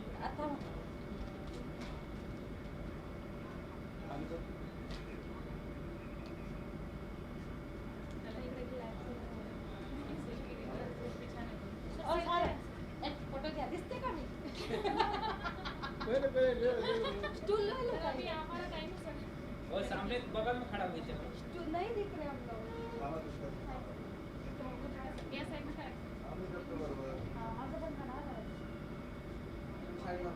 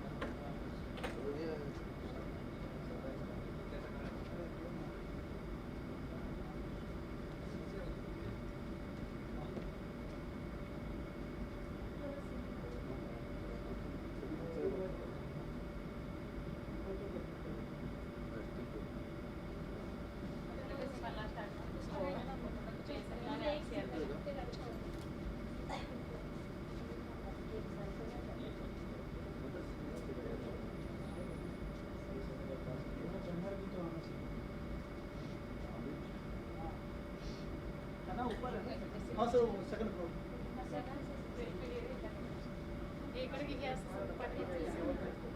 पहले गाड़ी में बाहर रुपया समझ को क्या शाळेत गेले बघ खरं त्यावेळेला मी गाडीत मी बसवलं आणि फोटो काढताना त्यावेळेला गाडी थांबवली फोटो काढून घेतला त्यावेळेला गाडी बाहेर आली गेटवर मी आलो वॉशरूम राईट साईडला गाडी आपल्या गेटच्या पेंगविन गेटच्या बाहेरच्या बघ गाडी बोलतो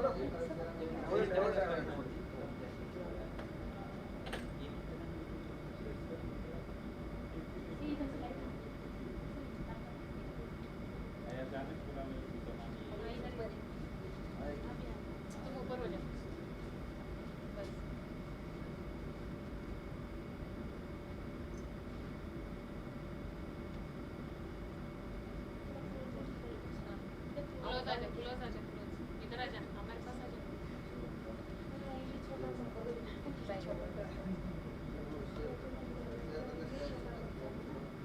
अच्छा इस साइड से खींच तुम्हें हाथ से आता है हाँ उस साइड अभी हमको छुपाएगी मुझे छुपाएगी हाँ बस अरे कहाँ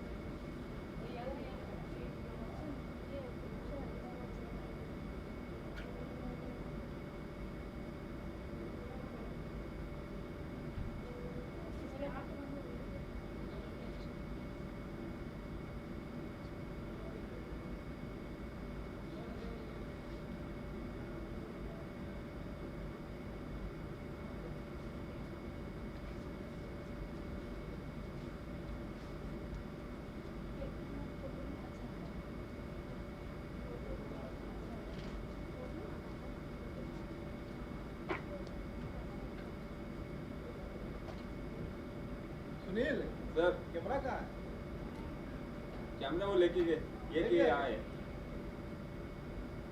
एक तो बढ़िया फोटो खींच रहा यार आदमी सब तो बहुत फोटो खींच रहा है मेरा भी खींच देगा सब खींच रहा है मैं नहीं खींच रहा हूँ फोटो खींचने वाले दूसरे मोबाइल से खींचते हैं इसका लगाया नहीं ना अच्छा लगाया नहीं क्या कैमरा अपना लगाया नहीं इधर मोबाइल खींच रहा है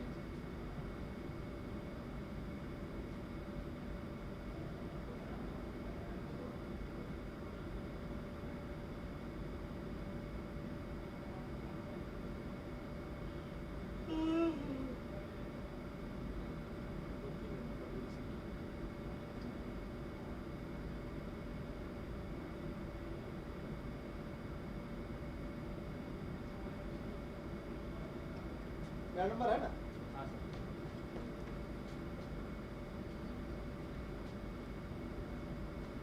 ये उसका साइंटिस्ट साहब उसमें रखा हुआ है कोई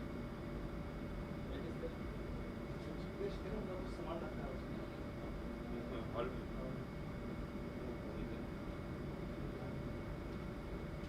कितने बजे शुरू होगा सुनील कितने बजे प्रोग्राम फिर शुरू होगा प्रोग्राम के मिनट टू मिनट के हिसाब से चल नहीं रहा है तो कहाँ से बता सकते हैं अब हमको लगता है खत्म हो गया वो हमने अभी नहीं है दो लेक्चर है फिर सीओ साहब का लेक्चर है अब सीख सकता है लास्ट में ये तो इसी से छूट जाता है सीओ साहब का लास्ट में है फिर डीआईजी साहब का थैंक्स अभिवादन है तो थैंक्स अभिनंदन वही करेगा अपना और अपने जवान सब जा रहा है वीडियो में सब उठ के जा रहा है वो चले गए अभी खाना खा के तुरंत निकल जाएंगे खाना खा के सब भाग जाएगा जाओ खाना खा लिया नहीं खाए सर ये डाटा ट्रांसफर करना था लेकिन हो ही नहीं रहा है अभी लैपटॉप में आप जाओ खाना खाओ मैं यहाँ बैठा हूँ जाओ सर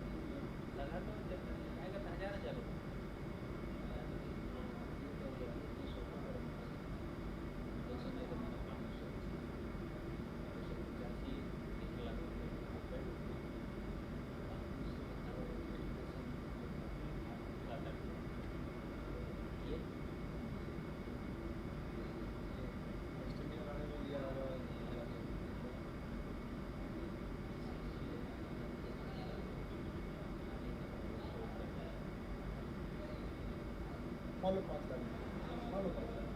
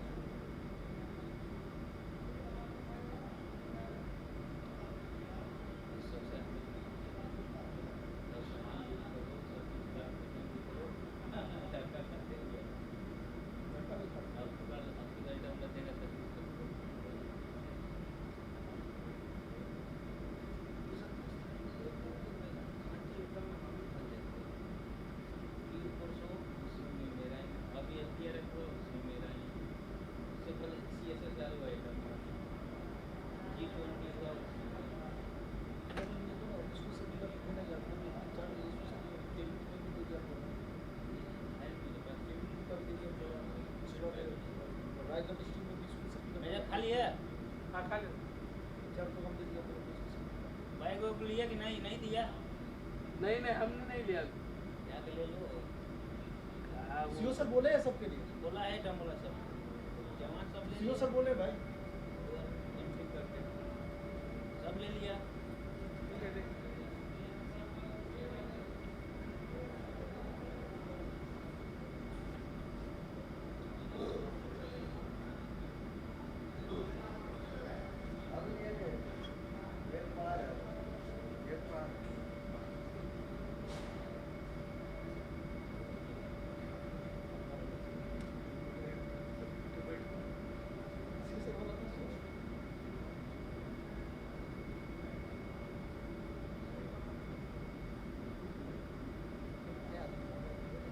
बन गया था खड़ा हो गया जवान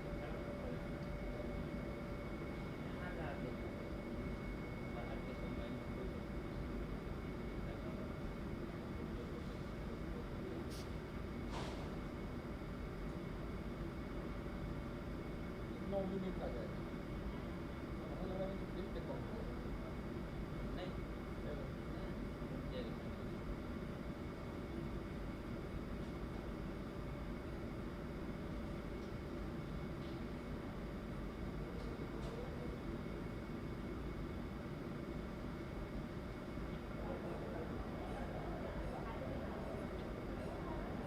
हाँ भाई बोलो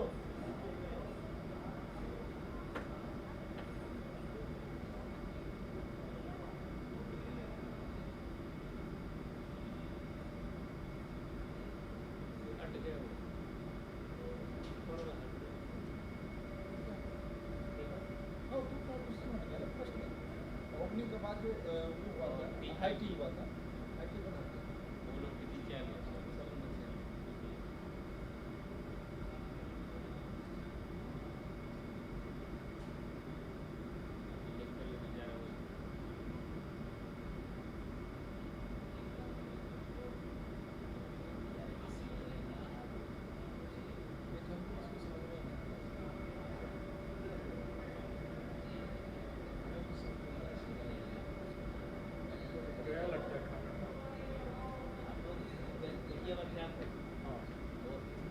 हेडक्वार्टर 16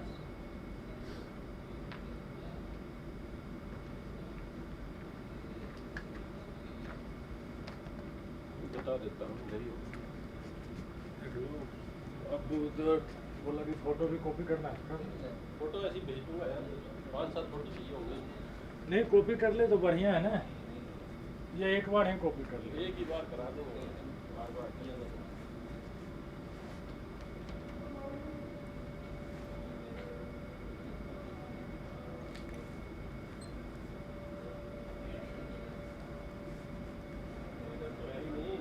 खाना खाने भाई।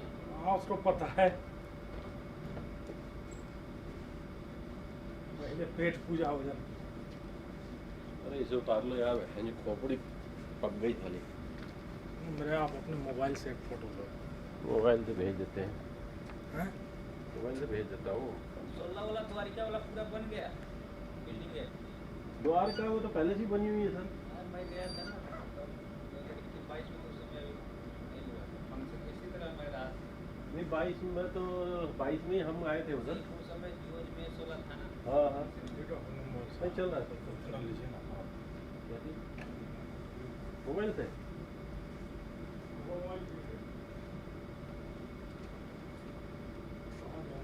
ऊपर जा खड़ा हो।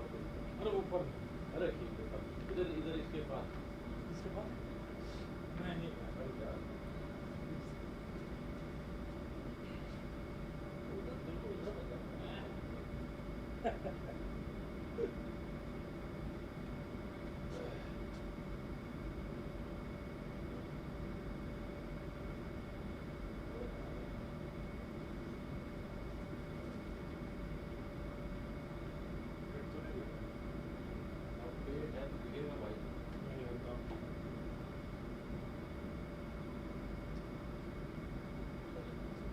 और नंदी साहब और हो गया?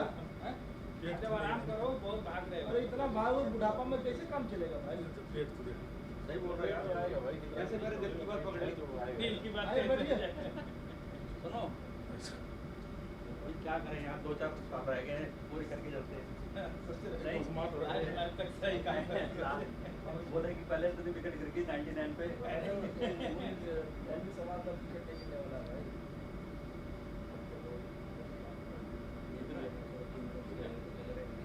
अपने में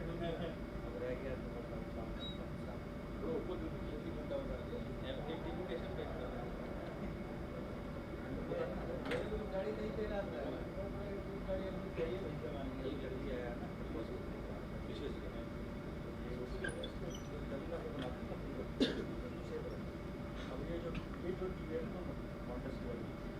नहीं बनाया था।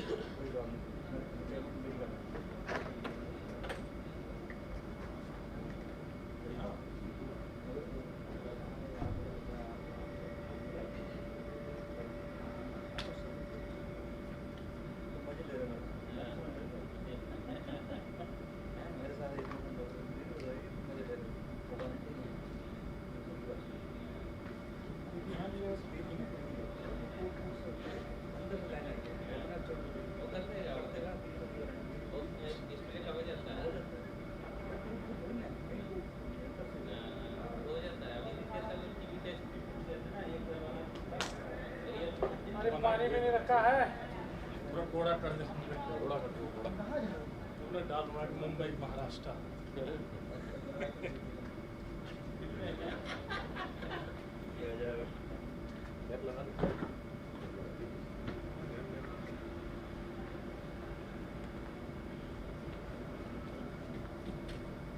कितने बजे तक है लंच?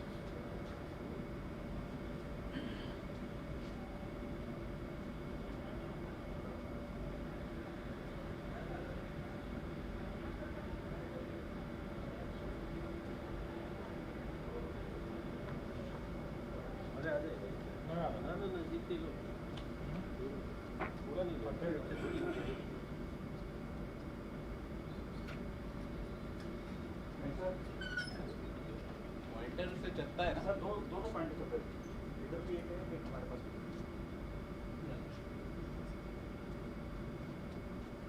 सही हो गया ना, मैं सर बोल रहे थे बैठे हुए थे काम से देखना। हाँ ये है ना, हाँ वो करो उल्टा लगा जो सर ने ना ऐसे करो, कोई चल रहा है,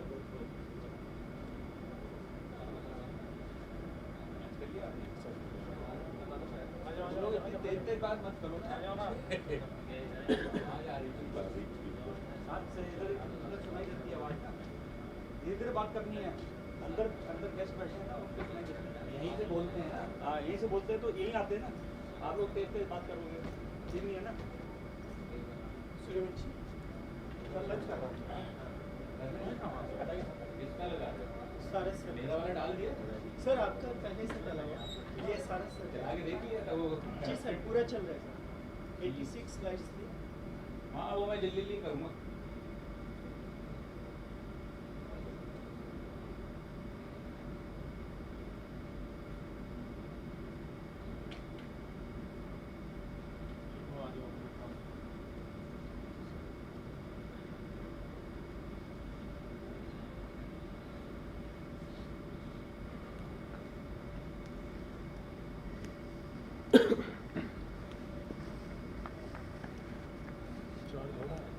होता रहेगा।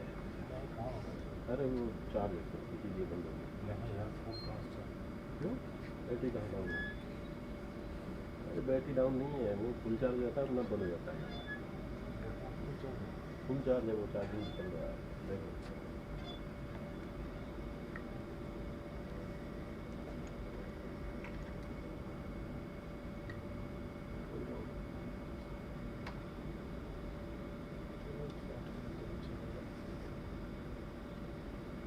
कॉपी करा ले इसका, वो तो अरे उनमें टाइम भी लगेगा ना कॉपी में, आधा 1.5 घंटा खा जाएगा। कॉपी तो लगाया ही नहीं उन्होंने, 2 दे दिया नहीं लगाया ना। फ्रॉड कर देते हैं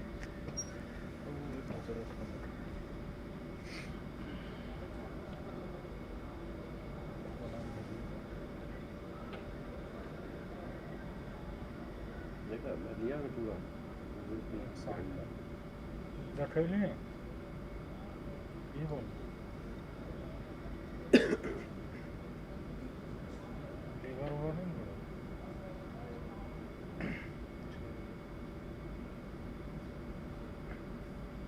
कौन सी इधर है?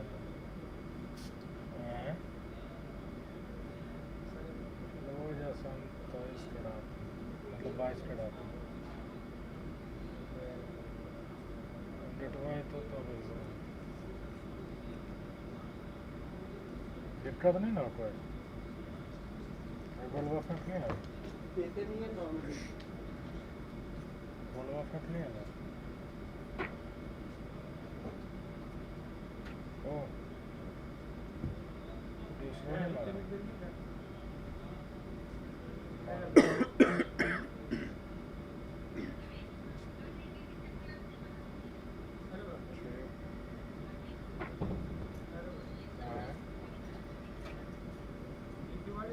हाई जंप पहले 4-10 2-4 दिन करे,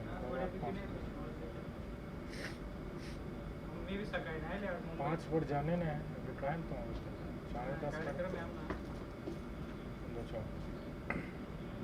पूरा की 5 ब्रेक हो जाता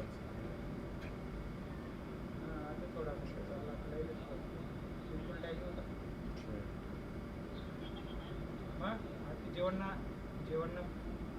जेवण सुट्टी होईल 15 मिनिटाकरता एक बसेल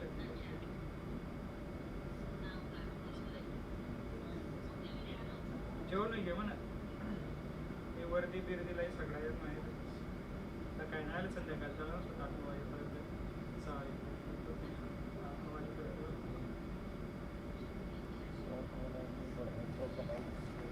काय म्हणतो भाई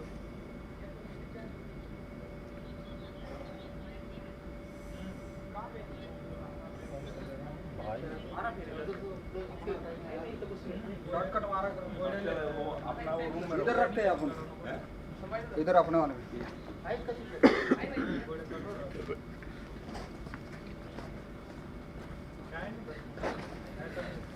हैंड वॉश कर लेते हैं पता इधर लेना इधर इधर से चलना कहाँ इधर लेगी फोटो निकालेंगे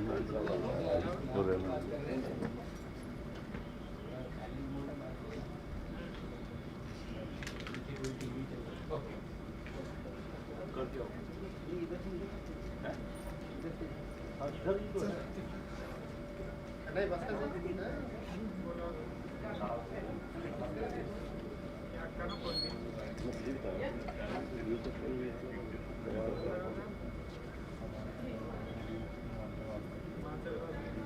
ठीक खायचे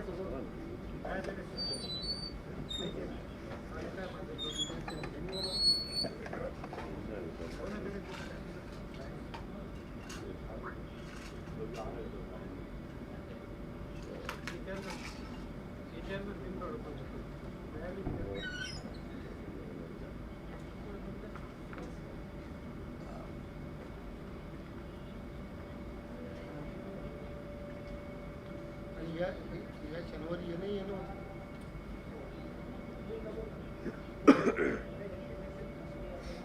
तो समजून आमचे पण समजून घेतात आपण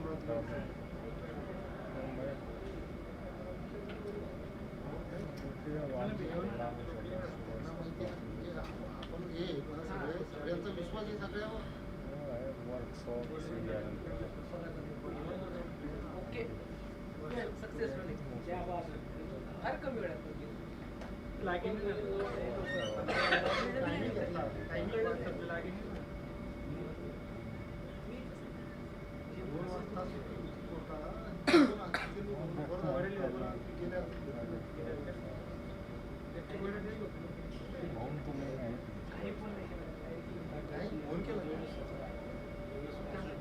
सगळं सांगितलं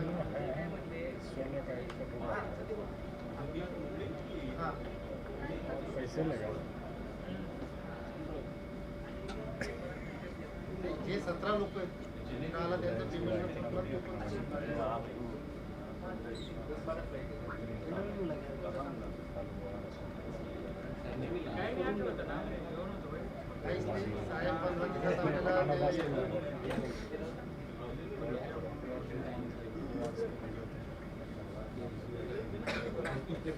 वही ऑन करके ऑन करके ऑन पर इस वाला इधर वाला नहीं तो रात में गाड़ी समझ में आता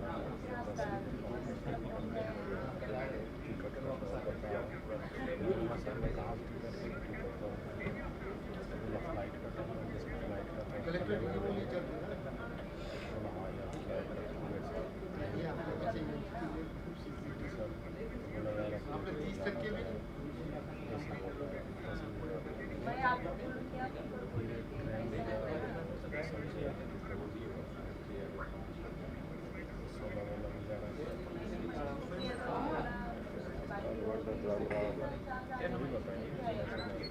30% भी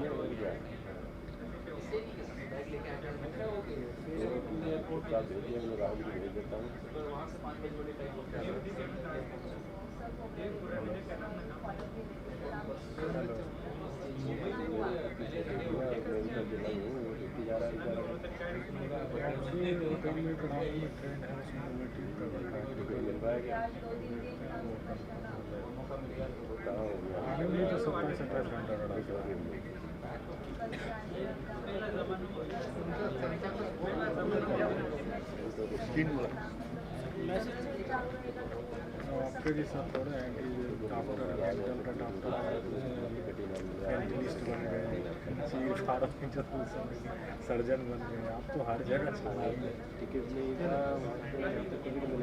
डेंटल डॉक्टर को रास्ता दिया जा रहा था कि आपकी दोनों आपस में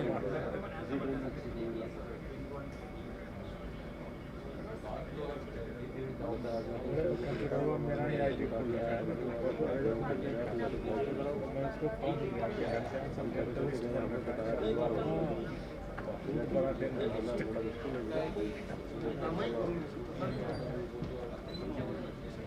फोटो तो तुम जवान बना देगा। उधर गए थे क्या आज भारत मंडप में?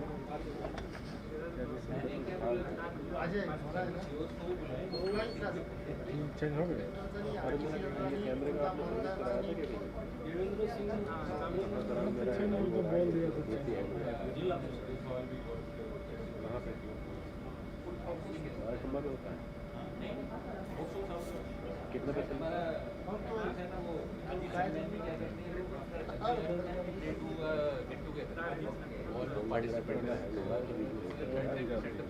कैमरा है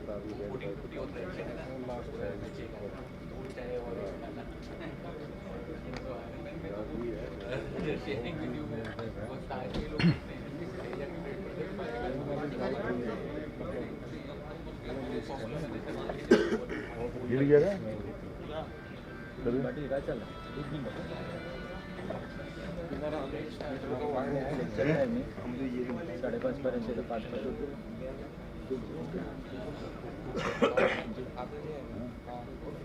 तो पहले इनमें था वो में डाला है चलो हाँ हाँ उसके अंदर थोडं पाठवून द्या आता म्हणजे इकडे काय आधी बदललं काय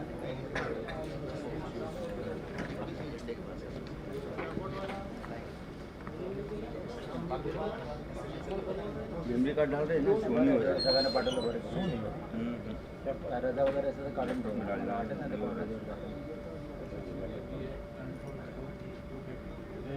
आता नाही थोड़ा फोटो डाल दो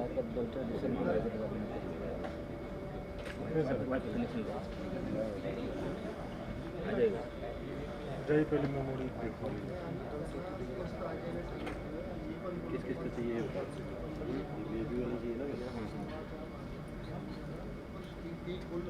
आनंद भेज दिया है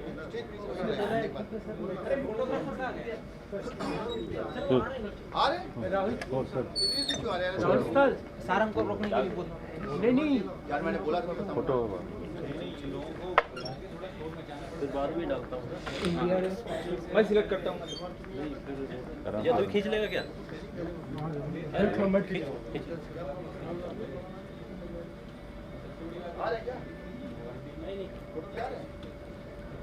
मैं नहीं बनेगा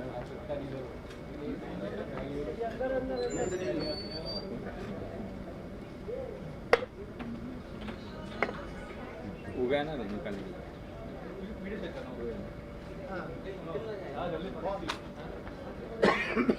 कौन करा व्यस्त ये सभी लोग थोड़ा बैठिए, अगला सेशन स्टार्ट होने वाला है। पहले बुला लो ऐसे जाना पड़ेगा मैं समझ गया उसी टाइम क्योंकि आप हॉस्पिटल में आएंगे चालू कर दिया क्या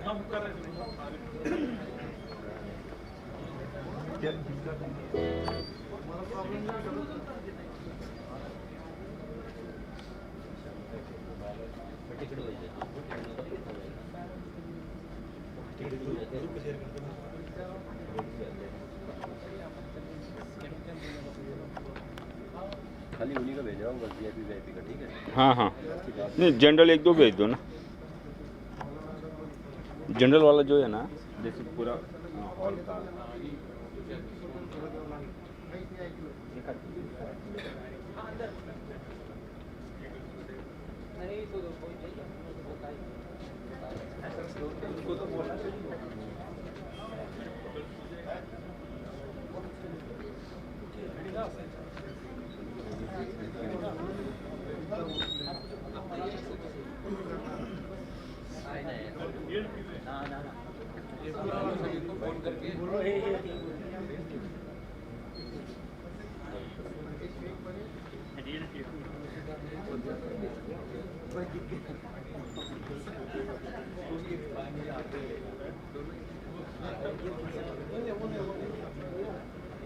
अंदर दिया था ठीक है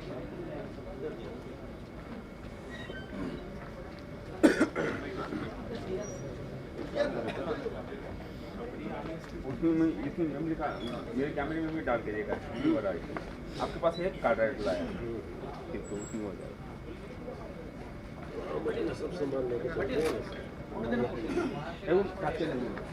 तो म्हणलं तुला पाठवलं का म्हणलं मी पाठवते कॅमेरामधून सिलेक्ट करा 5-6 फोटो मला पाठवायचे कोणाला लगेच पाठवायचं आम्ही लगेच ते मग आले प्रेस नोट गेले फक्त ते राहिले तुम्हाला माझ्याकडे आले की लगेच देतो तुम्हाला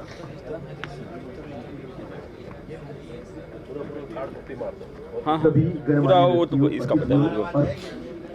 और प्रतिभागियों से अनुरोध करता हूं कि वे कृपया अपने स्थान ग्रहण करें।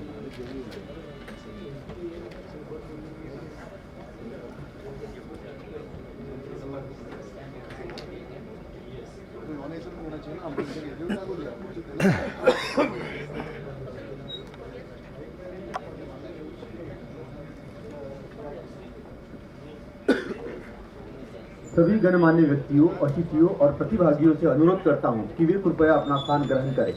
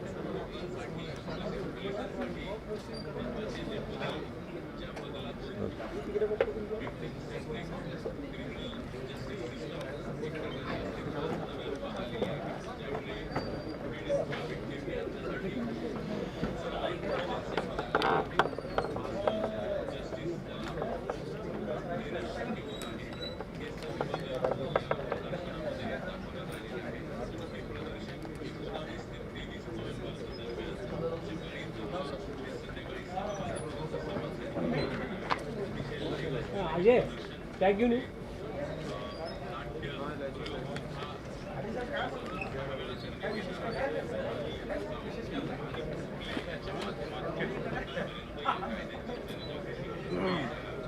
जैसे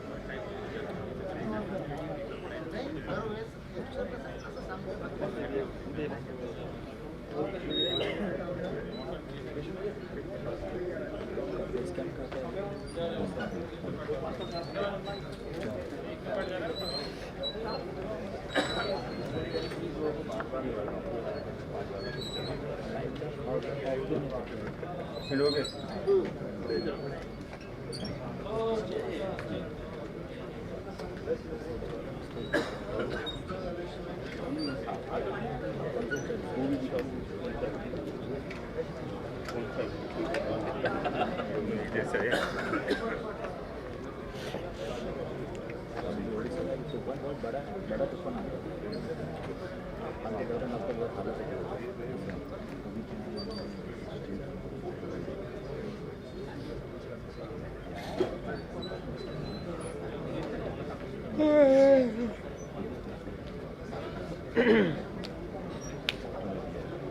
बैठ जाओ।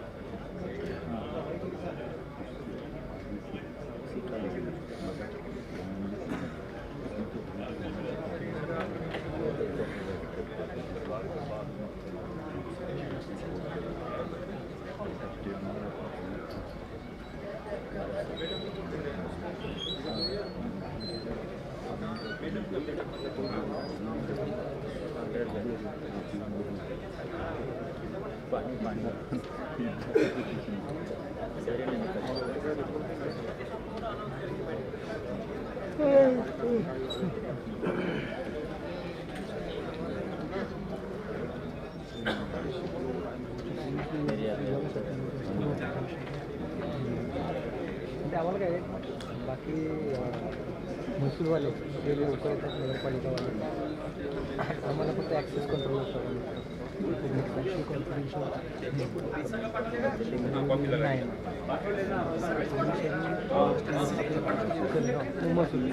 सभी गणमान्य व्यक्तियों, अतिथियों और प्रतिभागियों से अनुरोध करता हूँ कि वे कृपया अपना स्थान ग्रहण करें।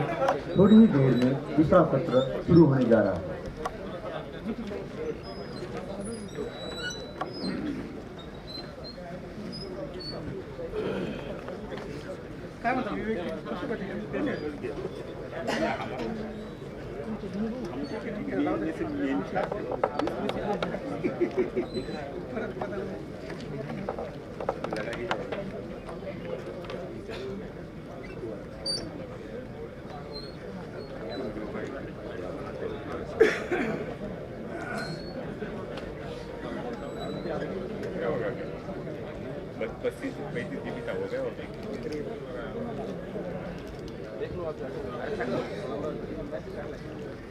अभी तो इतना है ही ले आए।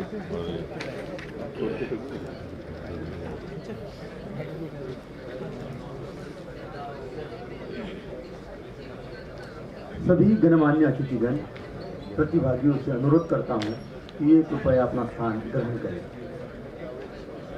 कुछ ही समय में दूसरा सत्र शुरू होने जा रहा है।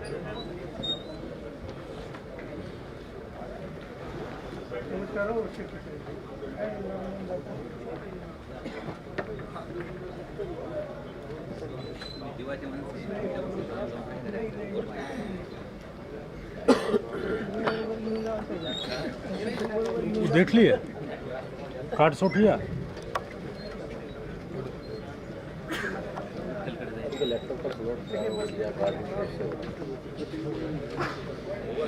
Good afternoon and welcome back. We are now starting the session 2 of this workshop. To speak on the topic responding to the invisible, tackling radionuclear emergencies, I invite Dr. Sharad Seth, Member Secretary, Crisis Management Group, Department of Atomic Energy, Mumbai. Dr. Sharad Seth is the Member Secretary of CMG and has been guiding national preparedness and response for nuclear and radiological emergencies.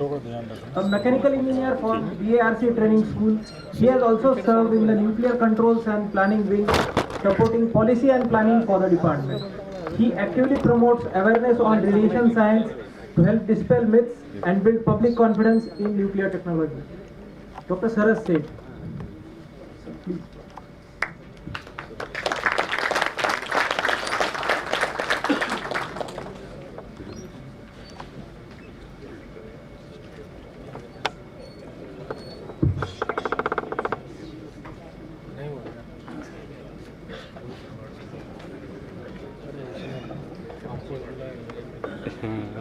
चलो छोड़ो कोई बात नहीं. So I think you all had a sumptuous lunch. So anyway, we are a bit late, I think around 45 minutes. So I think whatever time is available, we will be able to justify that. And whatever topic is given to me, that is responding to the invisible, tackling RN emergency, we hope we will be able to do justice to this. So Honorable Member NDMA, Dr. Aswal, Mohsin Shahidi Sahab, all the speakers, panelists and all the participants. It's my privilege to be here in this workshop, very important workshop on CBRN. That already I think in the morning the context was set by DIG that we have to look what are the things required for us to further take up the challenges that are there in the field of especially RN emergencies. So as this topic was given to me, I was just ruminating on this topic, what should be given to you. So just I think, can you tell what you see here?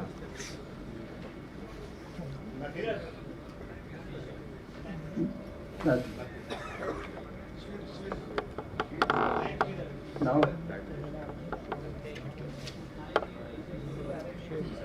anyway, the topic is like that. Even I don't see anything, but whatever you see, that also I see.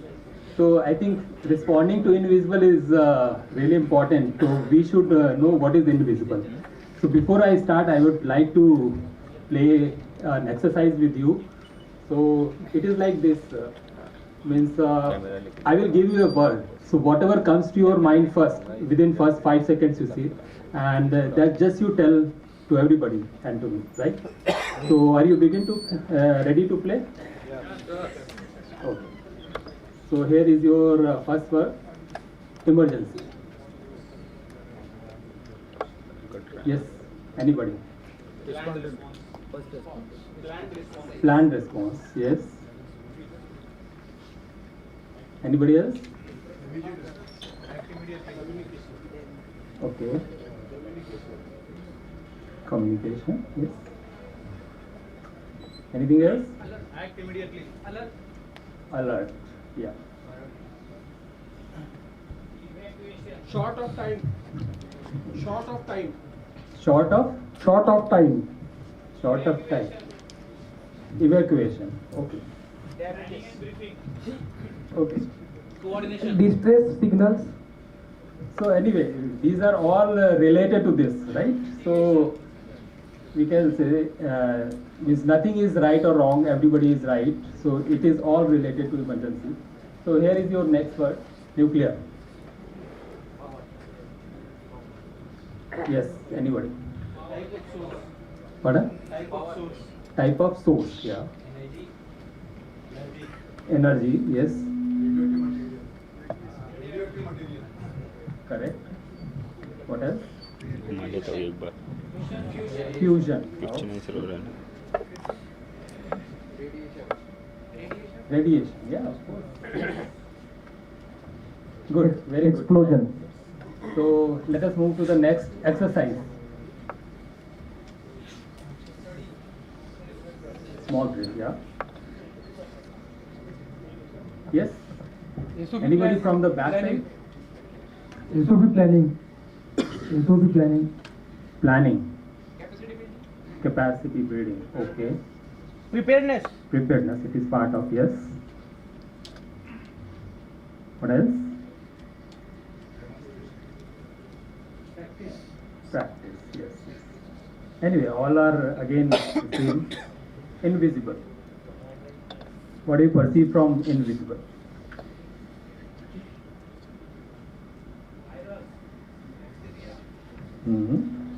Virus, yes.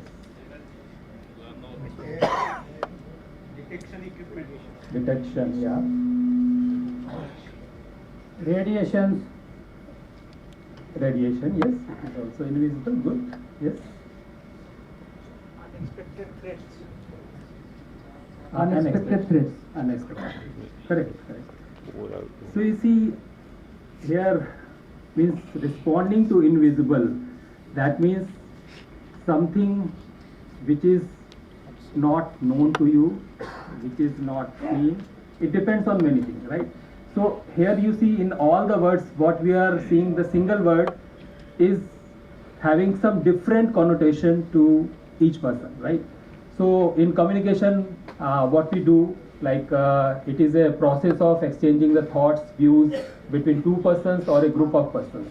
But at the same time, once we try to convey to someone something, so same thing may mean different to different things, right? Same things may be perceived as differently by the different people, right? So same is here true for the invisible also. So now I am coming to the responding to invisible. So now if you see the invisibility, as it was told, like radiation, because we cannot see it, right? So but it is a basically sensory invisibility, right? It is cannot be perceived by the human sensory organs, so we say it is invisible. Now there is another type of invisibility. The sensory invisibility, everybody knows. If your human body doesn't tell you, give you an indication what is there, so it is invisible to you, right? Somebody told like virus, it is, we are not able to see it to that level with our own eyes. Otherwise you can see it through microscope, right? So it is invisible. So similarly, as somebody told, like radiation is invisible. So ionizing radiation, which we are as a central theme of the RN emergency management, that is basically invisible, and that is to our sensory organs. But another type of invisibility is there, where the intent is invisible. Somebody told about the threat also, right? If suppose you are sitting with some person, maybe traveling in a train, you don't know what his intent is. He is talking to you normally, some other time he just stands up and takes out his gun and shoots everybody. So you initially you don't know what is the intent. So there is a threat, from the threat angle there is invisibility, right? So the malicious acts fall under this category. So emergency may arise because of any man-made malicious act, and because of the increasing use of the radioisotopes across the society, there are chances there may be this kind of act also. So basically, why we are worried about invisibility of radiation, that is because uncontrolled exposure may cause some harm. And in the morning also it was told to you that every radiation is not to be worried about. It is only beyond certain limits. If it is there, then only it is for worrisome.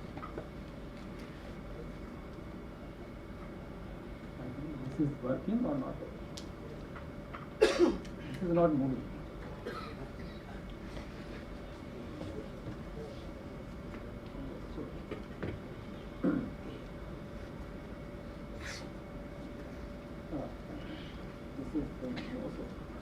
And if we say something in invisible, so along with that comes another angle to this invisibility. Can you tell what is that? It is fear. Correct. So if you are not able to perceive something, you are always under fear. So this is one of the things I think in response part we see, if we are having any kind of fear, so can you expect a right response?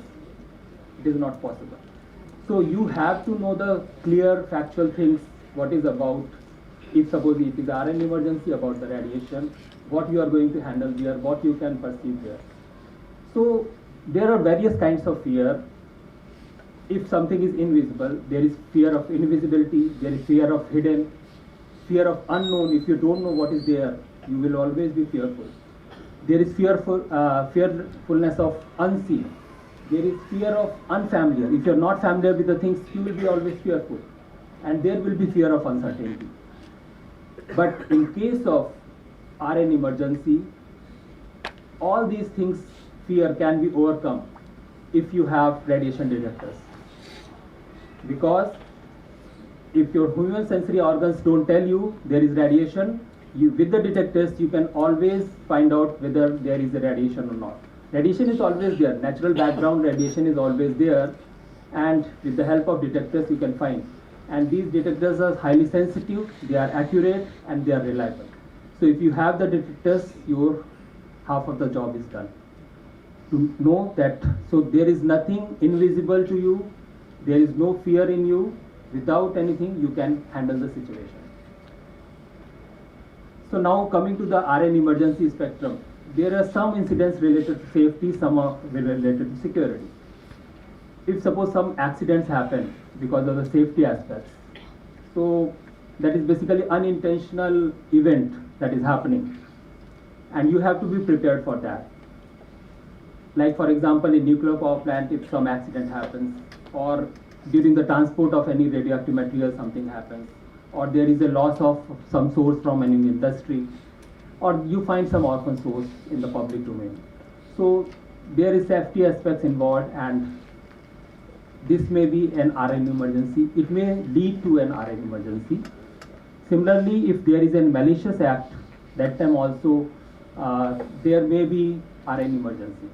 So it may be in the form of sabotage, it may be in the form of some theft or illicit trafficking of the nuclear material, or there may be RDD kind of scenario. So if you look into the nuclear industry, these are the 4 pillars of nuclear industry on which this industry is built upon, that is safety, security, safeguards, and apart from all these 3, emergency preparedness. So I will not go deep into this. And along with all these 4 pillars, the binding glue is the safety culture. And this safety culture is like an iceberg. You cannot view it or perceive it from the outside. If you have to really fathom the depth of this iceberg, you have to dive deeper into the nuclear industry, then you can understand the safety culture that is there in the nuclear industry. So along with this, the whole industry, how we are making it safe, and so that the emergency itself doesn't happen. So preventive steps, or how they are built upon, that we'll just look into. Like there are acts and rules, I don't want to go deep into this. And there is robust regulatory mechanism, AERB, that is Atomic Energy Regulatory Board, that is there for regulation of the any activity or facility related to radiation. That of course ionizing radiation. So they give, like for NPP, they give consent means approval at every stage of the NPP, right from the design stage to the siting stage, construction, commissioning. So in this, if this siting stage, what they look for, if suppose you want to set up a nuclear power plant at some site, so they will check all the parameters, apart from the geotechnical parameters of that location. They look for what is the nearby highways, railway lines, what are the metropolitan cities, or high population density centers are there or not. Everything during the siting stage is clear. And then once the construction begins, there is every stage the clearances are there. Like first the excavation, there will be consent, then for first pour of concrete, then for erection of major equipments. So every stage you have to cross certain line and you qualify for that, and then you go for the next stage. So that is the regulatory mechanism. And these are the inbuilt safety features of any nuclear power plant. The design itself takes care of the postulated design basis events or accidents, and we follow defense in depth philosophy.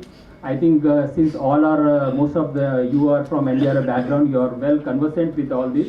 So apart from all these safety features, highest quality of standards of safety are maintained, and in a series of all these barriers, we also have the EPR, that is the Emergency Preparedness and Response Plans in place. So safety is given an overriding priority in each and every activity of any nuclear facility. So these are the barriers.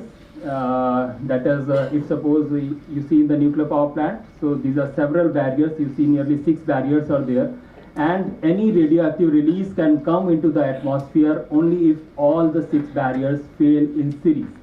That's why in the morning session, Dr. Aswal told you that probability of any accident happening is 10 to the power minus 7. So it is just because of that, there are so many factors involved into this, that accidents are extremely rarest of the rare event. What you see, you can say now count on your fingers, like what happened in the Fukushima or the Chernobyl. That's true. And for the emergency preparedness also, at the plant level, there is a first an alert. So there is a graded approach there also. It is not happening all of a sudden. First there is an alert condition, there will be plant emergency, then it escalates into the site emergency, and further if suppose some release is there in the public domain, then it escalates into the off-site emergency. And these are the various exercises that are being conducted at nuclear power plant, and NDRF is an active participant in all these exercises, except like tabletop. Tabletop is in-house exercise which is conducted by NPCIL, and AERB is the oversight authority into this. And this integrated ICCR exercise is being conducted right from 2018, and all the sites, I think they have seen 2-3 cycles of ICCR exercise. And latest addition to this is the MENRE, that is mock exercise on nuclear and radiological emergency. This exercise, FED, actually the initial name that was suggested, it was FED, Field Exercise and Demonstration, but currently it is in full play with the name, change name, MENRE, and NDMA is taking lead role into this in execution of these exercises, because this is the, in this case, the responsible agency of doing this exercise is the district administration. And currently we have done this exercise at Tarapur site, then we have done at Rawatbhatta site, and next in line is the Narora site, which is happening next week itself. So all the sites, they will be covered, and this will be a regular feature apart from the ICCR, in which all the stakeholders come together on one platform. But here also, since this is the first of a kind exercise, because MENRE was not being done earlier, so there are some challenges into this. So to streamline the process, DA is an active participant with NDMA, and we are providing the technical guidance how to take this forward. Now coming to the nuclear security. So if you see what we look for in nuclear security, what can be the challenges? There may be theft or unauthorized removal of nuclear material for the IND purposes. IND means improvised nuclear device. And there may be theft of a radioactive material for the RDD or RED kind of scenario, means radiological dispersal device and radiation exposure device. And then there may be a sabotage of any facility. So in this nuclear security, if you see in the country, there is a full architecture, nuclear security architecture in place, which has the legislative framework, it has a regulatory framework, it has a threat assessment at the national level, this RN related threat perception, whatever is there. So we have a design basis threat evaluation at the national level that is in place, and every nuclear facility that is deriving its first threat, what is the possible threat there, and based on that they develop their nuclear security architecture and the physical protection systems.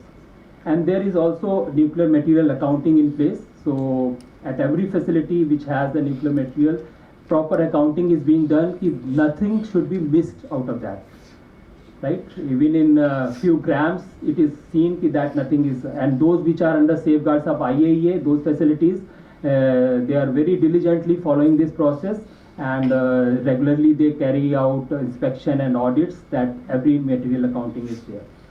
So, and export control, all the dual use material or the prescribed substances which are there, A0 category that is there in DGFT's list, so they are being controlled by the DAE. So as you all know that India has an impeccable record of non-proliferation in this field, so that you all know. So the nuclear security is based on basically 3 pillars, and these are prevention, detection, and the response part. So first line of defense is the prevention part. So in this you have the physical protection system in place. In all the, as I told you, based on the threat perception, the physical protection measures or barriers are created at the nuclear facility. Then second part comes the detection part. So we have radiation detectors in place, several places you have cameras in place, and other types of intrusion detection systems are in place. So with that you can come to know if any intrusion is there. And third line of defense is the response part. So teams are there which are trained into handling any misadventure if it is there. This is the security provision of any nuclear facility. This is especially a nuclear power plant if you see. Here you see that from the outermost barrier, that is the exclusion zone boundary. So there is a masonry wall which is protecting, and there is a watchtowers all along the boundary, and CISF patrolling is there. Then comes the main plant boundary, and this exclusion zone boundary is nearly 1.6 kilometers away, and this main plant boundary is nearly half a kilometer away. And in the center you find the reactor, and that is surrounded by dual fenced system. Fencing is there, in which infrared sensors are there, so no possibility of any intrusion in that. And at every stage you see that the entry access control systems are in place. So this is the physical security, physical protection systems that are there in the place. So here you see that, and one important part is the delay in any this kind of event. So how we are creating the delay, you can see in the first outermost layer is the exclusion boundary, then second is the main plant boundary, and then third is the operating island that is there, and then vital areas, again further some checks are there that is in the place. So timely and effective interception is the basic part of any response. The better it is, the better will be the response. And of course the graded approach is there in all the entry areas. So now coming to the preparedness. Achha, just I heard the bell. Is it the sign of my time is over? Okay. I will rest. Okay. Thank you. So anyway, this is an interesting and relevant topic. So I think it may be over on your time. So this is the emergency preparedness and response framework. Here you see that crisis management group is there in DAE, and we have emergency control rooms which are 24/7 operational. So in case of any emergency or any incident happening across the country related to radiological or nuclear incident, they may contact these control rooms. And two control rooms, because one is acting as a standby in this case also. So then you will get the response accordingly. As you know that DAE is the identified agency for the providing the technical guidance in case of any nuclear and radiological emergency. So this complete framework is there. I will just rush through. And the infrastructure, as I told you, that two ECRs are there. They are operational since 1988. You see that we talked about in the morning about the Bhopal gas tragedy and Chernobyl, right? Bhopal gas tragedy happened in 1984, and then it was followed by Chernobyl in 1986.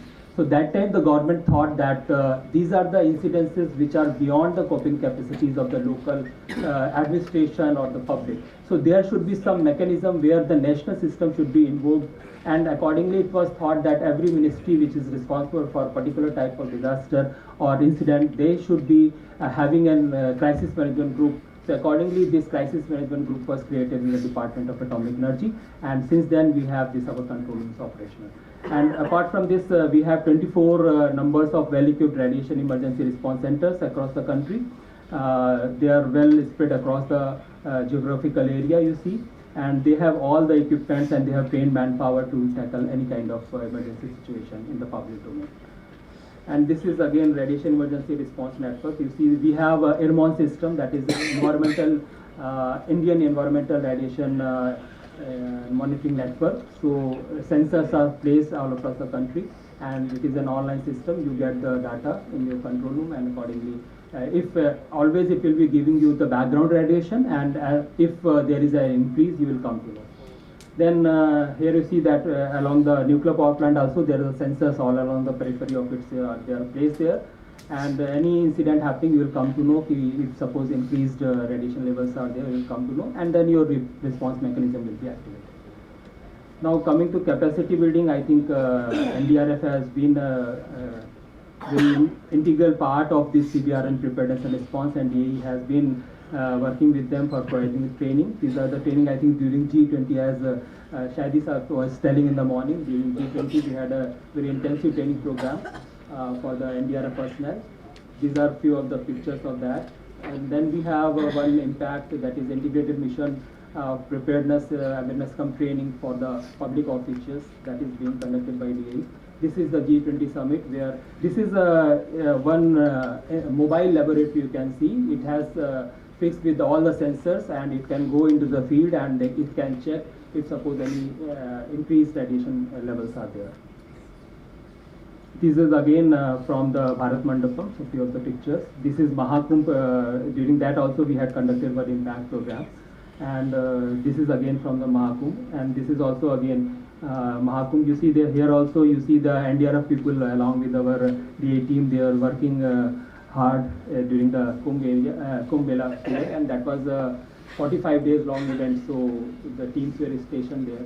Here you see the control room picture where our experts were stationed, and the challenges were because of the lot of crowd there, so you cannot take your vehicle there. So people used to do the handheld monitors they were carrying into those areas and doing the monitoring.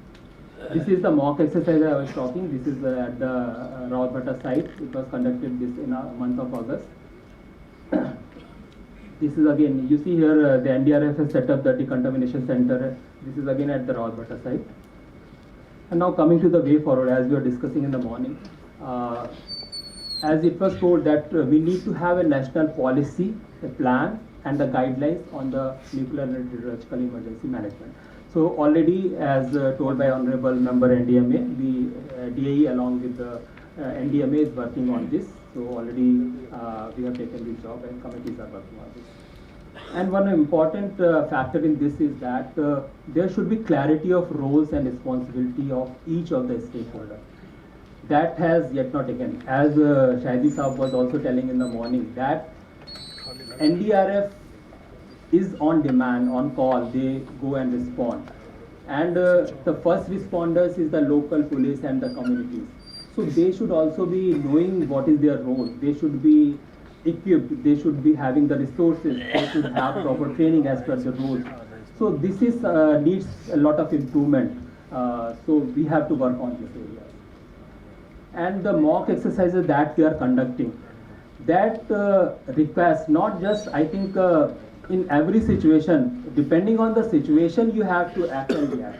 It is not that you just make it a hardwired thing and you have to respond that way only. It is not the case. For example, if suppose you identify a radioactive material, right, and it is passing through some sensor, you have detected yes some gamma radiation there. So if suppose you have to respond to this kind of situation, so there is no contamination aspect. You can check, yes, contamination is there or not. So it doesn't need you to use a teledetector or that kind of, or you are checking every inch of the ground and going towards that. So actually, what is the situation? Your response, your reaction has to be accordingly. So more and more scenarios you have to build upon, and accordingly you have to do the mock exercise. Then coordination and communication is very important part. It has to happen without any delay or without any problem on the side of, like in communication also we find some sites which are remote, their network issues and those things are there, so that really needs to be worked upon that. Then as I told, these first responders, whether it is a fire person or the local police, they have to be equipped and well trained for responding the initial stage of the response. And then every stakeholder, they should have their well chalked out SOPs based on the national policy plan and the guidelines. And then awareness and sensitization of the communities is very important, because if, as I told you initially, if there is a fear factor involved, and it has been not not the recent thing, through decades it has cropped up into the psyche of the every public or the common man that radiation causes harm and all. So there has to be proper public awareness programs for the communities, so that they understand what is the real risk involved, how much they should be worried, and if something happens, how they can respond and react to that. So that's all from my side. Thank you. I hope I have not exceeded my time. महोदय, radiological और परमाणु आपात स्थितियों के आपके व्यापक अवलोकन के लिए और उन अदृश्य जोखिमों को विस्तृत रूप से समझने में हमारी मदद करने के लिए बहुत बहुत धन्यवाद। अब मैं CBRN preparedness and response capabilities को ऑफ स्टेक होल्डर्स इस महत्वपूर्ण विषय पर उद्बोधन प्रदान करने हेतु विशेषज्ञ वक्ता श्री राम भागीरथीबाई दिगंबरराव दहीपड़े इनको सादर आमंत्रित करता हूं। आप एडिशनल डायरेक्टर डिश महाराष्ट्र के यांत्रिक अभियंता है। आपने अपने करियर की शुरुआत शिक्षण क्षेत्र से की और पर वर्ष 2007 में महाराष्ट्र लोक सेवा आयोग के माध्यम से औद्योगिक सुरक्षा एवं स्वास्थ्य विभाग में शामिल हुए। आपने अहमदनगर, नासिक और मराठवाड़ा क्षेत्र में महत्वपूर्ण भूमिकाएं निभाई है और 600 से अधिक मॉक ड्रिल आयोजित की है, व्यापक सुरक्षा प्रशिक्षण का नेतृत्व किया है तथा म्यूचुअल एड रिस्पांस ग्रुप को सक्रिय रूप से बढ़ावा दिया है। आपने नासिक कुंभ मेला जैसे प्रमुख आयोजनों में महत्वपूर्ण योगदान दिया और कोविड-19 के दौरान प्रवासी श्रमिक समन्वय में भी प्रभावी भूमिका निभाई है। आप पर्यावरण संरक्षक, रीडिंग, योग एवं सामाजिक कार्यों में भी सक्रिय है। Shri Ram Bhagirathbai Digambar Rao Dahipade. Thank you sir. नमस्कार। जय सुरक्षा, जय सुरक्षा। Myself Ram Bhagirathi Digambar Rao Daifale. I welcome all of you. Here I thanks to NDRF 5th Battalion. Then I also welcome Professor Sri Aswal sir, then Sri Mohsin sir, all members, staff of the NDRF, then all DDMOs, all officers of BMC, then all participants. I welcome you on behalf of DISH. DISH is the Directorate of Industrial Safety and Health, which is working under Labour Ministry, Government of Maharashtra.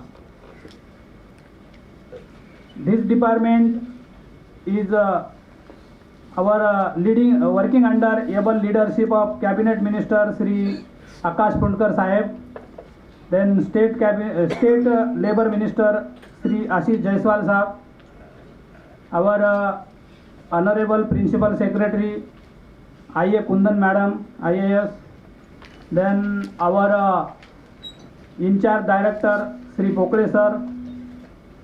Our headquarters is at Kamgar Bhavan, BKC, Mumbai.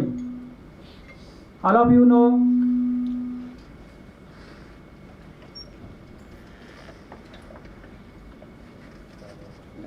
forward किधर है?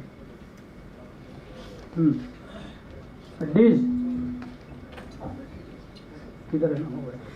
हो गया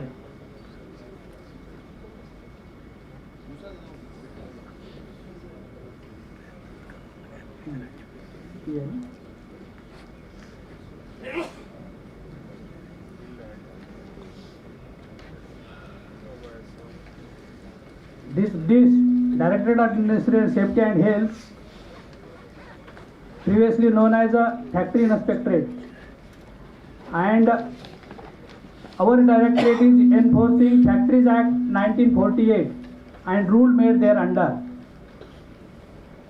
This Factory Act first come into force in 1881, and this Factory Act is social act who is taking care of safety, occupational health, working hours and welfare of the workers, those who are working in the factories. Also, this department enforce the rules related to hazardous chemical and industrial accident preparedness. This directorate in 1991 name changed as a DISH. Before that it was Factory Inspectorate or Chief Inspector of Factory, and our officers are known as Director, that is Assistant Director, Deputy Director, Joint Director, Additional Director and Director. So main objective of this department to enforce the safety, health, working hours, welfare of the workers. Also, we protect workers' rights and resolve their grievances. Then we try to prevent major and disabling accidents. Also promote safety awareness through continuous training and workshops. With the help of mutual aid response group. Some speakers narrated about little bit about mutual aid response group.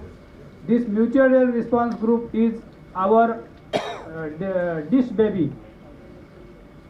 This mutual aid response group, known as MAR, is working on tagline know the neighbor, help the neighbor. और जैसे संतों ने कहा है, एकमेका सहाय्य करू अवगे धरू सुपंत. So I will come later on in detail about the MAR. Then also our department is aiming zero accident in the factory.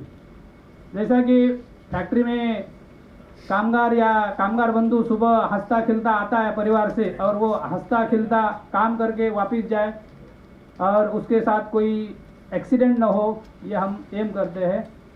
And हमारे सपोर्ट मेंबर्स है, हम उनको सपोर्ट करते हैं. जैसे कि मैंने कहा mutual aid response group MARG, then MH जो फैक्ट्रीज है, then DDMA, then government bodies, that is local government, state government and central government. Now we will come to our today's topic, CBRN preparedness capabilities of stakeholders. So since morning we are listening about CBRN. So what is CBRN? Its name indicates chemical, biological, radiological, nuclear incidents, and it may arise due to industrial accident. In industrial accident, it may be gas leak, it may be explosion, it may be busting of the equipment, busting of the machinery, or collapse of the building, and because of that, CBRN may arise. Then during transport, CBRN may arise. Also because of natural disaster, just like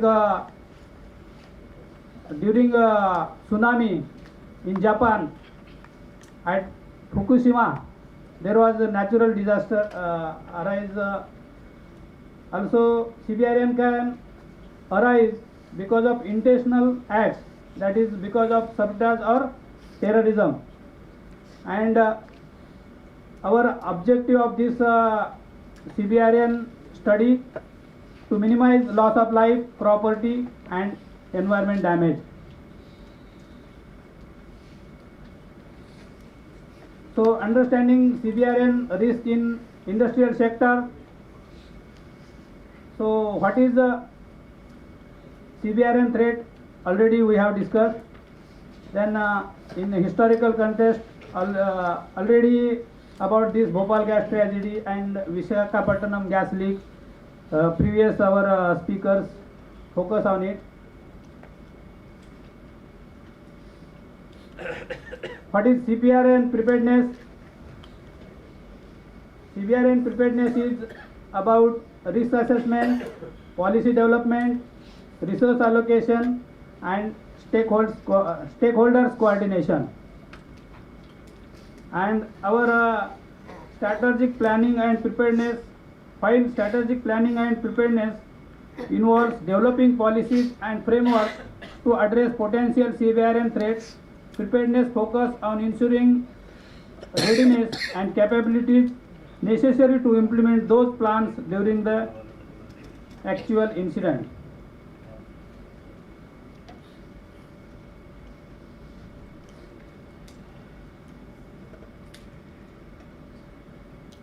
Five pillars of the CBRN defense.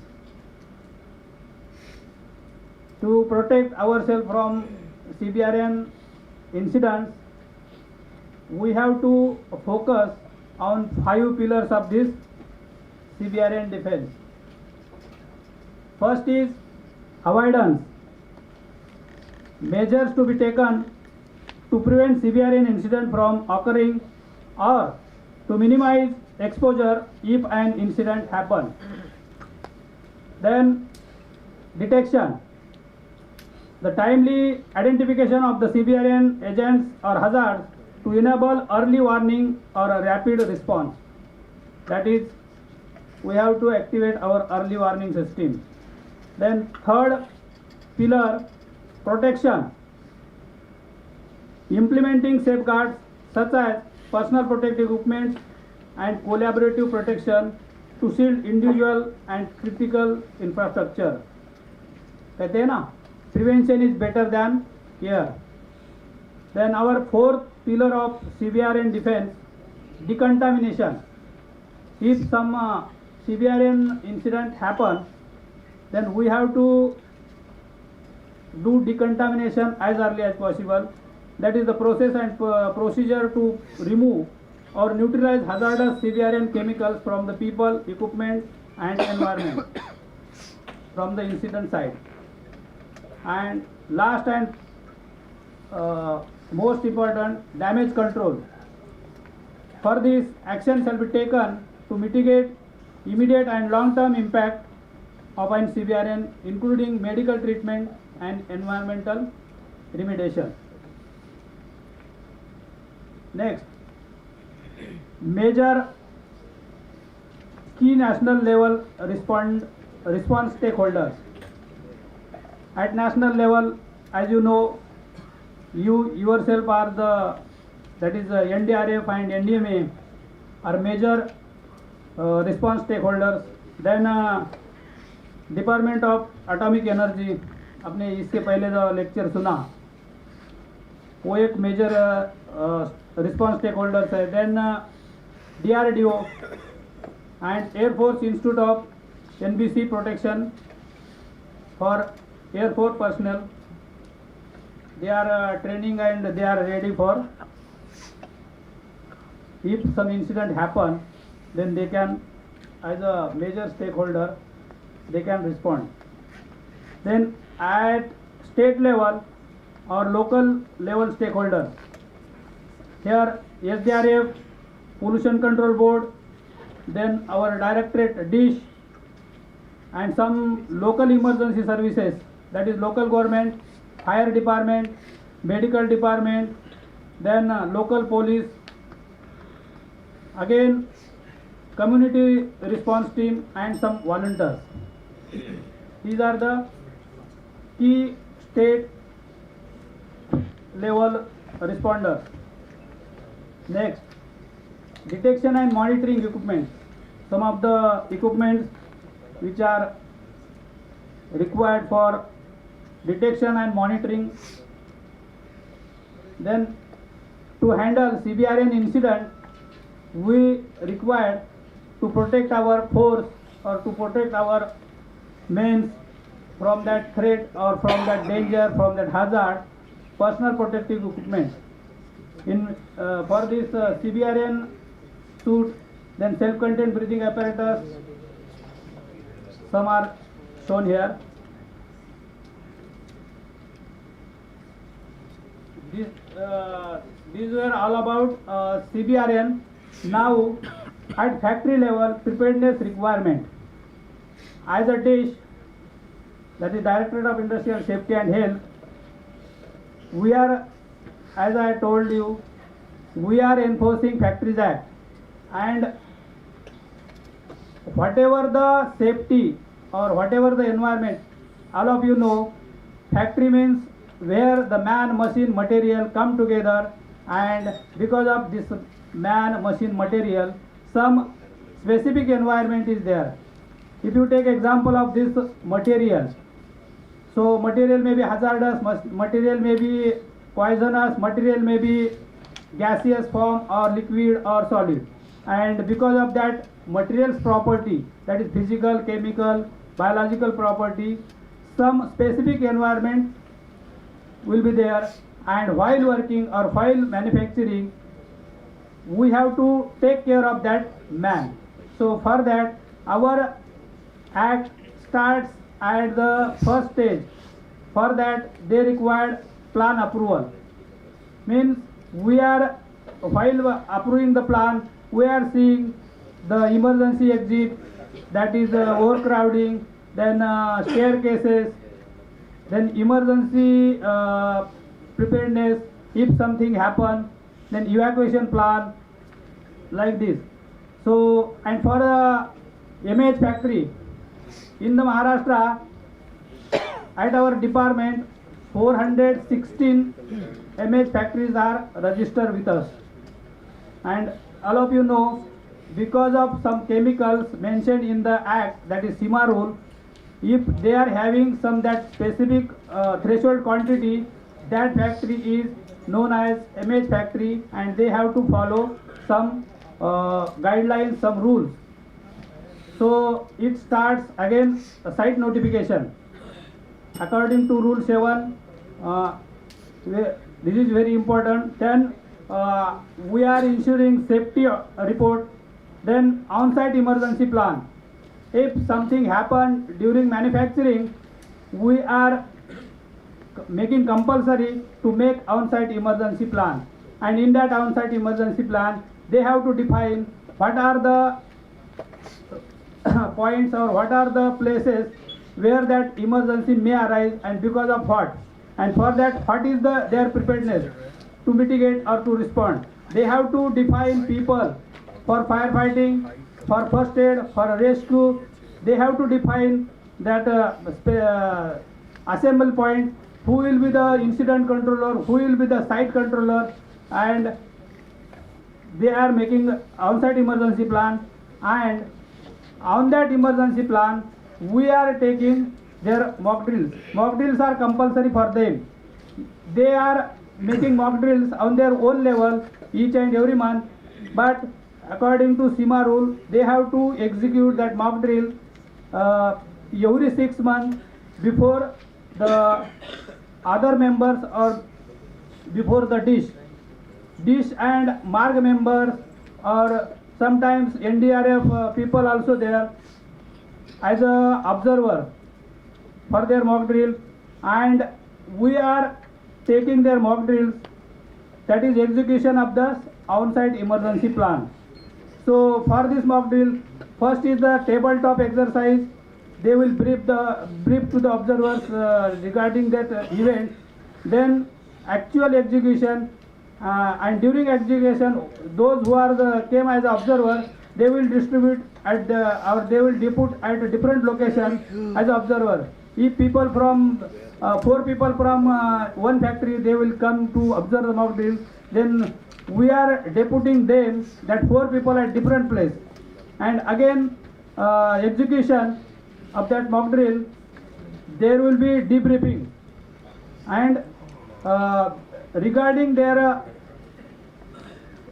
behavior, we are discussing, and if some technical points may be there, then we will discuss it.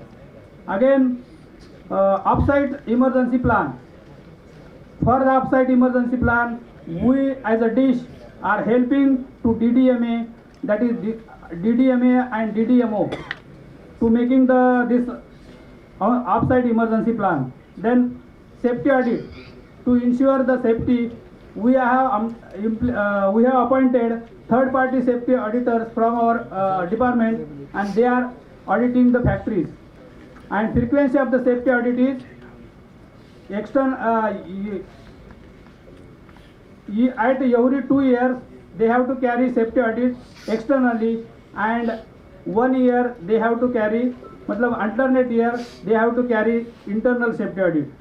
Then job safety analysis, hazard operability, offsite and on-site mock drill. I told already about on-site mock drill. If some emergency arise in the factory on-site, and if it goes beyond that control of the factory's resources, then that incident will converted into off-site, and district authority or district control room will be the control room for that. And for off-site mock drill, every year we try to execute at every factory, and for that other stakeholders also, we call them as a local police, then local talati, again local leaders, then medical, ambulance.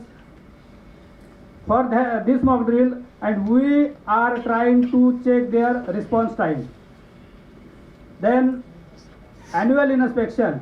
We are in the era of ease of doing business, and you are knowing use of technology is going day by day, and because of this hazard also involving. So to protect our workforce, all these we are try to enforcing, and we are also coordinating with the DDMO. Again, MARG. I already told about MARG. These are our babies, and each and every pocket in the Maharashtra, MARG is active, and they are helping us in the factory for awareness, for training, for workshop, and if some incident happened nearby industry or in the nearby city, these MARG members are very helpful for us and for you also, because they are day to day they are handling their chemicals. They are very expert in their subject. So if you call them, they will help us. And so many incidents in past, MARG members have handled and helped so many incidents. In Sambhajinagar, early in the morning, there was LPG tanker in main city of the Aurangabad got toppled, and there were calls from district control room to our office. Then we inform our MARG team. They came and they helped with their, because they are having some resources, they have their trained manpower, and they helped us. Again, Nasik Igatpuri fire. During this from this Mumbai, so many people with their equipment and with their fire brigade, they go there, and for 2 to 3 days they were there on the site, and they helped us a lot. So MARG is very useful. Again, with the help of this MARG, we are training the people about those who are nearby industry or around the society. If some emergency arise, then how to take care of the society, we are also trying. Again, there is one very important book known as a Green Book. In Green Book, we are what we contain there, what are the chemicals used in the factory, who are the experts, what is the quantity, then what they have resources with them. So this Green Book is very important, and last Kumbh Mela, this Green Book we distributed to government agencies as well as local police stations, and in this Green Book we marked that chemical route, those factories registered in the Nasik district and their route, and we inform particularly that police station or that responders, if something happens, then this will be the route and this will be the chemical, and these are the people who will help you. So that was help us lot. So in Mumbai also, here is a MARG member, MARG group is there, and we are revising our Green Book. Sometimes NDRF people come to me so many times for this.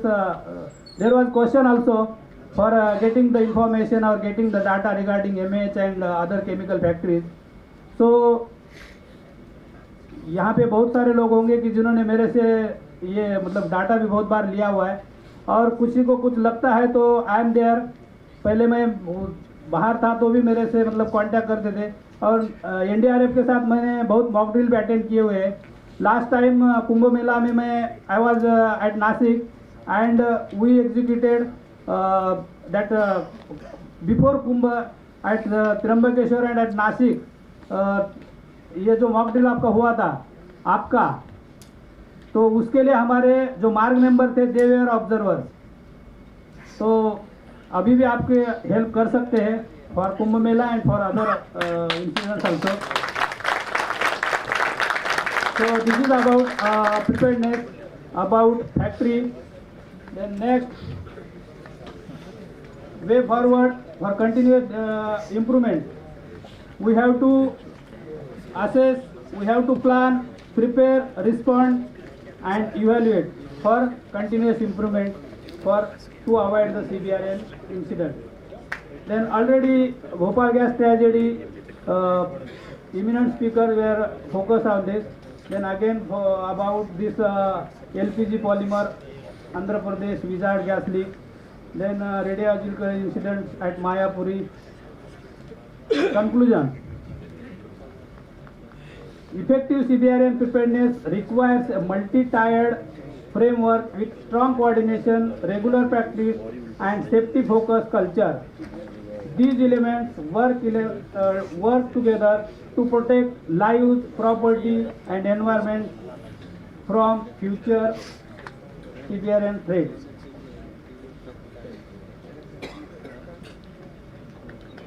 So, I am concluding today's this session. I am very much thankful to this NDRF 5 Battalion team who called me for this lecture, and I also thank all of you. You listen me carefully. Our aim is only zero harm या zero accident. और मैं जैसे असवाल साहब ने सुबह appeal किया है कि विकसित भारत में आपको योगदान देना है, उसके लिए सर ने 3 पॉइंट बताए हैं कि सभी के लिए शिक्षा ज़रूरी है, सभी के लिए हेल्थ ज़रूरी है और पर कैपिटा इनकम. सो इस माध्यम से, इस मंच से मैं आप लोगों को अपील करता हूं कि विकसित भारत के लिए सभी के लिए शिक्षा, सुरक्षित रहने के लिए आप योगदान दे ही रहे, वो योगदान आप सोसाइटी के लिए भी देंगे और लोगों को सुरक्षित करेंगे और हेल्थ इम्प्रूवमेंट के लिए भी आप मदद करेंगे. बाकी पर कैपिटा तो काम करते समय इंक्रीज होने ही वाला है.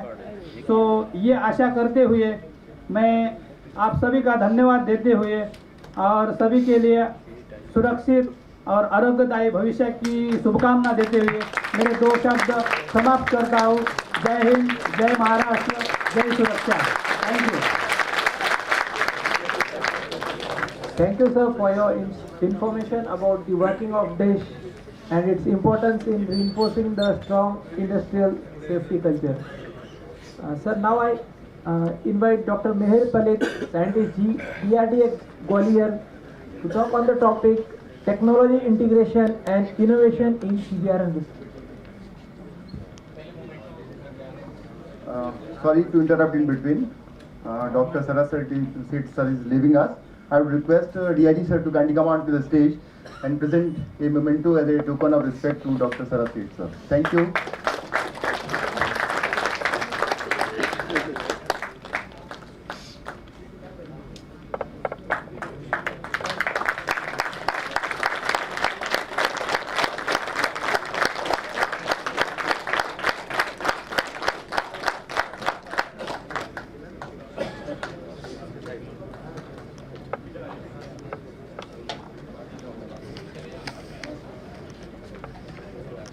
Thank you, sir. With our next topic, technology integration and innovation in CBRN response, I invite Dr. Meher Palit, scientist G, DRD Gwalior. Dr. Meher Palit heads the Botox laboratory at DRD Gwalior, India's only OPCW designated lab for the off-site analysis of environmental and biomedical materials. He has over 3 decades of experience in chemical analysis, including 5 years at OPCW in The Hague, where he contributed to the capabilities later recognized in the 2013 Nobel Peace Prize.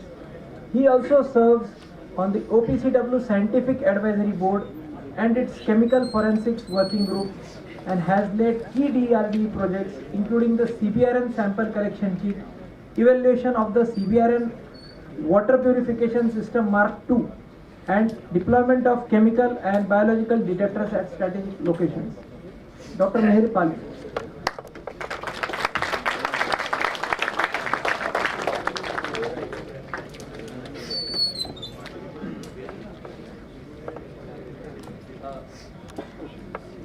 Good afternoon. Firstly, I would like to thank NDRF for inviting me and giving opportunity to present the work what we are doing at DRD Gwalior.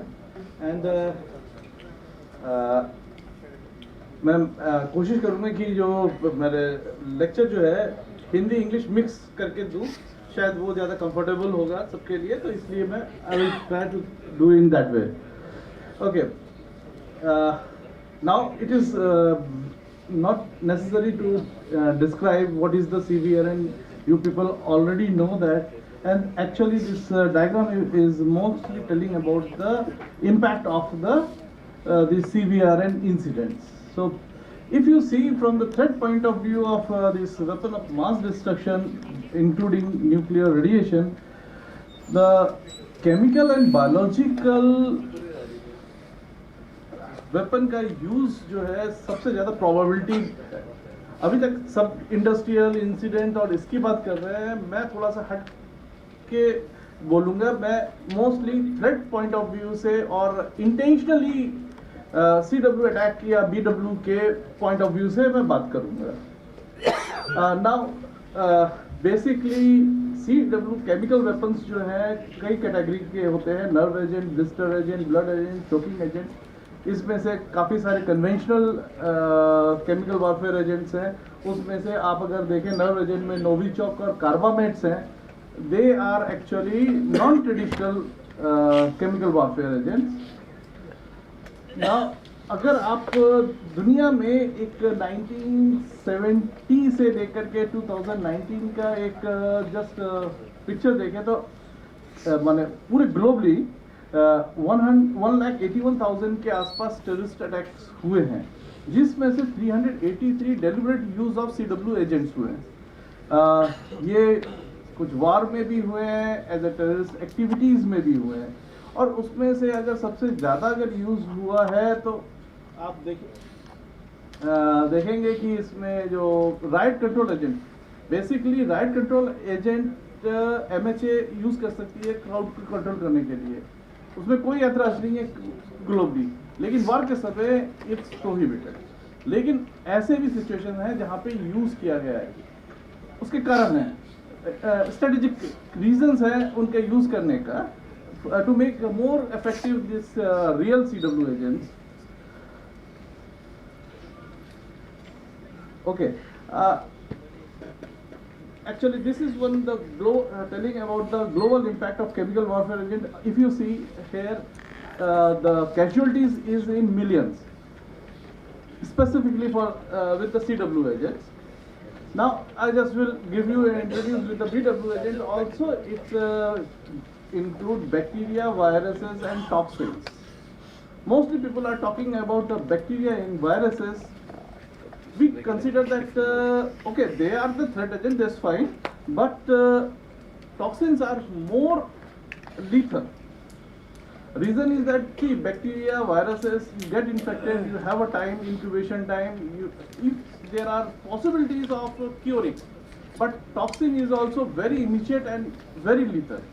So, and this biological agent is not only affecting humans, they can affect animals, our domestic animals, और हमारी ये plant crops को भी harmful करती हैं. लेकिन अगर globally देखें, इसको एनालाइज करें तो अप्रॉक्सीमेटली 33 टेरर अटैक्स हुए हैं जहां पे BW एजेंट इंटेंशनली यूज हुआ है, जिसमें एंथ्रैक्स सबसे ज़्यादा है जो कि वाइट पाउडर के फॉर्म में हुआ है ग्लोबली. US में भी सब जगह पे ये हुआ है. इसमें मैंने वो थोड़े से इंसिडेंट जो है उनको डिस्ट्रीब्यूट किया है. US में जो है सबसे ज़्यादा हुए हैं, पाकिस्तान में भी 2 केस हुए. अब अगर आप बेसिकली अगर इसकी देखें, इम्पैक्ट देखें, तो आपको क्लियर कट दिखेगा कि केमिकल का जो है सबसे ज़्यादा इम्पैक्ट है ग्लोबली. उसके कारण है, मैं आऊँगा उसके ऊपर, लेकिन उससे पहले जस्ट ये है कि केमिकल वॉरफेयर एजेंट जो है सबसे पहले 1915 में यूज़ हुआ है वर्ल्ड वॉर 1 में. ऐसा नहीं है कि पहली बार हुआ है वर्ल्ड वॉर 1 में, उससे पहले भी काफ़ी सारे यूजेस हैं रिकॉर्ड में. लेकिन यहाँ पे सबसे ज़्यादा World War I में सबसे ज़्यादा यूज़ हुआ, World War II में बिल्कुल CW एजेंट्स यूज़ नहीं हुए हैं, इराक वॉर में भरपूर यूज़ हुआ है, उसके बाद भी टेररिस्ट अटैक जो है बेसिकली रिकॉर्डेड टेररिस्ट अटैक जो है वो जापान में हुआ है 1995। इन सब के वजह से ग्लोबली सोचा कि भाई कुछ तो कंट्रोल मैकेनिज्म करो इसको रोकने के लिए कि ये देखिए हम तो सभी को होता है, सेकेंड वर्ल्ड वॉर के समय सबके पास था लेकिन एक दूसरे के डर के वजह से कोई किसी पे यूज नहीं किया, तो सबने डिसाइड किया इसको चलो हम किसी तरह से कंट्रोल करें या रोकें। तो उसके लिए आया chemical weapon convention. Chemical weapon convention basically prohibits the use, production, stock filing, transportation and so many things of chemical warfare agent. To implement that CWC, there is an organization, international organization that is called Organization for Prohibition of Chemical Weapons. What it does, it actually prohibit development, production, stockpiling, use, and it has a verification mechanism to control the diversion of this chemical. Reason you see, chemical are our day-to-day use, we are using those chemicals. We cannot eliminate totally from world we cannot eliminate the chemicals. So we have to control and properly use those chemicals. And for that purpose, there is a verification mechanism has been established in chemical warfare. Still, there are several incidents of use of chemical warfare agents, like in Syrian war, civil war. It was majorly 2013 to 2017, but still there are few incidents happening, continuing with in Syria. There are few things are there. In 2018, the one Novichok agent was first used. It is quite lethal nerve agent, and after that there are several incidents of this one. See, CWC is controlling, still there are incidents happening. So from that point of view, India has to take care of our protection measures. And why CW? Why CW is using it? Because it is easy to manufacture. There is no need of large amount of enclosed space or facilities. Many of the CW agent can be easily cooked in a kitchen. और ये इसका impact भी काफ़ी ज़्यादा है। एक जो sulphur mustard है जिसको king of chemical warfare agent कहते हैं, उसके सबसे ज़्यादा इफेक्ट ये है कि ब्लिस्टर आज आप एक्सपोज हो गए, 12 घंटे बाद पता चलेगा कुछ लगा, जलन हो रही है, 24 घंटे बाद ब्लिस्टर आएगा, और अगर लीथल डोज से ज़्यादा होगा तो डेथ होगी 7 दिन बाद। तो लेकिन उस 7 दिन तक जो बंदा एक्सपोज होता है, वो जो तड़पता है, वो बाकी पूरे फौज का मनोबल डाउन करता है। इसीलिए उसको सल्फर मस्टर्ड को किंग ऑफ वॉरफेयर एजेंट कहते हैं। But mostly for lethal purposes nerve agent has been used. हाँ, that's why chemical weapon is known as a poor man's atomic bomb. Basically, to mitigate or defense against this CW agents, these are the few steps. First thing is which we emphasize knowledge, understanding of the CW, not only CW agent but all the other aspects is important. Then it comes detection, protection, and mostly people say decontamination, but sampling is very important part. Reason is sometimes it is required to analyze what has caused this thing. And for legal purpose also sampling is important. Once you will do the sampling, then only you can do the verification. So whole circle is comprises of the defense against CW agents. The first is the defense detection. So detections are both type. On-site detection, which is more or less वो तो आपको वहीं पे field में बताएगा कि भाई ये CW एजेंट है कि नहीं, अलार्म के लिए और अकॉर्डिंग एक्शंस के लिए। लेकिन क्या होता है, ये ऑन साइट डिटेक्टर जस्ट एक इंडिकेटर्स होते हैं, ये कंफर्मेशन नहीं होते हैं। कंफर्मेशन करने के लिए अगेन आपको सैंपल ले जाना पड़ेगा ऑफ साइट एनालिसिस पे। आपके पॉइंट ऑफ व्यू से मैंने ऑफ साइट एनालिसिस नहीं रखी क्योंकि वो आपका इंटरेस्ट का नहीं है। Mostly you are concern with the on site detection. So लेकिन उसके लिए भी हमेशा आप पढ़ते ये एजेंट को हमें डिटेक्ट करना है, तो इसलिए सेंसर चाहिए। वो रिस्ट्रिक्टेड माइंड है, हमें देखना चाहिए हमें पर्पस क्या है, पर्पस के हिसाब से actually detectors, type of detectors select करने चाहिए। फर्स्ट हमें स्क्रीन करना है, तो स्क्रीनिंग के लिए है, स्क्रीनिंग के लिए कंटिन्यूस मॉनिटर करना है। कोई साइट है जहाँ पे आपको प्रोटेक्शन देना है तो कंटिन्यूस मॉनिटरिंग चाहिए, तो वहाँ continuous monitoring type of devices चाहिए। रिमोट सेंसिंग के भी प्रोविजन डिटेक्टर्स है अवेलेबल है, एंड फाइनली फॉरेंसिक एविडेंस। ये बेसिकली डीआरडीओ ने, डीआरडी ग्वालियर ने ये कुछ डिटेक्टर्स डेवलप किए। ये बहुत ही सिंपल कलर डिटेक्टर है, चीप, सस्ते सुंदर टिकाऊ हैं, जो कि आराम से कोई भी यूज़ कर सकता है। इसमें कोई स्पेशल ट्रेनिंग की जरूरत नहीं है। 3 colour detector paper, residual vapour detection kit and water poison detection kit. Water poison detection kit खाली यही नहीं, मतलब हेवी मेटल्स के साथ साथ, माने CW एजेंट तो है ही, हेवी मेटल्स और माइक्रोबियल कंटामिनेशन के बारे में भी बताता है कि पानी पीने लायक है कि नहीं है। और बेसिकली अब जाए तो इंस्ट्रूमेंटल मेथड में कई सारे हैं। Most commonly ion mobility and FPD जो कॉमनली यूज होता है, हम जाते हैं बेसिकली डीआरडी ग्वालियर ने जो डेवलप किए हैं आयन मोबिलिटी बेस्ड 2 टाइप का डिटेक्टर किए। एक जो स्क्रीनिंग पर्पस के लिए जो हैंडहेल्ड है, और एक फिक्स लोकेशन करके है जो FCAD है। इसी का एक वर्जन है CCAD है, जो कि शिप में इंस्टॉल्ड है।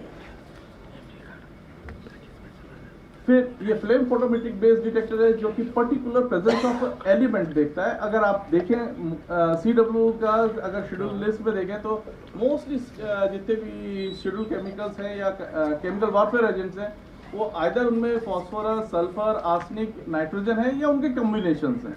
तो वो एलिमेंट हैं, तो वो एलिमेंट स्पेसिफिक है ये, और उनकी प्रेजेंस से ये उनकी प्रेजेंस को डिटेक्ट करता है।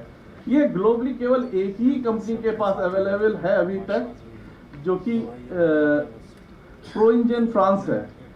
डीआरडी ग्वालियर इसको डेवलप कर रही है और कुछ हद तक इसमें हमें सक्सेस मिली है।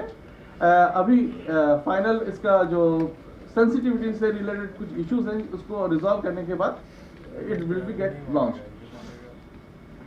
और एनालिसिस में चाहे ऑन साइट हो चाहे ऑफ साइट हो, the gold standard is a gas chromatography mass spectrometer.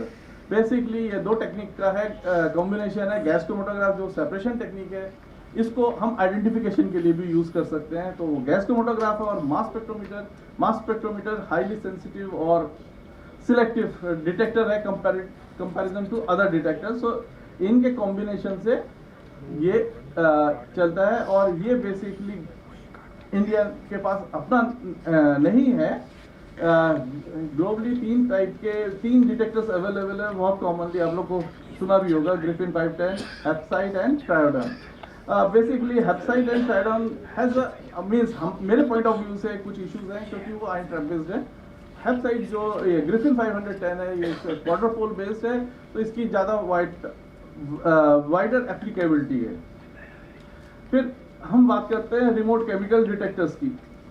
Basically ये जो है कई एरिया मॉनिटरिंग के लिए यूज कर सकते हैं। एक एक्टिव IR डिटेक्टर है, इसमें सोर्स और एक तरफ से डिटेक्टर होता है। बेसिकली मोस्टली ये यूज होता है पेरीमीटर के सिक्योरिटी के लिए। इसमें मेन ये है कि जब गैस इन दोनों के बीच में डिटेक्टर और सोर्स के बीच में आएगी तभी डिटेक्ट कर पाएंगे। इसका सबसे बेस्ट ऑल्टरनेटिव अभी जो है, जो वाइड एरिया 2 से 5 किलोमीटर दूर से ही किसी भी गैस की क्लाउड को देख सकता है, वो है पैसिव IR बेस्ड डिटेक्टर। ये बेसिकली बेसिकली IR कुछ नहीं है, थर्मल रेडिएशंस है। हम बैकग्राउंड थर्मल रेडिएशन को जब इस केमिकल क्लाउड की थर्मल रेडिएशन से सब्सट्रैक्ट करते हैं, तो हमें एक IR स्पेक्ट्रम मिलता है, जो कि वेरी स्पेसिफिकली किसी कंपाउंड का होता है। ये IR एक्टिव कंपाउंड के लिए ही एप्लीकेबल है, सबके लिए नहीं है। सब कोई भी दुनिया में कोई भी टेक्नोलॉजी ऐसी नहीं है जो कि फुल प्रूफ हो, सबकी अपनी अपनी लिमिटेशंस है। हमें वो लिमिटेशंस पता होना चाहिए, तभी हम सही जजमेंट ले पाएंगे ना। आगे हम जो है कि एक है डिटेक्टर्स का इंटीग्रेट करके हम किसी भी एरिया की सुरक्षा के लिए हम कर सकते हैं, जैसे कि हम अभी अपने सेंट्रल विस्टा प्रोजेक्ट में हम लोग कर रहे हैं।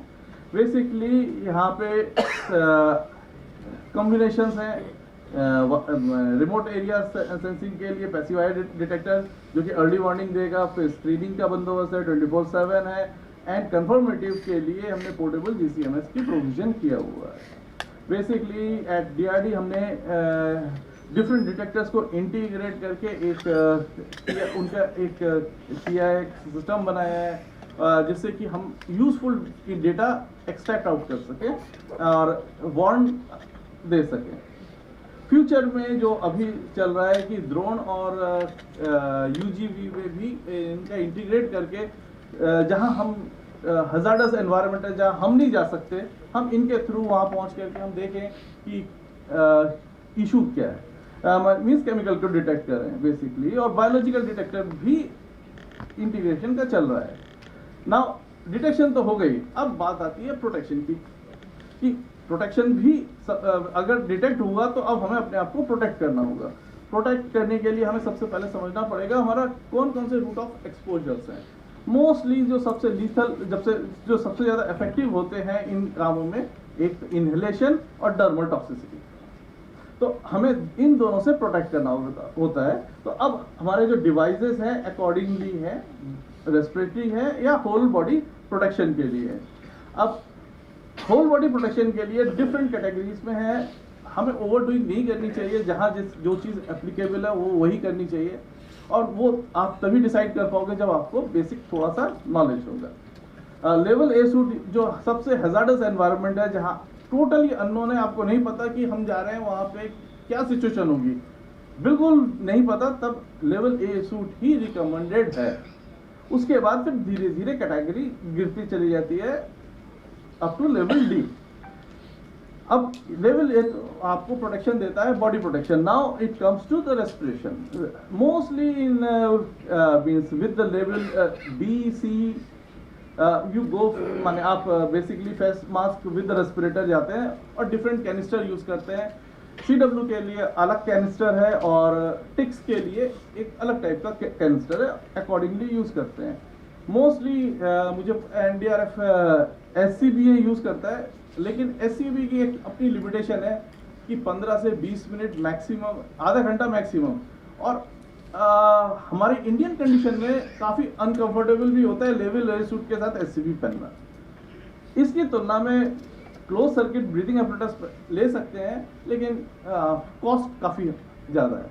मोस्टली वो चीज़ें हैं, तो इन सब कंसीडर से एट DRD हम लोग इसको भी डेवलप करने की कोशिश कर रहे हैं कि थोड़ा सा, जिससे कि क्या है कि हम अभी तक तो इम्पोर्ट CCBA इंडिया माने इंडिजिनस नहीं है, इम्पोर्टेड ही है, अवेलेबल है। SCBA तो इंडिजिनाइज है।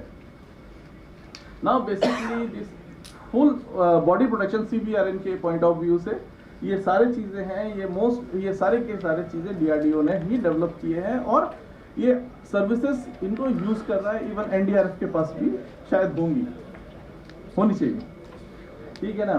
ये मोर और लेस इंडिविजुअल प्रोटेक्शन की बात हो गई है। DRDO also gives protection to collective protection. Shelters हैं, शिप्स हैं, सबमरीन्स हैं, हम वहाँ पे भी हम फिल्टर प्रोवाइड करते हैं। मोस्टली ये फिल्टर्स जो भी हैं ये एड्सॉर्प्शन मैकेनिज्म पे काम करते हैं। एक अभी रिसेंटली हम लोग ने और भी डेवलप किया है, जहाँ पे ज़रूरत नहीं है हाईली प्रोटेक्ट NBC सूट की, क्योंकि हमें कहीं रेस्क्यू करना है या किसी को निकालना है, तो वहाँ पे वो हेवी सूट या पहनने में टाइम लगता है। वो चीज़ को अवॉइड करने के लिए एक light weight chemical bio suit बनाया है, जो कि काफ़ी आराम से काफ़ी अच्छा इफेक्टिव है, up to 1 hour. Similarly chem bio escape mask, किसी को अगर हमें कंटामिनेटेड जोन से बाहर निकालना है तो उसको पहनाइए और फटक से निकल जाइए। तो ये एक क्विक रेस्क्यू के लिए बनाया है। और now we are also working on the development of NBC suit Mark 6।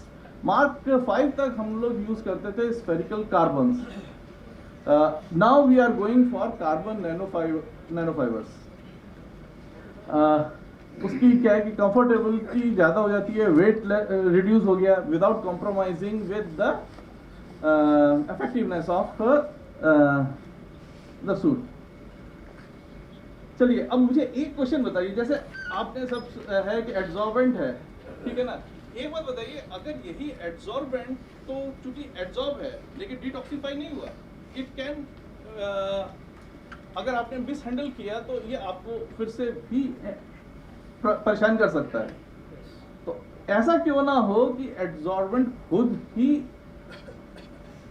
इसको डिकंटामिनेट कर दे।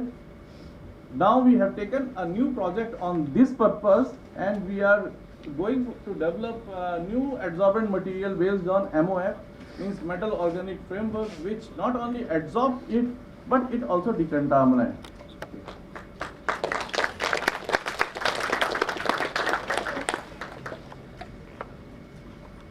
आप अभी तक कैंसर आप लोग ने यूज किया होगा, आपको पता चलता है कि कैंसर खराब हो गया, कैंसर यूज करना है कि नहीं? किसी ने यूज किया कैंसर? यूज किया ना सर? आपको पता चलता है कि कैंसर सही है कि नहीं है?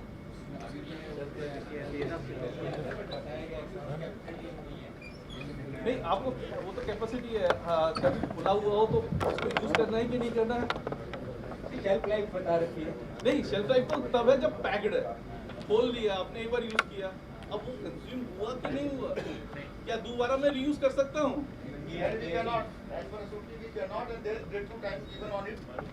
That's true, that's true. But actually cost effectiveness बढ़ाने के लिए what we are going to implement, we are putting some detectors on the canister that will give a signal कि भाई ये कैंसर खराब हो गया, भाई इसको मत यूज करो, या ये कैंसर में इतनी दम है अभी आप यूज कर सकते हो। So we are going on that one. In fact, we had given a suggestion for these type of canisters while making the specification. अभी बनाए थे because they are available. Globally है, अभी कुछ कुछ है ग्लोबली में है मोस्टली, लेकिन वो चोकिंग पे ही है। हम चोकिंग नहीं, उससे आप चोकिंग वाला भी देख रहे हैं, प्लस उसके सिवा भी और भी कुछ ऐड कर रहे हैं। Sure. Now once you are detected, you have taken protection. Now for sustaining the area, you need to decontaminate. So decontaminations are majorly of two types, physical and chemical. Mostly people go for the sometimes required physical and sometimes chemical. When it is a personal decontamination, mostly we go for the physical and with the few chemicals. Reason is that all these chemicals are quite harsh. It can affect our skin. So mostly we go for PDK type of things, which is very soft and adsorbent based things. There are other decontamination solutions are available specifically for military grade DS2, STP, and these are things. They are quite available, and DRDO has also developed several of decontamination. Here we have recently developed a decontamination we call Decon LF, which is you can take it in the high altitude area where the water gets frozen. So this decontamination solution can be used in those places. At the same time, it is greener. Means it doesn't have a very harsh chemical. The chemicals are there, but their shelf life means once it's generated, consume the whatever CW agent, and then within hour and two, they self-destroy themselves. So your environment is free from those chemical effects. If it is a workshop, there is no case study. There is मजा नहीं है। तो मैंने एक case study बहुत ही recently हमारे ग्वालियर में हुआ है। बेसिकली मेरे एक चीज़ पूछ रहा है, जैसे आप अपने घर पे ये गेहूँ है, गेहूँ का भी अपन स्टोर करते हैं, तो गेहूँ को स्टोर करने के लिए अपन उसमें कुछ केमिकल यूज करते हैं। क्या यूज करते हैं मोस्टली? बोरिक एसिड, दिल्ली का रोगन डालते हैं, पाउडर। एक और भी यूज होता है सल्फास, सल्फास की गोली। बिल्कुल, ये है एल्युमिनियम फॉस्फाइड, ठीक है ना। तो एक ये है रिसेंटली 1 नवंबर को एक इंसिडेंट हुआ था, ऐसे ही स्टोर करने के लिए रखा हुआ था, और वहीं पे आसपास सभी प्रोडक्ट रहते हैं, तो वहीं पे एक फैमिली पूरी इफेक्ट हुई, जिसमें 2 बच्चे की डेथ हो गई, पेरेंट्स भी सीवियरली अफेक्टेड हैं, और आज भी वो हॉस्पिटलाइज हैं, मतलब अभी भी निकल के नहीं आए हैं। मीन्स ऑलमोस्ट वो मौत के मुंह से बाहर तो निकल है, क्रिटिकल नहीं है लेकिन रिकवर स्टेज पे, लेकिन उनके 2 बच्चे, दोनों की डेथ हो गई, एक 4 साल का लड़का और एक 15 साल की लड़की। अब यहाँ पे उन लोगों ने सल्फास यूज किया, दैट इज एल्युमिनियम फॉस्फाइड। कोई बता सकता है ये एल्युमिनियम फॉस्फेट से कौन सी गैस निकलती है या निकल सकती है? नहीं, फॉस्फीन नहीं, फॉस्फीन, PH3। अच्छा, अंदाजा है इसकी टॉक्सिसिटी कितनी होगी? ये तो सब कॉमनली अवेलेबल है, मार्केट में कोई भी जाके खरीदता है, लेकिन उसका देखिए इम्पैक्ट कितना है। ये फॉस्फीन जो है, इसकी जो लिथल ये आइडियलेस वैल्यू है वो 50 ppm, which is all exactly equal to hydrogen cyanide. और बेसिकली क्या था, ये इतना इफेक्टिव नहीं हुआ क्योंकि नवंबर में डाला है। अगर यही समर में डाला होता और ज़्यादा इफेक्ट होता, क्योंकि सबके घर में कूलर चल रहे होते, कूलर खींच करके यही हवा लेकर के डाल रहा था। और जिस फैमिली की हुई वो इस नवंबर में क्या हुआ, उनको बदबू आई कुछ, उन्होंने सोचा बदबू आ रही है, आप कूलर चला देते, उन्होंने कूलर चला दिया। वो इफेक्ट होने की जगह उल्टा नुकसान कर दिया। और सबसे बड़ी बात है, जब आप इसके साथ में होते हैं तो आप किसी से मदद मांगने लायक भी नहीं रहते हैं। तो जब लोगों ने, पड़ोसियों ने सोचा ये सुबह से निकल क्यों नहीं रहे हैं, जब देखा वो बदबू तो आ रही थी कुछ, वो सब सोचा अरे बदबू आ रही है कोई नहीं। लेकिन जब उसने निकल नहीं रहे, जब उन्हें देखा कि घर पे सारे माने बिल्कुल बेहोश पड़े हुए थे, इमीडिएटली लोगों ने उनको हॉस्पिटल में एडमिट किया। तो वहाँ पे तो बेटा जो छोटा था वो डेथ डिक्लेयर कर दिया। अच्छा, ऐसा क्यों हुआ कि छोटा बच्चा उसकी डेथ हो गई इमीडिएट, बाकियों की नहीं हुई?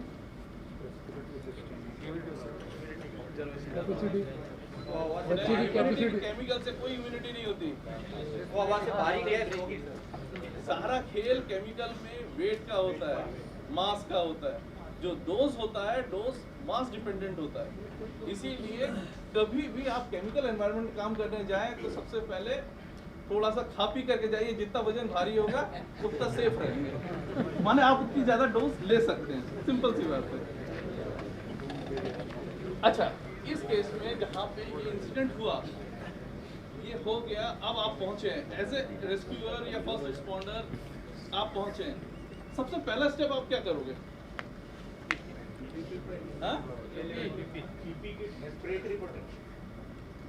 बिल्कुल सही, डिटेक्शन नहीं करेंगे सर, पहले डिटेक्शन करेंगे ना। एग्जैक्टली, यही मेरे को सुनना था। ये डिटेक्शन करने के लिए भी आपको वहां जाना पड़ेगा। तो पहले हमें रेस्पिरेटरी प्रोटेक्शन, क्योंकि डर्मल में आपका स्किन थोड़ा सा और आप थोड़ा सा हल्का सा कपड़ा पहन करके भी एक बार जा सकते हैं, क्योंकि आपको अंदाजा है कि वहाँ पे क्या इंसिडेंट हुआ है। तो उससे आप ओवरडूइंग ना करते हुए हल्का क्लोथ कुछ भी कवर कर, बॉडी कवर करके, स्किन डायरेक्ट एक्सपोज ना हो, लेकिन ब्रीदिंग प्रेशर लेकर के आप डायरेक्ट डिटेक्शन करेंगे, ठीक है ना। अब यहाँ पे एक्चुअली सबसे बड़ी हमारे को चैलेंज थी कि डिकंटामिनेट करना था। जो लोकल अथॉरिटी ने कहा कि साहब अब करें तो क्या करें, इसका डिकंटामिनेट करना है, कैसे करा जाए, आप सजेस्ट करिए कैसे करेंगे इसको डिकंटामिनेट। वहाँ पे सल्फास के पहले यूज किया है, काफी अच्छे अमाउंट में यूज किया है। उसने लगभग 1.5 kg सल्फास की गोलियां डाली थी। और जब हम लोग वहाँ पे गए थे तो उसका जो, अगर AP4C आप लोग तो अवेयर हो ही, हमें 4 बार के आसपास आ रहा है रिस्पॉन्स, मीन्स वो सफिशिएंटली हाई है आइडियलेस वैल्यू से। तो उस केस में हम डिकंटामिनेट कैसे करें? Any idea? मोस्टली अगर आप लिटरेचर में देखेंगे, देखिए सब जगह क्या है कि आपको कॉमन सेंस यूज करना होता है। लिटरेचर में देखेंगे तो इसके लिए फॉस्फीन को डिकंटामिनेट करने का एक ही कई सारे तरीके हैं, उसमें से एक है ऑक्सीडाइज कर दो। क्योंकि फॉस्फीन ऑक्सीडाइज होकर के जब फॉस्फेट बन जाता है तो टॉक्सिक नहीं है। तो उसके लिए KMnO4 का सोल्यूशन यूज करने को बोलते हैं, इवन बोरिक पाउडर भी यूज करने को बोलते हैं, ये सब है। लेकिन वहाँ पे उस सिचुएशन पे क्या यूज, सबसे आसान क्या है? देखिए, सल्फास है, बेसिकली एल्युमिनियम फॉस्फाइड है, ठीक है ना। उसका सबसे अच्छा रिएक्शन है, क्योंकि वो जो करता है, वो क्या करता है, नेचर से मॉइस्चर लेता है, फॉस्फीन जनरेट करता है, और वही फॉस्फीन उसको किल करता है। हम सिंपल ये है, उसको भरपूर पानी दे दें, वो खुद डिग्रेड हो जाएगा, or water is sufficient to oxidize in presence of atmospheric oxygen, it oxidizes phosphine to phosphate. So ये देते हैं, लेकिन चूंकि वहाँ पे हम जब गए तो वहाँ पाउडर स्टेज पे था, तो अब वो हम कलेक्ट करके हटा भी नहीं सकते, हमने वो उसको सबसे आसान तरीका समझा धुलाई, लेकिन एक रिस्क था। वो रिस्क ये है कि अगर वो टैबलेट फॉर्म में होता तो क्या रिस्क है, मैं बताता हूँ। क्योंकि टैबलेट फॉर्म में है, काफ़ी बड़ा है, काफ़ी अमाउंट हो गया ज़्यादा, जब पानी के कांटेक्ट में आएगा ये एक्सोथर्मिक रिएक्शन है, बोरी रखी हुई है जैसे सिचुएशन में फायर पकड़ सकता है, तो फायर हैजार्ड, और जब एक साथ में बड़ा है तो जो इवॉल्व होगा फॉस्फेट की क्वांटिटी बहुत ज़्यादा होगी, जो कि इमीडिएटली माने ऑक्सीडाइज नहीं हो पाएगी, तो आसपास का भी एनवायरनमेंट कंटामिनेट हो सकता है।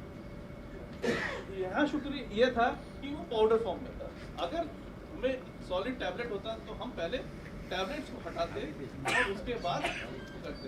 और यहाँ पे एक सिंपल सा प्रैक्टिकल डिफिकल्टीज थी, पानी तो छिड़क देते, वहाँ पे वायर अगर आप देख रहे हो एक वायर लटकी हुई है, ऐसी ओपन वायर है, वो इलेक्ट्रिकल इंसिडेंट अलग हो जाता है, तो हमने सबसे पहले उस बिल्डिंग की पावर कट किया, उसके बाद पानी छिड़क देके उसको डिकंटामिनेट करा।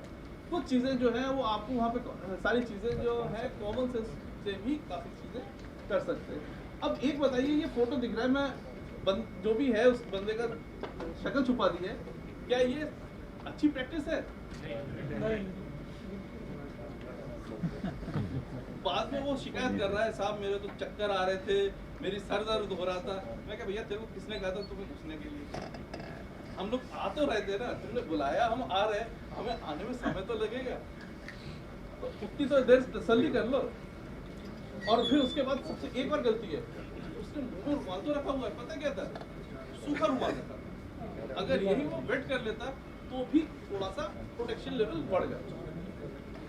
ये अवेयरनेस और नॉलेज के रिक्वायरमेंट का एग्जाम्पल है।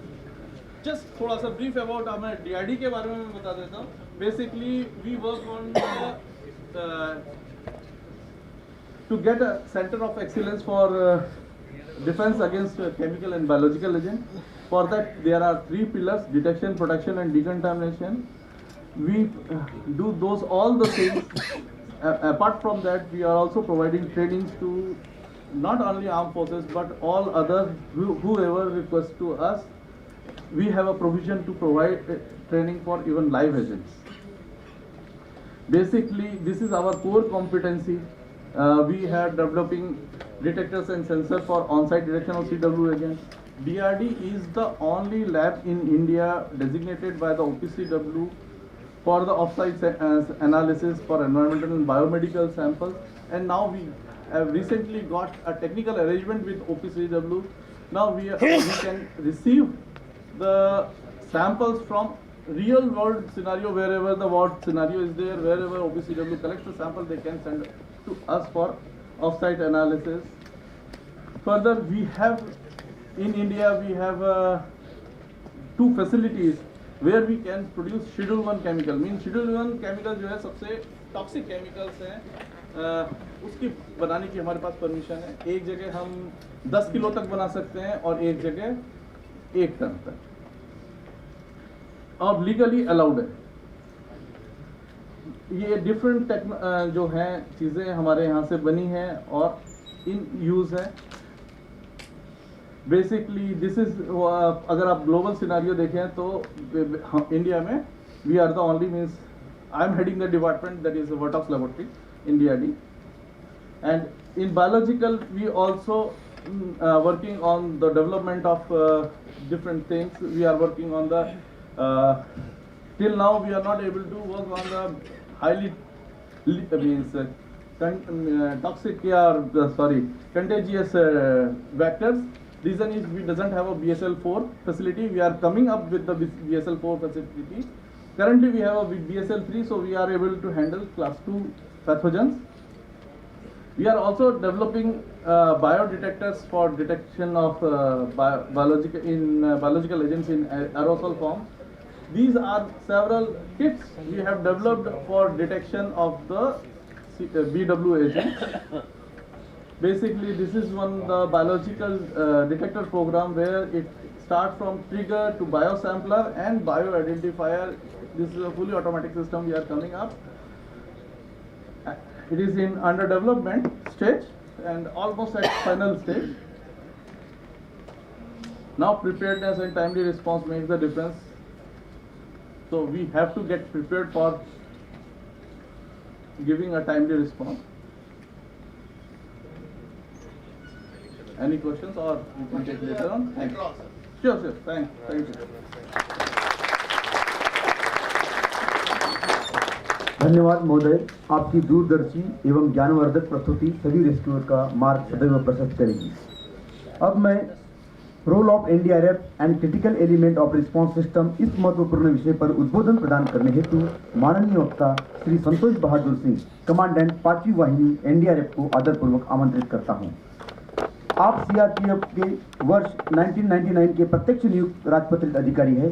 आपने सीआरपीएफ की एक विशिष्ट कोबरा बटालियन का सफलतापूर्वक नेतृत्व किया है तथा अपने सेवा काल में कुशल व्यावसायिक दक्षता एवं संचालन कौशल का परिचय दिया है।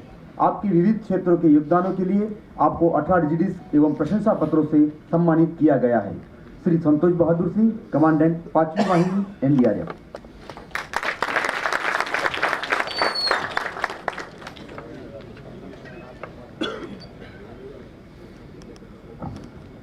Respected Dr. Aswal, DIG Ops, पहले तो being the last speaker on the dais in a day has its own peril कि जो कुछ मैं बोलना चाहता हूँ ज़्यादातर बोल चुके होते हैं और आगे वाले का सुनने का बर्दाश्त का मादा भी शायद खत्म हो चुका होता है। तो इनफैक्ट सुबह से आप लोग CBRN का बम्बार्टमेंट हो रहा है तो शायद आपके ब्रेन्स हैजार्डस मटेरियल हो गए होंगे और टायर्ड होंगे। लेकिन देखिए, डिकंटेमिनेशन प्रोटोकॉल होती है कि इसके बाद चाय समोसा भी है तो टायर्डनेस दूर हो जाएगी। तो चलो, in a lighter mode, this was in a lighter mode. So I'll be covering NDRF in CBRN emergencies and issues and challenges and where. So objectives as named out to know for. So first three objectives, not much.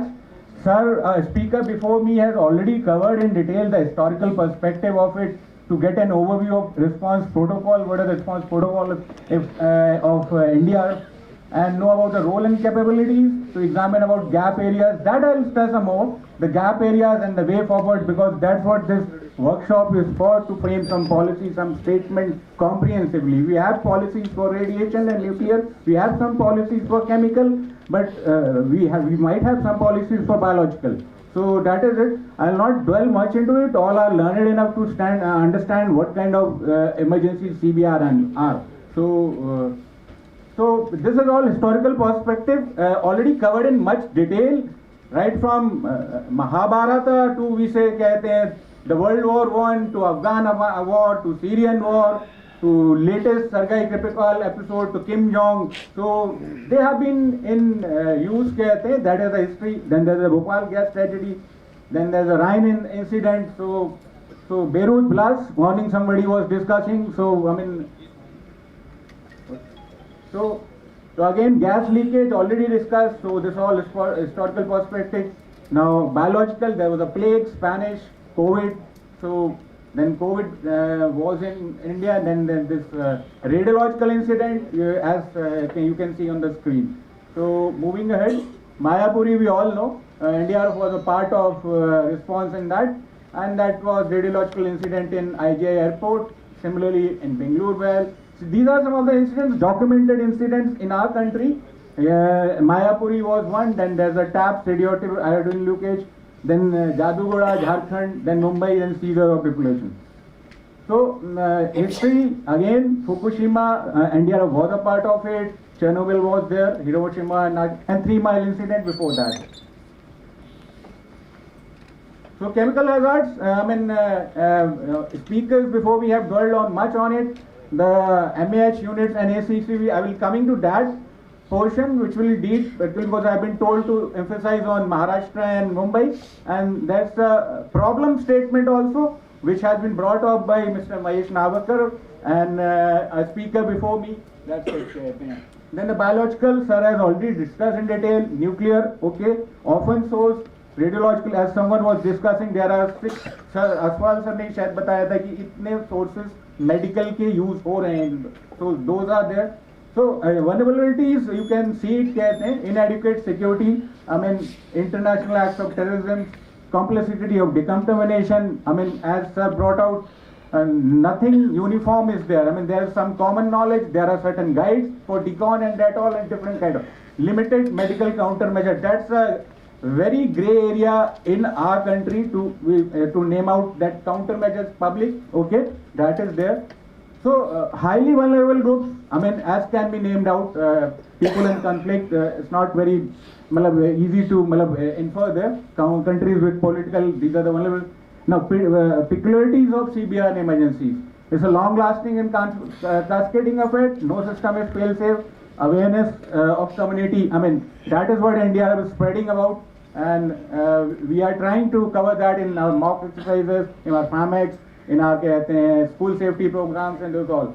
So causes thoughtless use of hazardous substance, indifference and lack of awareness on part of consumer. A speaker before me was also in fact a scientist, he from chemical laboratory was talking about that we do not have some kind of gelling between the different kind of role players, stakeholders in that. So that has already been discussed, likelihood versus impact. The only thing is nuclear, the likelihood, the impact will be more, the likelihood is less. Similarly, I mean for the biological, that has also been shown in the ladder, that probability of these are, probability disasters were chemical and biological disasters will make more casualties in comparison to anticipated radiological emergencies. So it's a response protocol, multi-agency effort. Naturally, so many emergency declaration, notification, detection and identification. That's what we follow in India. And evacuation and sheltering, protective measures. Some speakers have already named out. Medical response is a critical area where we need to develop capacity in our country. Decontamination is there, then law enforcement and security. That angle is also there. Investigation, and recently 1 or 2 blasts happened in our country. So that is one of the things. So blast is necessary. So this mechanism, all of you very well know it. There's a 3-tier mechanism in a country, state level, national level and district level. Not much to dwell in. Sir ने भी इससे पहले काफी speakers ने दिखाया है. Now this is what I like to throw a light on some national CBRN security paradigm. We don't call it. We can call it a vision statement, a kind of doctrine of a country. We need to focus on these things. What will be our objective threat assessment? What DIG sir morning told, if we only know the threat, the vulnerabilities, we will be able to take corrective measures. So those are part of. Then activities have to be subdivided into key tasks. Similarly, domestic laws, there are numerous laws. In chemical, if you go, somebody saw it on the board, there was one full slide in which the chemical rules are governed. So we have to think on those lines. Now this structure is already known, overview of national response session. So in our country, industrial and chemical is dealt by Ministry of Environment, biological again Ministry of Health, and nuclear and atomic energy, that is the most regulated and efficient one. So NDRF, you all know, Chapter 8 of DM Act, and as per NDMP, NDRF is equipped and trained to respond to situation arising out. So we have 16 battalions spread out all over the country. Each battalion has its own geographical area, and there are well-equipped teams to deal with every kind of disaster, and 180 equipped NDRF teams are available. That will come in the slide later on. So role of NDRF, multifarious role. When we are, it's a response is our natural, and when we are not responding, we are involved in capacity building. Similarly, training of stakeholders, community awareness, which I have already highlighted. Capabilities, again, detection, state-of-art equipment. We are into the process of integrating the latest equipment in our inventory, particularly in CBRN. I will show some pictures of that when I move forward in my presentation. Then there is a quick reaction capability created. So NDRF in action, that was in Tunisia. Mayapuri operation, some glimpses. Mumbai chlorine 2010.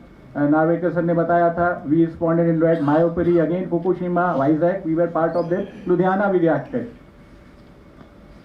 So in fact, the problems are multifarious because CBRN emergency, particularly C, we take out the B part, will and the RN will be a mixed bag of it. It will be never. It will be a hybrid emergency. You cannot demarcate it. It will have some explosive, some chemical, maybe a dirty bomb can have element of radiation also. So resource limitations are there. The equipment inventory available with the local people, the SDRF, the state police forces, because that's what somebody was talking, the response is, we call it the indigenous level response, the lower level response. That capacity has to be created. I mean, in terms of equipping the police forces, the SDRF and that also. Unpredictability, yeah, it can happen. Coordination issues, always there. I mean, so many departments are there, so one umbrella organization. So NDRF has all those 180 teams we have trained. Sir has already shown this data in the morning. So this is a typical structure of NDRF team. In fact, there are 47 persons, well-defined structure, and we respond according to people have been defined, given the duties as per the expertise and as per the training given to them. So, I mean, basic principles of the CBRN are detection, protection, and decontamination. Now, protection can be both medical, physical, collective, individual, and respiratory. Sir, as the speaker before me already shown about shelters and that all, so that was part of it. So again, that's the response action, marking of decontaminated area, setting of decon, and then immediate first aid and follow-up. So this I have already discussed, rescue and evacuation of victim after detection and assessment, triage and pre-hospital and decontamination. Then we react as per the phases, preparatory, post-incident and restoration phase.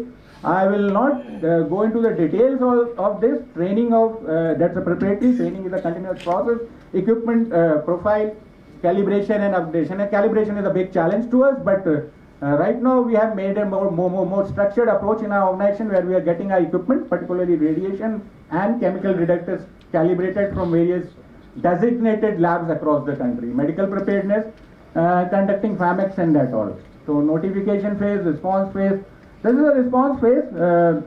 Generally, we have named out the detection, assessment, then responding to it, and then the disposal of the hazardous material and the decontamination part of it.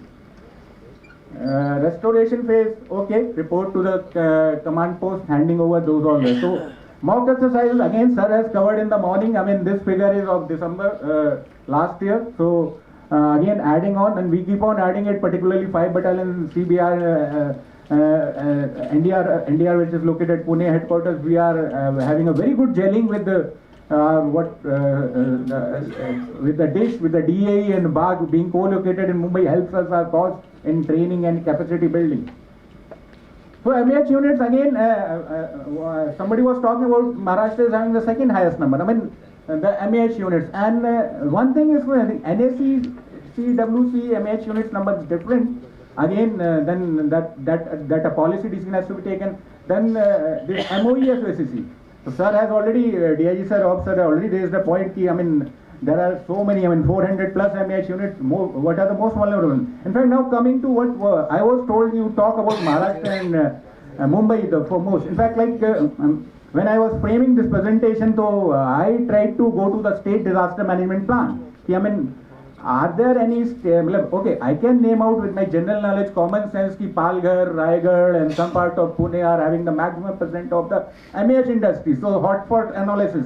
But that SDMP doesn't has any kind of hotspot analysis ki these are the most vulnerable areas, spots available in Maharashtra. Same can be said of Mumbai. So I think Narvekar ji ne subah ek presentation banaya tha, they are into it. Some kind of, and this should be done on GIS, JS arcs. So our reaction, our unity of efforts, our mode of action, the quick action will be faster because once I know the vulnerability, so that has to be done, and we have already visited most of the 90% MAH units in our place. But that hotspot analysis has to be done. Tarapur Atomic Power Plant, we have a very good tie-up. We have a team there, and We are doing numerous exercise training modules with the help of DAE, BARC and that all. But this has to take a leap. Sir was telling me the integration with the DISC, the mock exercises in a real sense, participation of all the stakeholders, particularly on the chemical front. So that is very much requirement of the time. I can say that only we are in the process. There are open sources available, the hotspot analysis of Maharashtra area in terms of MAH and that all. So these are some of the pictures of capacity building. We keep on doing it as one person approaches to. In fact, today only in the TAPS, my team has went for a kind of demo. In fact, yesterday also they were giving some lecture and that also. Whomsoever approaches us, we conducted there. So radiation handling available. These are some of the equipment available with us. Sir was talking about GCMS. So chromatography wave LCD 3.3 again. It is we are one of the forces in the country which are having this kind of. This is again imported and then RADMAC is there. These are some of the software open sources we do utilize, but don't depend on them. ERG guide are there, Visor is there. So many things are available on there, so they can be utilized. Aloha is one of them. So mock exercises are conducted with all the stakeholders. It's Indian Railways, Delhi Metro, as and one. But those mock exercises for C and RN has to, because in CRN the peculiar thing is that you don't get a time to validate your drills. If my equipment is working, I did this action whether it was correct or not. As well service where we were having a discussion, we need to develop some kind of thing where we do actual hands-on training for radiation and chemical. So that will greatly enhance the confidence of our rescuers, because radiation and chemical almost, as Sir was showing, Sarath Sir was telling, invisible. You are dependent on your equipment. So equipment, only once you use and utilize each other capacities. Maybe some organization, recently in Jindal Fire, when we went to respond there, the DA was having a state-of-art trace detectors. In fact, it was an imported one in all, small handy one. So we utilized that. So those are the things. Now, those are the personal protected equipment. Sir was talking about canisters. We are having impermeable and we are having canisters. SCBA we are having. Recently, we have also procured a A-level suit and latest detection equipment also include AC-40, electronic dosimeter, beta gamma contamination motor. So the CBR inventory in the last 1 or 2 years, I can say, has been greatly enhanced, enriched, and there is authorization of 52 different type of equipment. If somebody wants, we can always share a copy. It's available on site. So we are enriching that profile day by day. So this is the gas detectors we have procured. Now PPDU is one more addition, then there's the PDA, then personal decon kit.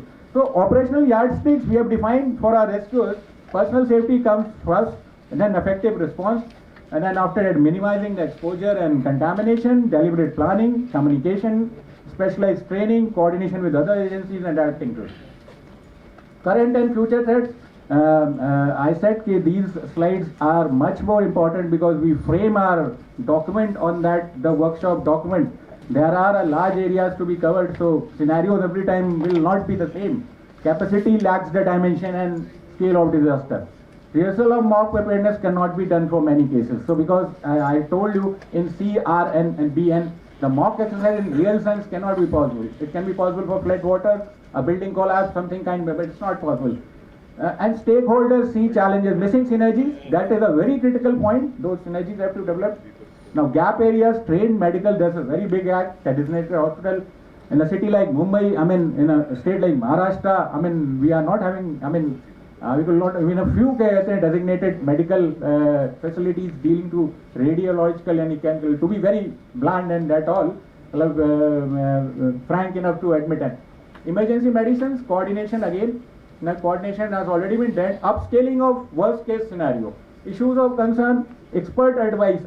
We all are responders. We all are dependent on the scientist agency fraternity like DISH and DAE BARC Sir DRD for expert advice, because at one level our education stops, our learning stops. We are dependent on others. See, mitigation measures, availability of equipment, Hajmat vehicles, we procured it during time of G20. We are in the process of doing it for 2.0. Let's hope we do it early. information of regulation, information, again, enforcement of, to be very frank, the IRS was notified, sir is from NDMA here in midst among us, and it was notified way back, but some of the states, I mean Maharashtra has notified it, and that all appointments have not been done. It's a very well structured thing. So those can be the thrust areas for CBRN development capacity, infrastructure development, handling and testing of scheduled chemicals, novel detection technologies for rapid screening. I will cover more when I come to the R&D part of it. Test and evaluation facilities for chemical core competencies, suitable medical countermeasures, development of novel decontamination. Now, this is R&D roadmap. In fact, I have borrowed it from the DRDO only. In fact, the aerial CBRN, these are available. I mean, I was talking about Parliament, Central Vista. Those are standoff detection systems. I mean, you don't need to go. I mean, there's a concept man before the machine. There's a concept machine before the man. Just army where my bullet will go, my man will not go. So I will send a machine, so my man is safe to detection and that all. Rapid field identification. I think this is all in the framework, and the DRDOs and scientist agencies and the scientist fraternities are working on it. Ultralight, broad spectrum antibiotics. Now these are some of the emerging technologies. Someone was talking about AI in ML. In our country it's not there, but again some of the countries have started it. And these are the challenges also. CBRN darknet trade. I mean, somebody was talking about these Telegram groups. The last bomb blast happened. I mean, all those things were, those groups were selling all those things on this Telegram. So it's that easy. Artificial intelligence, synthetic chemistry, speech lab case, convergence, microreactors and nanotechnologies, additive manufacturing, 3D. 3D printing started. In fact, I attended one of the Interpol conference. So they are doing it. Robotics and automation, that's very much for the need of our. Sir was already talking about they are developing some kind of UGVs and some kind of four-legged robots and that all, which can go ahead of us for detection and that all. So way forward, nationwide awareness, training and education, designated hospitals, emergency teams, availability of relevant drugs, earmarking decontamination, coordination with radiotherapy, national laboratory capacity for biodosimetry, which sir was also talking about. We have to create those mock exercises involving all stakeholders. I mean, I've already named out, it's not only NDRF. NDRF is a specialist force, not available in plenty. So we have to develop that capacity. Now, way forward at the policy level, update laws. There are so many laws governing the chemical part. So something has to be done to merge all those things and bring it on a common platform. Then strengthen the enforcement mechanism. Someone was talking about a speaker, Mr. Sheikh was there, very plainly and very frankly admitted there's a mismatch between that enforcement and those all. Enhance interagency cooperation. Prepare a comprehensive database. Sir has already talked about. If we don't have the data, if we don't have the documentation, I mean, all the AI and ML is based on what? Data. So that will help us in making informed and sensible decisions, specialized medical facilities. So regular risk assessment at the operational level, I mean, already told which districts are more vulnerable to chemical or maybe radiation and that all. In fact, there was a plan to upgrade the districts which have NPP plant, located them to give them separately, and NDRF has been told to propose some kind of PPs and some kind of mask for them, which we are doing it. Upgradation of equipment inventory, I already named out, we are doing it and we have done it very good in the last 1 or 2 years. Training and capacity building with the help of various specialist organizations in mass, DRDO, DRD, DAE, BARC, you name it out. I am talking about only CBRN field, and we are doing exercises as and when given opportunity. Slovakia, sir was talking about live agent training. In fact, one of my team is doing a live agent training in Nagpur, courtesy DRD and that all, and courtesy of directed and training directed and Europe. So dedicated CRS response unit we are having, but 180 teams are there, but a lot of much more training and specialized training is required for them. Technology level research and development in our country, I mean, is gaining. Prime Minister named out a research and development mission in which dedicated funds would be allotted. So that's true for this area also. We have to gear up because the C and RN part is that we need to be self-dependent. Sir also told they are planning to do it in In the future plans, they have it AI-based prediction models that will come in node even stop. AI will come in every place, prediction models. So it will come in the chemical field also, in the radiation and nuclear field also. Mobile-based alert, use of drone and robotics. In fact, we were given a task of exploring the equipment. One of the quite good radiation manufacturing agency supplies there. So they showed us a drone-mounted, in fact, drone-mounted radiation detection equipment. I mean, it's only a system. You have to mount your assets on that. US also already has it. They call it a spectral aerial spectrography. So they do it on mounting on their drones and that all. So recommendations, assessment of threats. Sir ने सुबह भी बताया था. DI sir ने preparedness and assessment, identification of product which is best suited to us. Inventory management of CBRN items, that is very important, and peculiar. We sometimes in India we face a challenge for it because these are some of the equipments are very high value equipment and these are all sensor based. I mean, so there has to be agencies, inbuilt agencies within the India which cater for the calibration, upkeep and maintenance. Training on scenario based response, that is very much need of the hour. We hardly get any time to any factual real time to validate drills on CNRN. Medical management, again, I have not repeated.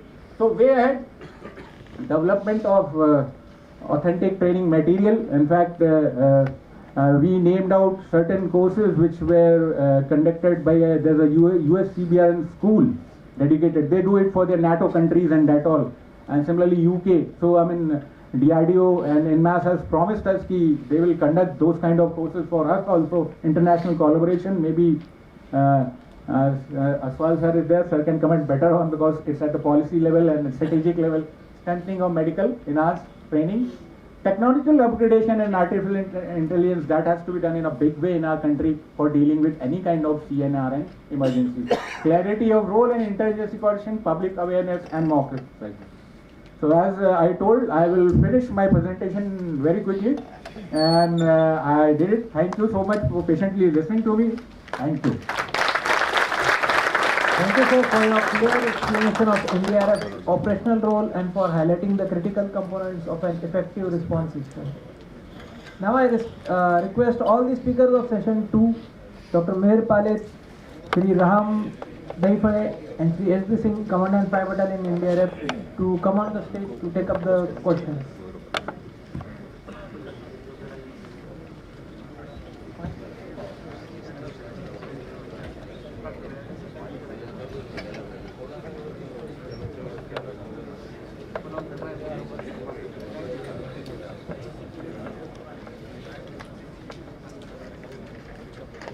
Participants may now ask their questions, please.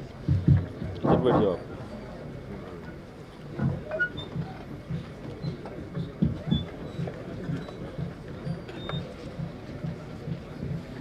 ये सवाल पूछिए आप। ये workshop आप ही के लिए कराया गया है जो ग्राउंड लेवल कमांडर्स हैं। आपका अगर कोई भी डाउट है, कुछ है, इसमें बुरा मत नहीं मानना है कोई चीज़ का, या कोई क्वेश्चन ऐसा नहीं है कि खराब है, ठीक है। हर आपका अपना क्वेरी सॉल्व करना जरूरी है यहाँ पर। इतने मुश्किल से हम लोग असेंबल हुए हैं यहाँ पर, ये अपॉर्चुनिटी है आपके लिए कि एक डाउट मन में लेकर जाएंगे वापस, ठीक है। तो बेझिझक आप पूछिए। गुड इवनिंग सर, मैं deputy commandant Dilbagh Singh. Sir मेरा क्वेश्चन भागीरथ साहब से है।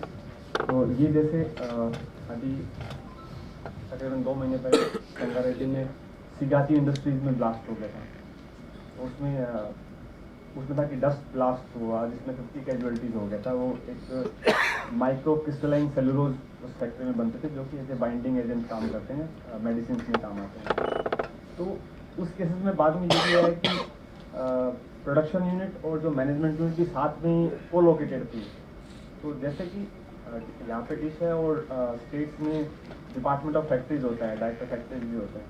तो ये सब चीज़ें मतलब बाद में रिपोर्ट्स में तो आती हैं, बट क्या इनिशियल जो ऑडिट होते हैं और जो आपने बताया था पूरा सिस्टम बताया था कि स्टार्टिंग में साइट लोकेशन और उसका, तो उस टाइम भी चीज़ें कहीं डिटेक्ट होती हैं या बाद में कुछ ऑल्टर उनका होने की वजह से ऐसे हुआ? तो कुछ केसेस में जैसे सर ने भी मॉर्निंग में क्वेश्चन पूछा था कि हम लोग MH यूनिट से कोई डेटा मांगते हैं, डायरेक्टर हमसे बोलते हैं कि हाँ आपने वो उनकी इमरजेंसी जो प्रिपेयरनेस प्लान्स वगैरह लिए हैं क्या, ऑफ साइट प्लान? तो हम लोग भी डायरेक्टर फैक्ट्रीज को लिखते हैं, बात करते हैं, उन्होंने बोला कि हाँ हमने भी सेम चीज़ फैक्ट्रीज से मांगा है, बट फैक्ट्रीज बहुत सी बार रेस्पॉन्ड नहीं करती हैं, और जब ज़्यादा इंसिस्ट भी करते हैं तो बहुत सी बार बोलते हैं कि फिर फैक्ट्रीज डायरेक्टर ऑफ फैक्ट्री या फैक्ट्रीज डिपार्टमेंट जब एमएच इंडस्ट्रीज को ज़्यादा ही पुश करते तो वो बोलते नहीं है हमारे को इंटरफेयर कर रहे हैं। ऐसा कुछ चीज़ें मतलब ग्राउंड में आपको भी ऐसा फील होता है या ऐसा होता है? जैसा कि फैक्ट्री का जो ये शुरू होता है हमारे पास, फैक्ट्री प्लान से शुरू होता है, आपका जो पहला क्वेश्चन है, तो वहाँ पर मतलब जो सेफ्टी के नॉर्म्स है, जैसे कि मैंने कहा कि machine to machine distance, then emergency exit, staircases, जो फैक्ट्री एक्ट में प्रोविजंस है कि अगर कोई हजार्डस फैक्ट्री है तो उसका 21.5 मीटर के जहाँ पर भी आदमी है उसके नियर बाय 21.5 मीटर पे इमरजेंसी एग्जिट होना चाहिए, और कोई नॉन हजार्डस या इंजीनियरिंग फैक्ट्री है तो उसको कम से कम 30 मीटर पे दूरी पे सेकंड इमरजेंसी एग्जिट होना चाहिए। और आपका दूसरा जो क्वेश्चन है मतलब, और बाकी जो नेचुरल चीज़ें हैं जैसे कि नेचुरल हवा है, लाइट है, वो सब वहाँ पर मिलना चाहिए, उसके हिसाब से वो अरेंजमेंट होनी चाहिए, ओवर क्राउडिंग नहीं होनी चाहिए। ये सारी चीज़ें देख के उसका प्लान अप्रूव किया जाता है ऑन सम कंडीशन, और वो कंडीशन कंप्लाई करने के बाद उसको लाइसेंस इशू होता है। और वाइल मैन्युफैक्चरिंग, वाइल रनिंग, उनके विदाउट हमें बताने मतलब बिना बताए वो कुछ इंटरनल चेंजेस कर सकते हैं। और आपका दूसरा क्वेश्चन क्या था? हाँ, on site end of site plan. तो हम लोग इंश्योर करते हैं, जो सीमा रूल मैंने बताया, chemical major chemical hazard unit जो एमएच बोलते हैं अपन, तो उनके लिए ऑन साइट इमरजेंसी प्लान बनाना कंपलसरी है, और उसके हिसाब से उनको 6 मंथली बड़ा मॉक ड्रिल भी करना कंपलसरी है execution.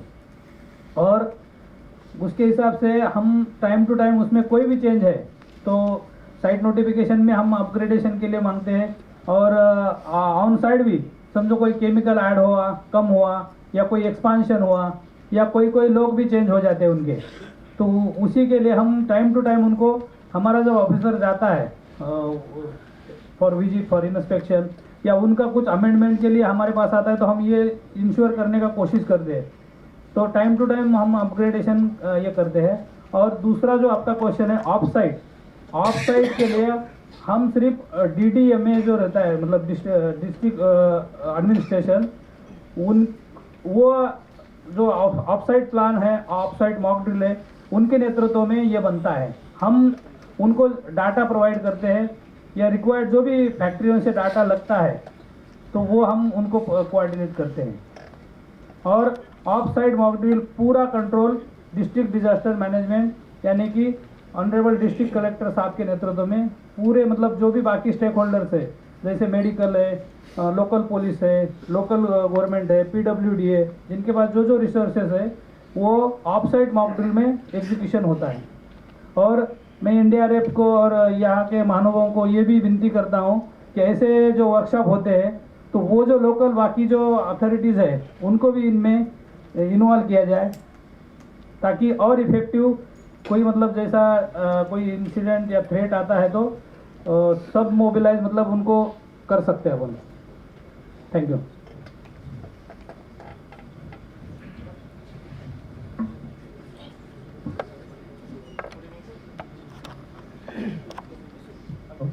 Good evening sir.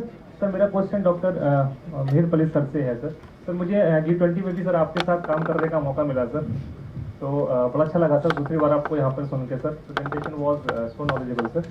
Sir मेरा क्वेश्चन ये है सर कि DRD केमिकल डिटेक्शन के जो डिजास्टर इसके रिगार्डिंग में बहुत सारे इक्विपमेंट्स बनाती है सर, WPD के है, LCD है सर, अकाडा है, और मार्क 5 है सर, सूट बनाती है सर, और वो आप सर ट्रांसफर ऑफ टेक्नोलॉजी के थ्रू किसी थर्ड फर्म से उसको बनवाते हैं सर। तो बीइंग NDRF हम सर उसके क्या कहते हैं बहुत मतलब एंड यूजर हैं सर एक तरीके से, तो उसमें सर में कुछ डिफिकल्टीज भी आती हैं सर। तो एक तो ये है कि सर वो आपके अगर थ्रू हमें मिले और उसकी ट्रेनिंग भी आपके थ्रू ही मिले सर, तो ये सर मतलब एक जो बीच में एक बैरियर आता है ना सर वो खत्म हो जाएगा सर, और उसकी अवेलेबिलिटी भी रहेगी, बिकॉज सर EOT फर्म जो है वो सर्टेन अमाउंट से कम पर ऑर्डर लेती नहीं है सर।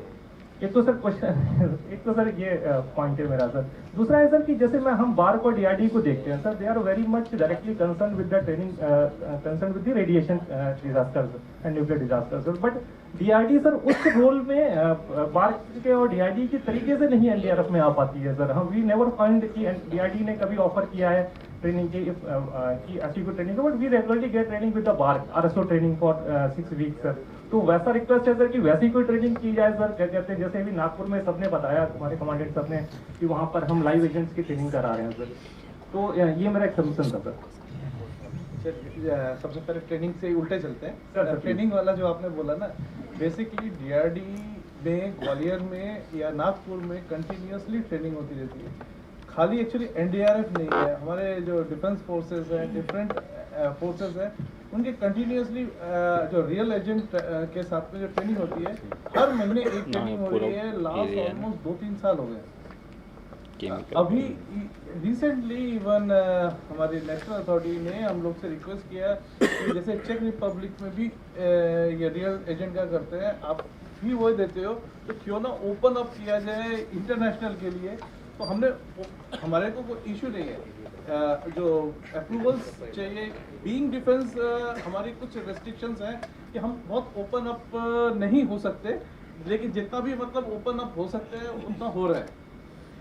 इसीलिए अब एनडीआरएफ का है, अगर आपको कोई स्पेशलाइज ट्रेनिंग चाहिए, जैसे रिसेंटली पार्लियामेंट सेक्रेटरी ने हम मॉक एक्सरसाइज किया, वहाँ पे उनको इश्यूज आए, तो उन्होंने डीआरडीओ को अप्रोच किया। तो डीआरडीओ अकॉर्डिंगली जैसे जिसके लिए है उसके हिसाब से ट्रेनिंग कोर्सेज ऑर्गेनाइज करती है, बनाती है।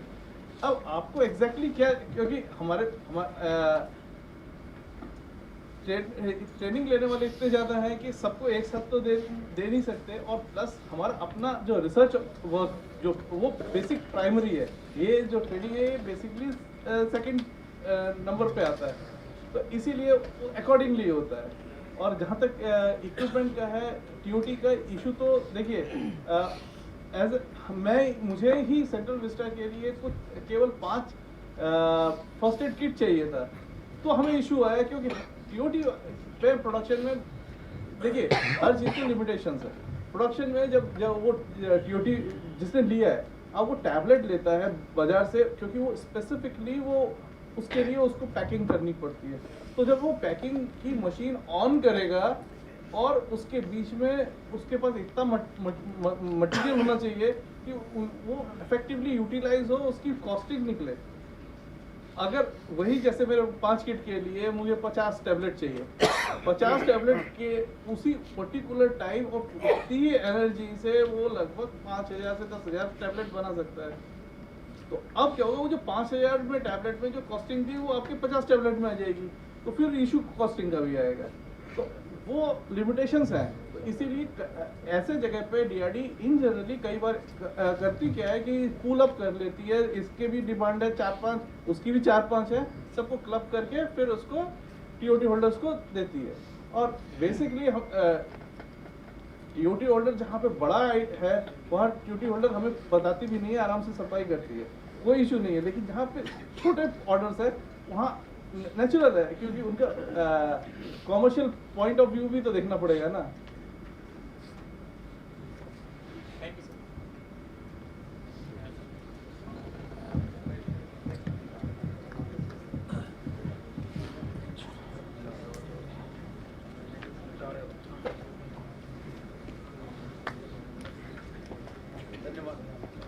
धन्यवाद सर।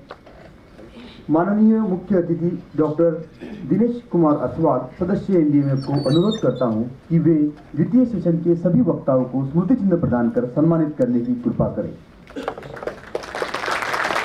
साथ ही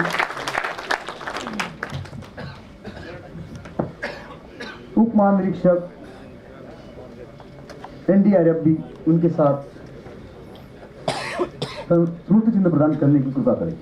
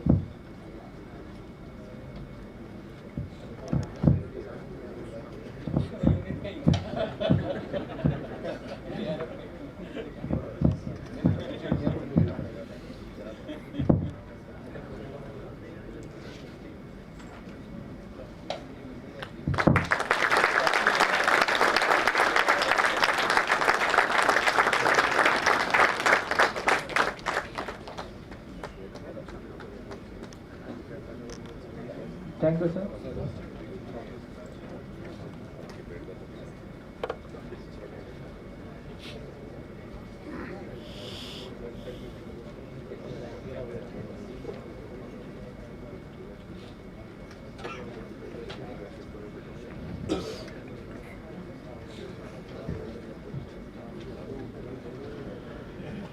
कार्ड लाकर 15 मिनट से ज़्यादा चलेगा क्या? कार्ड लेके आता खाली हो गया। So, you know, Socrates once said, the more I studied, the more I discovered my ignorance. तो आज मुझे ऐसा ही लग रहा है कि और after this heavy bombarding, I am almost brain dead. So before we leave, I have a few points before Tiwari will sum up. और मैं इसलिए ये बता रहा हूँ कि यहाँ पर बहुत सारे हमारे स्टेक होल्डर्स हैं यहाँ पर और रेगुलर हमारा डिप्लॉयमेंट होता है। कुछ चीज़ों का मैं गुजारिश करूँगा कि ध्यान रखें। एक तो एनडीआरएफ का मैंडेट क्या है ये जानना चाहिए, बिकॉज कुछ रोल्स हमारे नहीं हैं उसमें। अगर टीम्स जाएगी तो वो काम नहीं कर पाएगी और इट इज़ ए वेस्ट, क्योंकि हमारा बहुत छोटा सा एक लीन पीरियड होता है। बहुत ज़्यादा हम FRWR में एंगेज रहते हैं अप्रैल से लेकर के नवंबर तक, तो वो ट्रेनिंग में एंगेज रहता है। फायर जो है वो हमारा मैंडेट नहीं है। तो फायर में दो ही सिचुएशंस आती है, अगर कोलैप्स स्ट्रक्चर है फायर की वजह से स्ट्रक्चर कोलैप्स हो गया, then there would be a requirement of NDRF, because CSSR का हम डील करते हैं। या in fire there is a CBRN contingency, जैसा कुछ सिचुएशंस में हुआ है बट नॉर्मली नहीं होता है, तो इसका थोड़ा ध्यान रखें आप। एक इंसिडेंट्स और भी अभी जैसे हाल में ID ब्लास्ट हुआ था दिल्ली में या श्रीनगर में, तो ID ब्लास्ट जो है ये डिफरेंट एस्पेक्ट है, क्योंकि इसमें एक थ्रेट इशू है। तो जहाँ थ्रेट होगा, रिस्क उस टाइप का रिस्क होगा, तो वहाँ पर टेररिस्ट है, मिलिटेंट, वहाँ पर एनडीआरएफ नहीं जा सकती है unless the threat is neutralised. और दूसरा ये जो इन्वेस्टिगेशन होता है बेसिकली जब एक्सप्लोड हो गया ID वगैरह, तो वो फिर एक फॉरेंसिक जांच का विषय हो जाता है, क्योंकि वहाँ पर जो है वो इमीडिएटली कोई थ्रेटेड नहीं है, जो कुछ होना था हो गया, और फिर जब फॉरेंसिक जांच होगी तो वो एक लंबा पीरियड भी उसमें एंगेज रहता है और वो सैंपल वगैरह कलेक्ट करते हैं अपने। इसमें नॉर्मली हमारा रोल नहीं होगा 99%। तो इसलिए हालांकि एक हमारा क्या होता है सिस्टम है, एक अलर्ट टीम होती है हमेशा, वो हम अलर्ट जरूर कर देते हैं कोई भी कंटीजेंसी होती है तो उसमें जो है वो टीम्स अलर्ट रहती है बट कैम्प में ही रहती है, तो इसका थोड़ा ध्यान रखा जाए। दूसरा CBRN जो रेस्क्यू है, इसमें सबको जानने की ज़रूरत है कि अनलाइक अदर इश्यूज़ जहाँ पर इंटरवेंशन करते हैं हम रेस्क्यू के लिए, CBRN ही एक ऐसा है जिसमें कि पहले हम जो है वो डिटेक्शन करते हैं और बाद में रेस्क्यू करते हैं। तो ऐसा इनवेरेबली हो सकता है कि एक विक्टिम, सरफेस विक्टिम भी पड़ा हो और उसको आप छुए ना, क्योंकि आपको लग रहा है कि ये पता नहीं क्या है, ये मतलब कैसे कंटेमिनेट हो गया है ये, because the rescuer will then himself और हरसेल्फ गेट कंटेमिनेटेड। तो ये एक इंपॉर्टेंट चीज़ है। तो यहाँ पर क्या होता है कि कई बार पब्लिक भी सोचती है यार कि मतलब आ गए हैं काम नहीं कर रहे हैं, वो तो पड़ा हुआ है कि उसको निकाल नहीं रहे हैं, तो वो चीज़ समझने की ज़रूरत है और समझाने की भी ज़रूरत है, और मतलब इससे प्रेशर में नहीं आना चाहिए, because it concerns life of the rescuer. और एक सिस्टम बना हुआ है, that is a standardised system, protocol है कैसे हम रिएक्ट करेंगे, ये करेंगे, इसका पता होना चाहिए।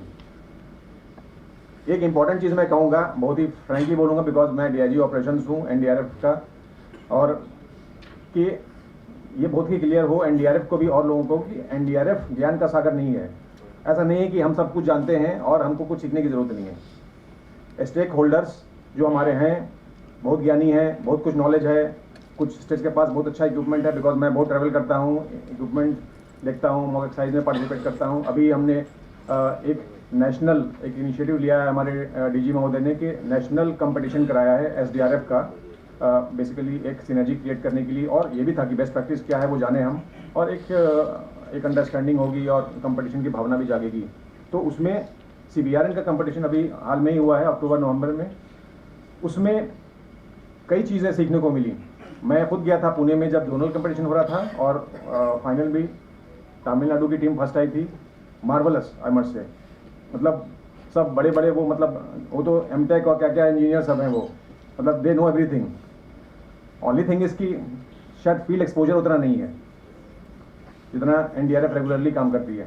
या मैं पुणे में भी गया था तो वहाँ महाराष्ट्र की टीम थी मुझे मिली वहाँ पर, और बहुत अच्छा मुझे लगता है कि जो ब्रीफिंग दिया था सेफ्टी ऑफिसर ने, that was one of the best I have heard CBRN में। तो ऐसे बहुत सारे एग्जांपल्स हैं, तो इसलिए एक दूसरे से सीखने की ज़रूरत है, और इसीलिए कोऑर्डिनेशन जो है वो बहुत बड़ा एक इम्पॉर्टेंट एस्पेक्ट है जिस पर हम लोग काम कर सकते हैं। मेरे ख्याल से इसमें कॉम्प्लेक्स इशू है, हम लोग बोल देते हैं कोऑर्डिनेशन बहुत अच्छा है, नहीं, मैं तो मानता हूँ, जो मेरा एक्सपीरियंस है कि कोऑर्डिनेशन हमेशा कैजुअलिटी होता है पहले शुरू में, और अगर आपने कुछ तैयारी की है तो फिर थोड़े ही समय में आप उसको सुधार लीजिएगा या कंट्रोल में कर लीजिएगा चीज़ों को। तो एरियाज ऑफ इम्प्रूवमेंट है जिसमें मैं रिक्वेस्ट करूँगा कि हमारा स्टेट जो भी DDMAs आए हैं, कैपेसिटी बिल्डिंग हम साथ में कर सकते हैं, फैमेक्स करते हैं, उसमें एसोसिएट हो जाइए आप तो अच्छा रहेगा।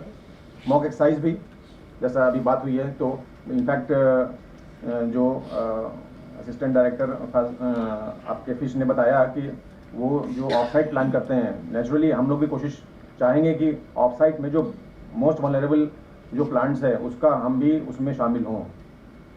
डिस्ट्रिक्ट लेवल तो करते हैं, तो इसमें अगर लिस्ट मिल जाएगी तो मैं सबको तो अटेंड नहीं कर पाएंगे, बट कुछ इम्पॉर्टेंट इसमें हम लोग शामिल हो सकते हैं।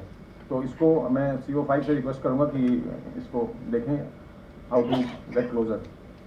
और SSP और मॉक स्कूल सेफ्टी प्रोग्राम होता है, कम्युनिटी अवेयरनेस प्रोग्राम होता है, तो ये दोनों एस्पेक्ट इंपॉर्टेंट हैं जो सवेरे से डिस्कस हो रहा था, इसमें भी हम लोग ज्वाइंटली काम कर सकते हैं, बिकॉज जनता तो एक ही है, हम सब लोग जनता है, उसको बचाना हमारा काम है, कॉमन एम हमारा है। इक्विपमेंट शेयरिंग भी एक इशू है जो हम कर सकते हैं, कोई इसमें इशू नहीं है। अगर SDRF को NDRF इक्विपमेंट चाहिए, नो इशू एट ऑल, और अगर आपके पास कुछ अच्छा है, जैसा हमने भी नेशनल कंपटीशन में देखा कुछ बहुत अच्छे इक्विपमेंट्स हैं, तो उसका भी इस्तेमाल NDRF कर सकती है। तो ये एक समन्वय का एक मुद्दा है।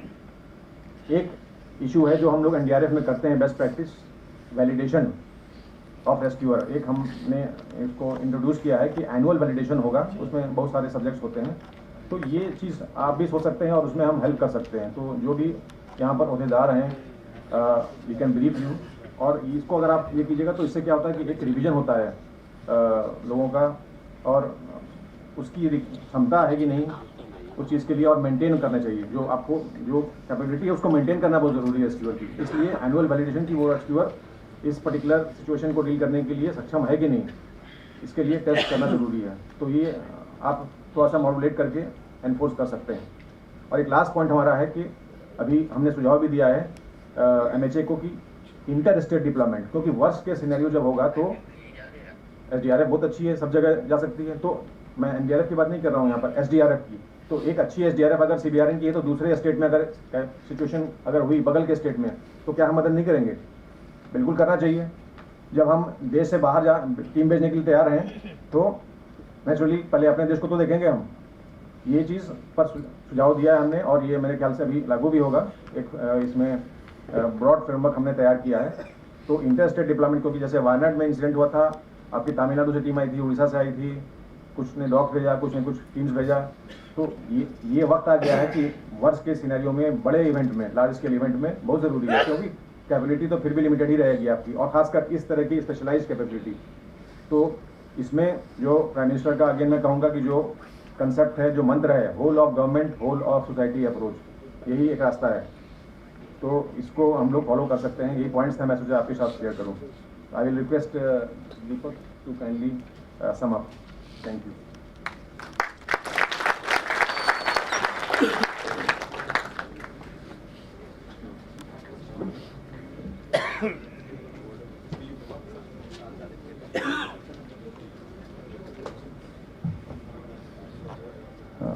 Thank you, sir. First of all, very good evening to all of you. I am here to present the summing up of the events which today took place. So, respected Dr. D.K. Aswal, member NDMA, esteemed dignitaries, experts, speakers and participants. First and foremost, I extend my heartfelt gratitude to all of you for actively participating throughout the day in the CBRN Preparedness and Response workshop. So, in this workshop, we have discussed several important themes, including the risk mapping, hazard identification, policy measures, interagency coordination, radiological and nuclear response, technological innovation, and stakeholders preparedness. So there were two sessions. The first one was regarding policy framework and hazard vulnerability and risk mapping, in which there were 4 different topics, which were, the first one was taken by Mr. Narvekar, which covered the CBRN risk mapping and vulnerability assessment of Mumbai city in particular, wherein which sir told us that what all are the potential hazards specific to Mumbai. So he told us that there are many unplanned disasters as well which may take place here in Mumbai city. He has given certain examples as well. Further, he told that the DRR should be intrinsic part of every planning, especially city like Mumbai, wherein which there are unplanned settlements. Further, he told that in the chemical hazard there are 2 types of emergencies. One is the on-site and the second one is off-site. So on-site we do prepare a lot. Every other plant prepare for the on-site, but the off-site is the neglected portion. Then the second lecture was about the HAZOP study of chemical process industries, which was taken by Dr. Ajit Joshi, the chief scientist of NCL Pune. So sir very amply and correctly told us about the definition of hazard operability, what exactly it is, and he told that it started first of all in 1960s. Further, he told us about the PIDs and shown us the case study as well. And then he told what is the methodology to conduct these PIDs. Further, he told that HAZOP can be done in refineries, mining, pharmaceutical industries and nuclear installations as well. So he told that there is third party audit as well. So after that, the third session was taken by Dr. Shakil Sheikh, SRO Maharashtra Pollution Control Board, which covered the pollution control with respect to the chemical disaster. In that, he told that, and correctly told that the Maharashtra is the state which has got the second largest number of MH units, precisely the 453 numbers. Then he told that in chemical disasters, the 100% preventability is there, but the requirement is that we should be prepared for that. And for that preparedness, we require certain amount of training, equipment, PPs and all those type of associated things which will help us to prevent this chemical disaster. He also told the different definitions, reasons and all other causes, and he also shared us with some case studies which include the Dombivli chemical case study, the LG polymer gas leak. Further, he also told the nitty-gritties of various type of aspects involving chemical disasters. At last, he told us the safety, process safety management as well. The next and the last of the first session was covered by Shri Siddharth Kamath, the consultant and SDMA, Maharashtra. He told us about the interagency coordination and current state policy guidelines and the framework environment regulations for MAH. So it has been rightly covered. He told us what all things are there which requires our involvement to deal in the chemical, biological and radiological nuclear emergencies. After that, the second session was regarding the response and preparedness in CBRN emergencies. The first one was taken by the Dr. Sarah Seth, the member secretary CMG DAE. So the session was very enthusiastic one. Everyone was very keen to listen to sir.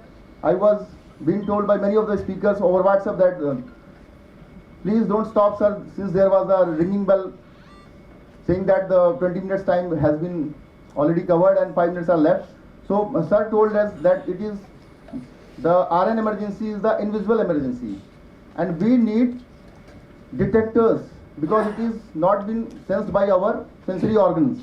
So we need detectors, and based on the detectors then we have to frame our response, how we have to prepare as a response agency. Afterwards, the second section was taken by Dr. Ram Bhagirath Digambar Rao Daifale sir of DESH. He told us about the CBRN preparedness and response capabilities of the stakeholders, wherein which he told that what exactly DESH is and what the things are there wherein which the DESH are involved and how they can help us. There have been questions with him as well, because nowadays since we are collecting the data of MAH units, and there are certain difficulties that we are facing. So the question has rightly been asked by sir that what all things can be involved into your framework so that if we approach the MAH units, so they can be readily available to us in terms of offsite emergency plan. And you have rightly said, sir, that the on-site emergency plans are available with the MAH units, but somehow the offsite emergency plans are not that much available, or they are not willing to give us. There is some type of reluctance in their approach. So my humble request is, sir, I may not be that much correct, so if possible there should be some directives from your side that if any NDRF agency in any of these states, since you are covering these states, so give them directives for this thing.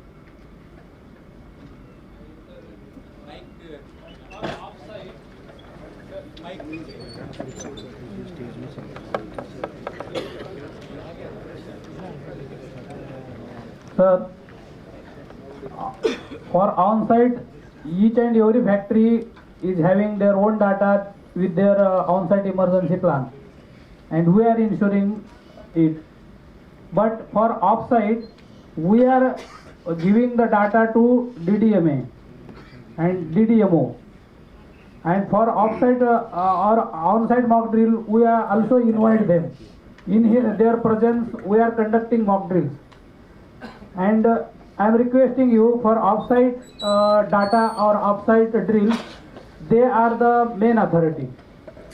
Okay, thank you very much for enlightening us with your statement. Sir, then the second last lecture was taken by Dr. Mihir Palit of DRD regarding the technology integration and innovation in CBRN response, wherein which sir has rightly told us that there are various deliberate use of CWAs which were so huge in number. We were not knowing this thing before this thing when sir told us that exactly it is 1,81,691. So huge number, sir. Further, sir told us about the Chemical Weapon Convention and the OPCW, and sir also told that DRD the only institution in our country which is having this capability that they can have this Schedule 1 drugs with them. They can produce up to 10 kgs of that. So this is an eye-opener for us. Further, sir, they are the DRD is into the business of developing different type of equipments, PPEs, all those type of things. And we come to know what all things are there with DRD. Although we have been using various products of DRD in our NDRF, but still something new has been also told to us. And he also told regarding the focus areas of DRD regarding detection, protection, medical, and econ. And at last, in the fag end, we have got the 8th section, which was taken by our commandant, sir, Shri Santosh Bahadur Singh, sir.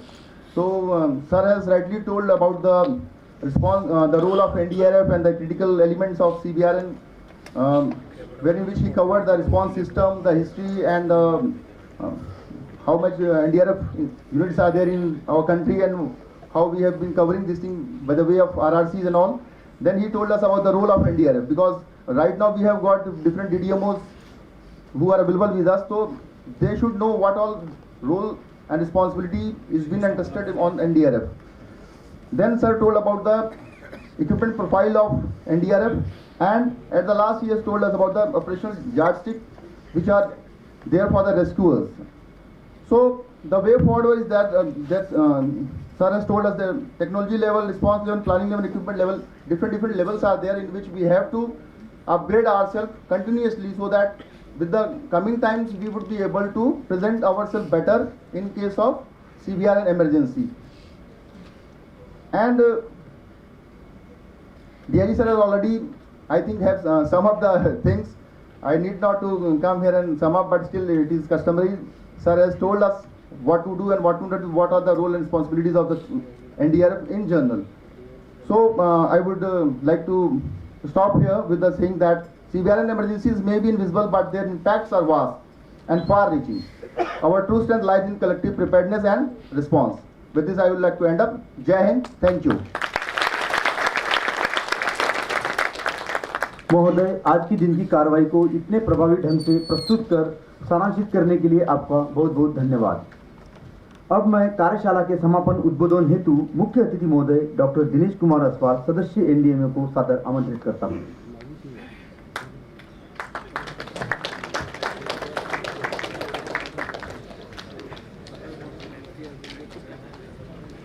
It has been a very long day and indeed a very good day.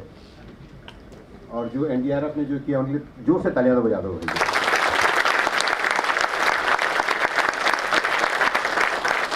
And for all the 4 speakers, they were to the point. They made their case amply clear. So one more round of applause to all the 4. And not the least, you all people, they have been listening very carefully. So for you as well.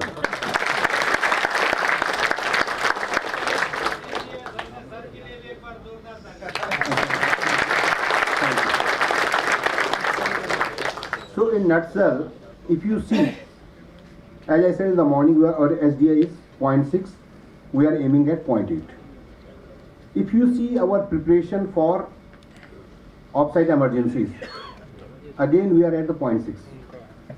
We have got each and everything, but we are not exploring our full potential. For example, India has got hundreds of laboratories who make the sensor detectors, but still we are importing. You go any of the laboratory in the country, they say that हमने ये बना दिया. So there is also called a TRL, Technology Readiness Level, कि वो कहाँ तक बन पाया है. So 1, 2, 3 is the fundamental where you do research, you do the proof of concept. Then you go for the environmental testing. And जो 8, 9 आता है जहाँ पे regulatory approvals, जहाँ पे उसका type approval, technically competence by appropriate authority, and no fail in the real conditions, वहाँ हम गड़बड़ा जाते हैं. तो TRL में भी हम लोग 0.6 तक ही हैं, हमको 0.8 के ऊपर जाना है. तो एक वो मैसेज उनके लिए है. पॉलिसी मेकर्स के लिए we have made a wonderful policies. NDA ने अपनी पॉलिसी बनाई, स्टेट डिजास्टर मैनेजमेंट आ गई, DDMA आ गई, कर भी लिया उन्होंने.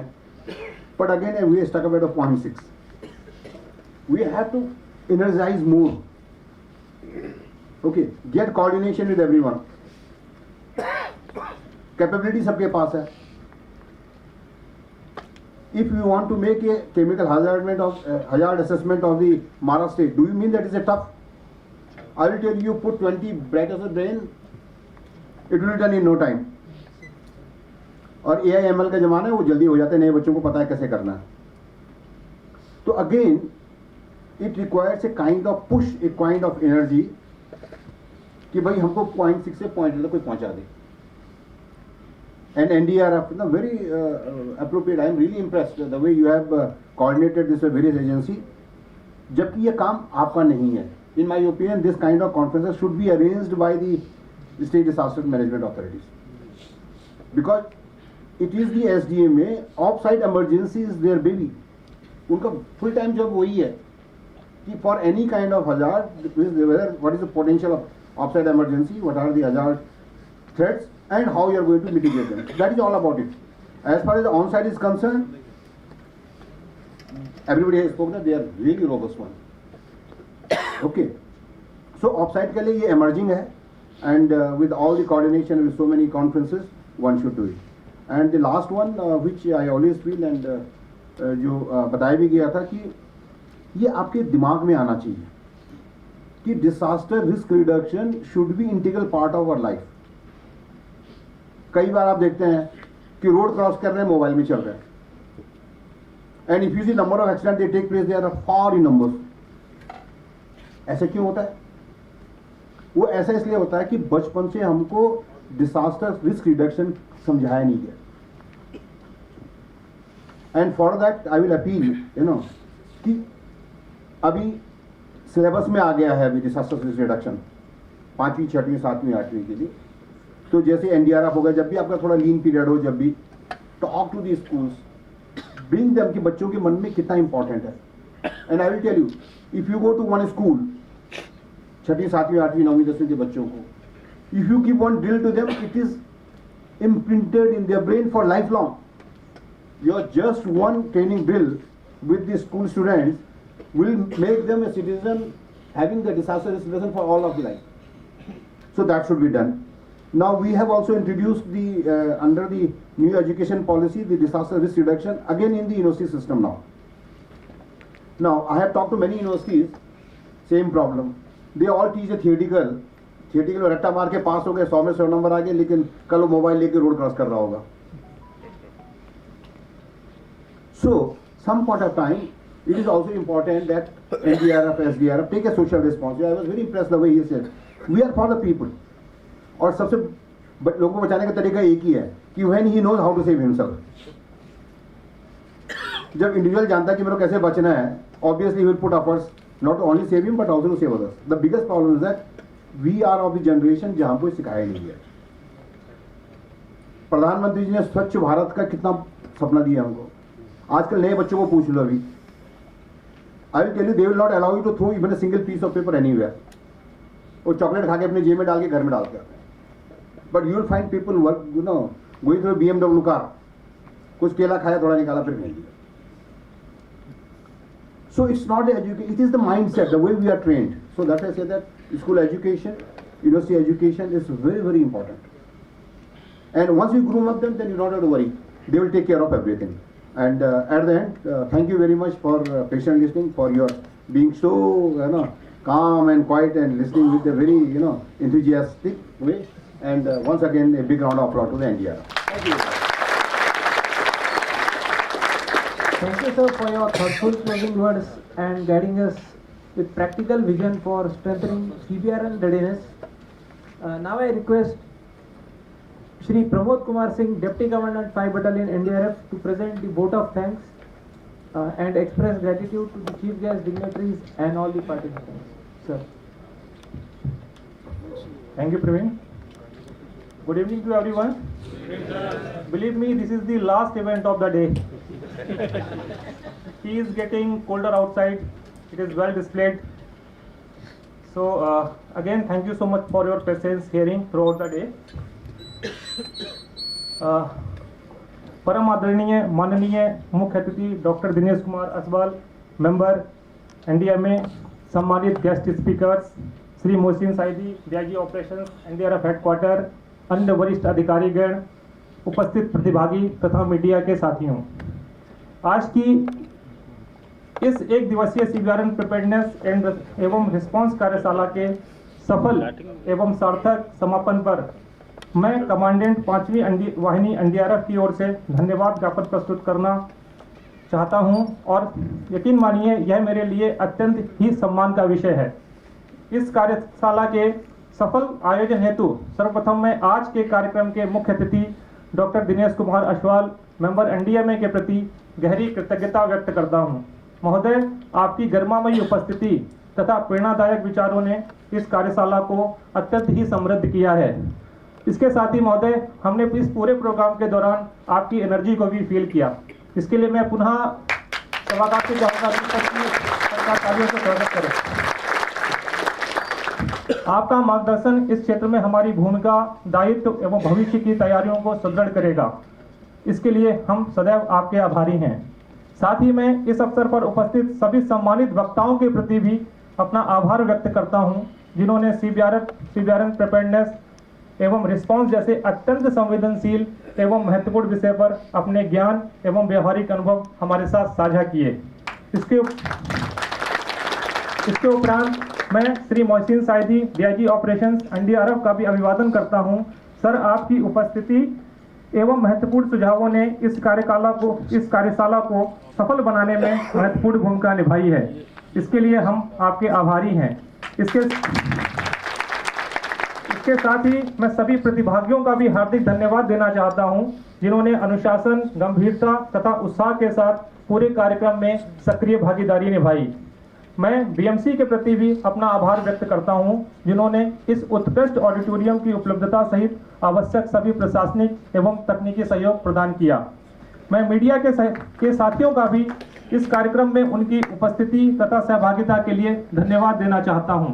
और अंत में मैं आयोजन समिति एवं सभी सहयोगी सदस्यों के प्रति अपना आभार व्यक्त करता हूं, जिनके समर्पण, सतत प्रयास और उत्कृष्ट समन्वय के कारण यह कार्यशाला सफलतापूर्वक संपन्न हो सकी। अंत में पुनः एक बार आप सभी का हार्दिक धन्यवाद। जय हिंद, जय भारत।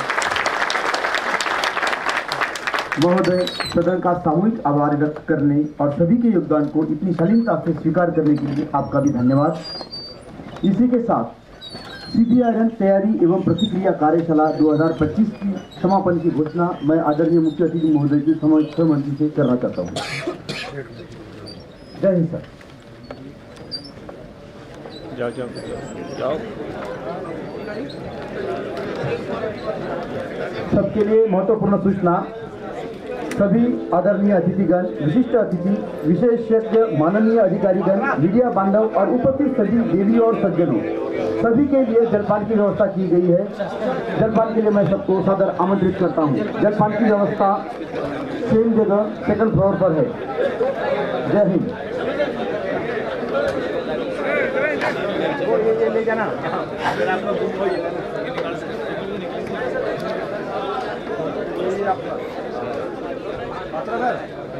लगा क्या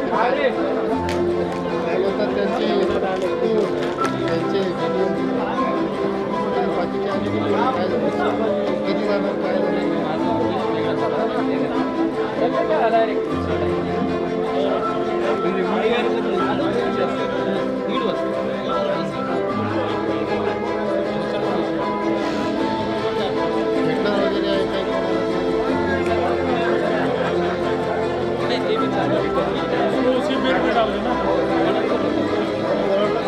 बाद में इसको डाल देना। वो दे दिए टोपी पर। अरे सुनील आपका ही नाम है क्या भाई? सुनील आप ही हो क्या? क्या नाम है?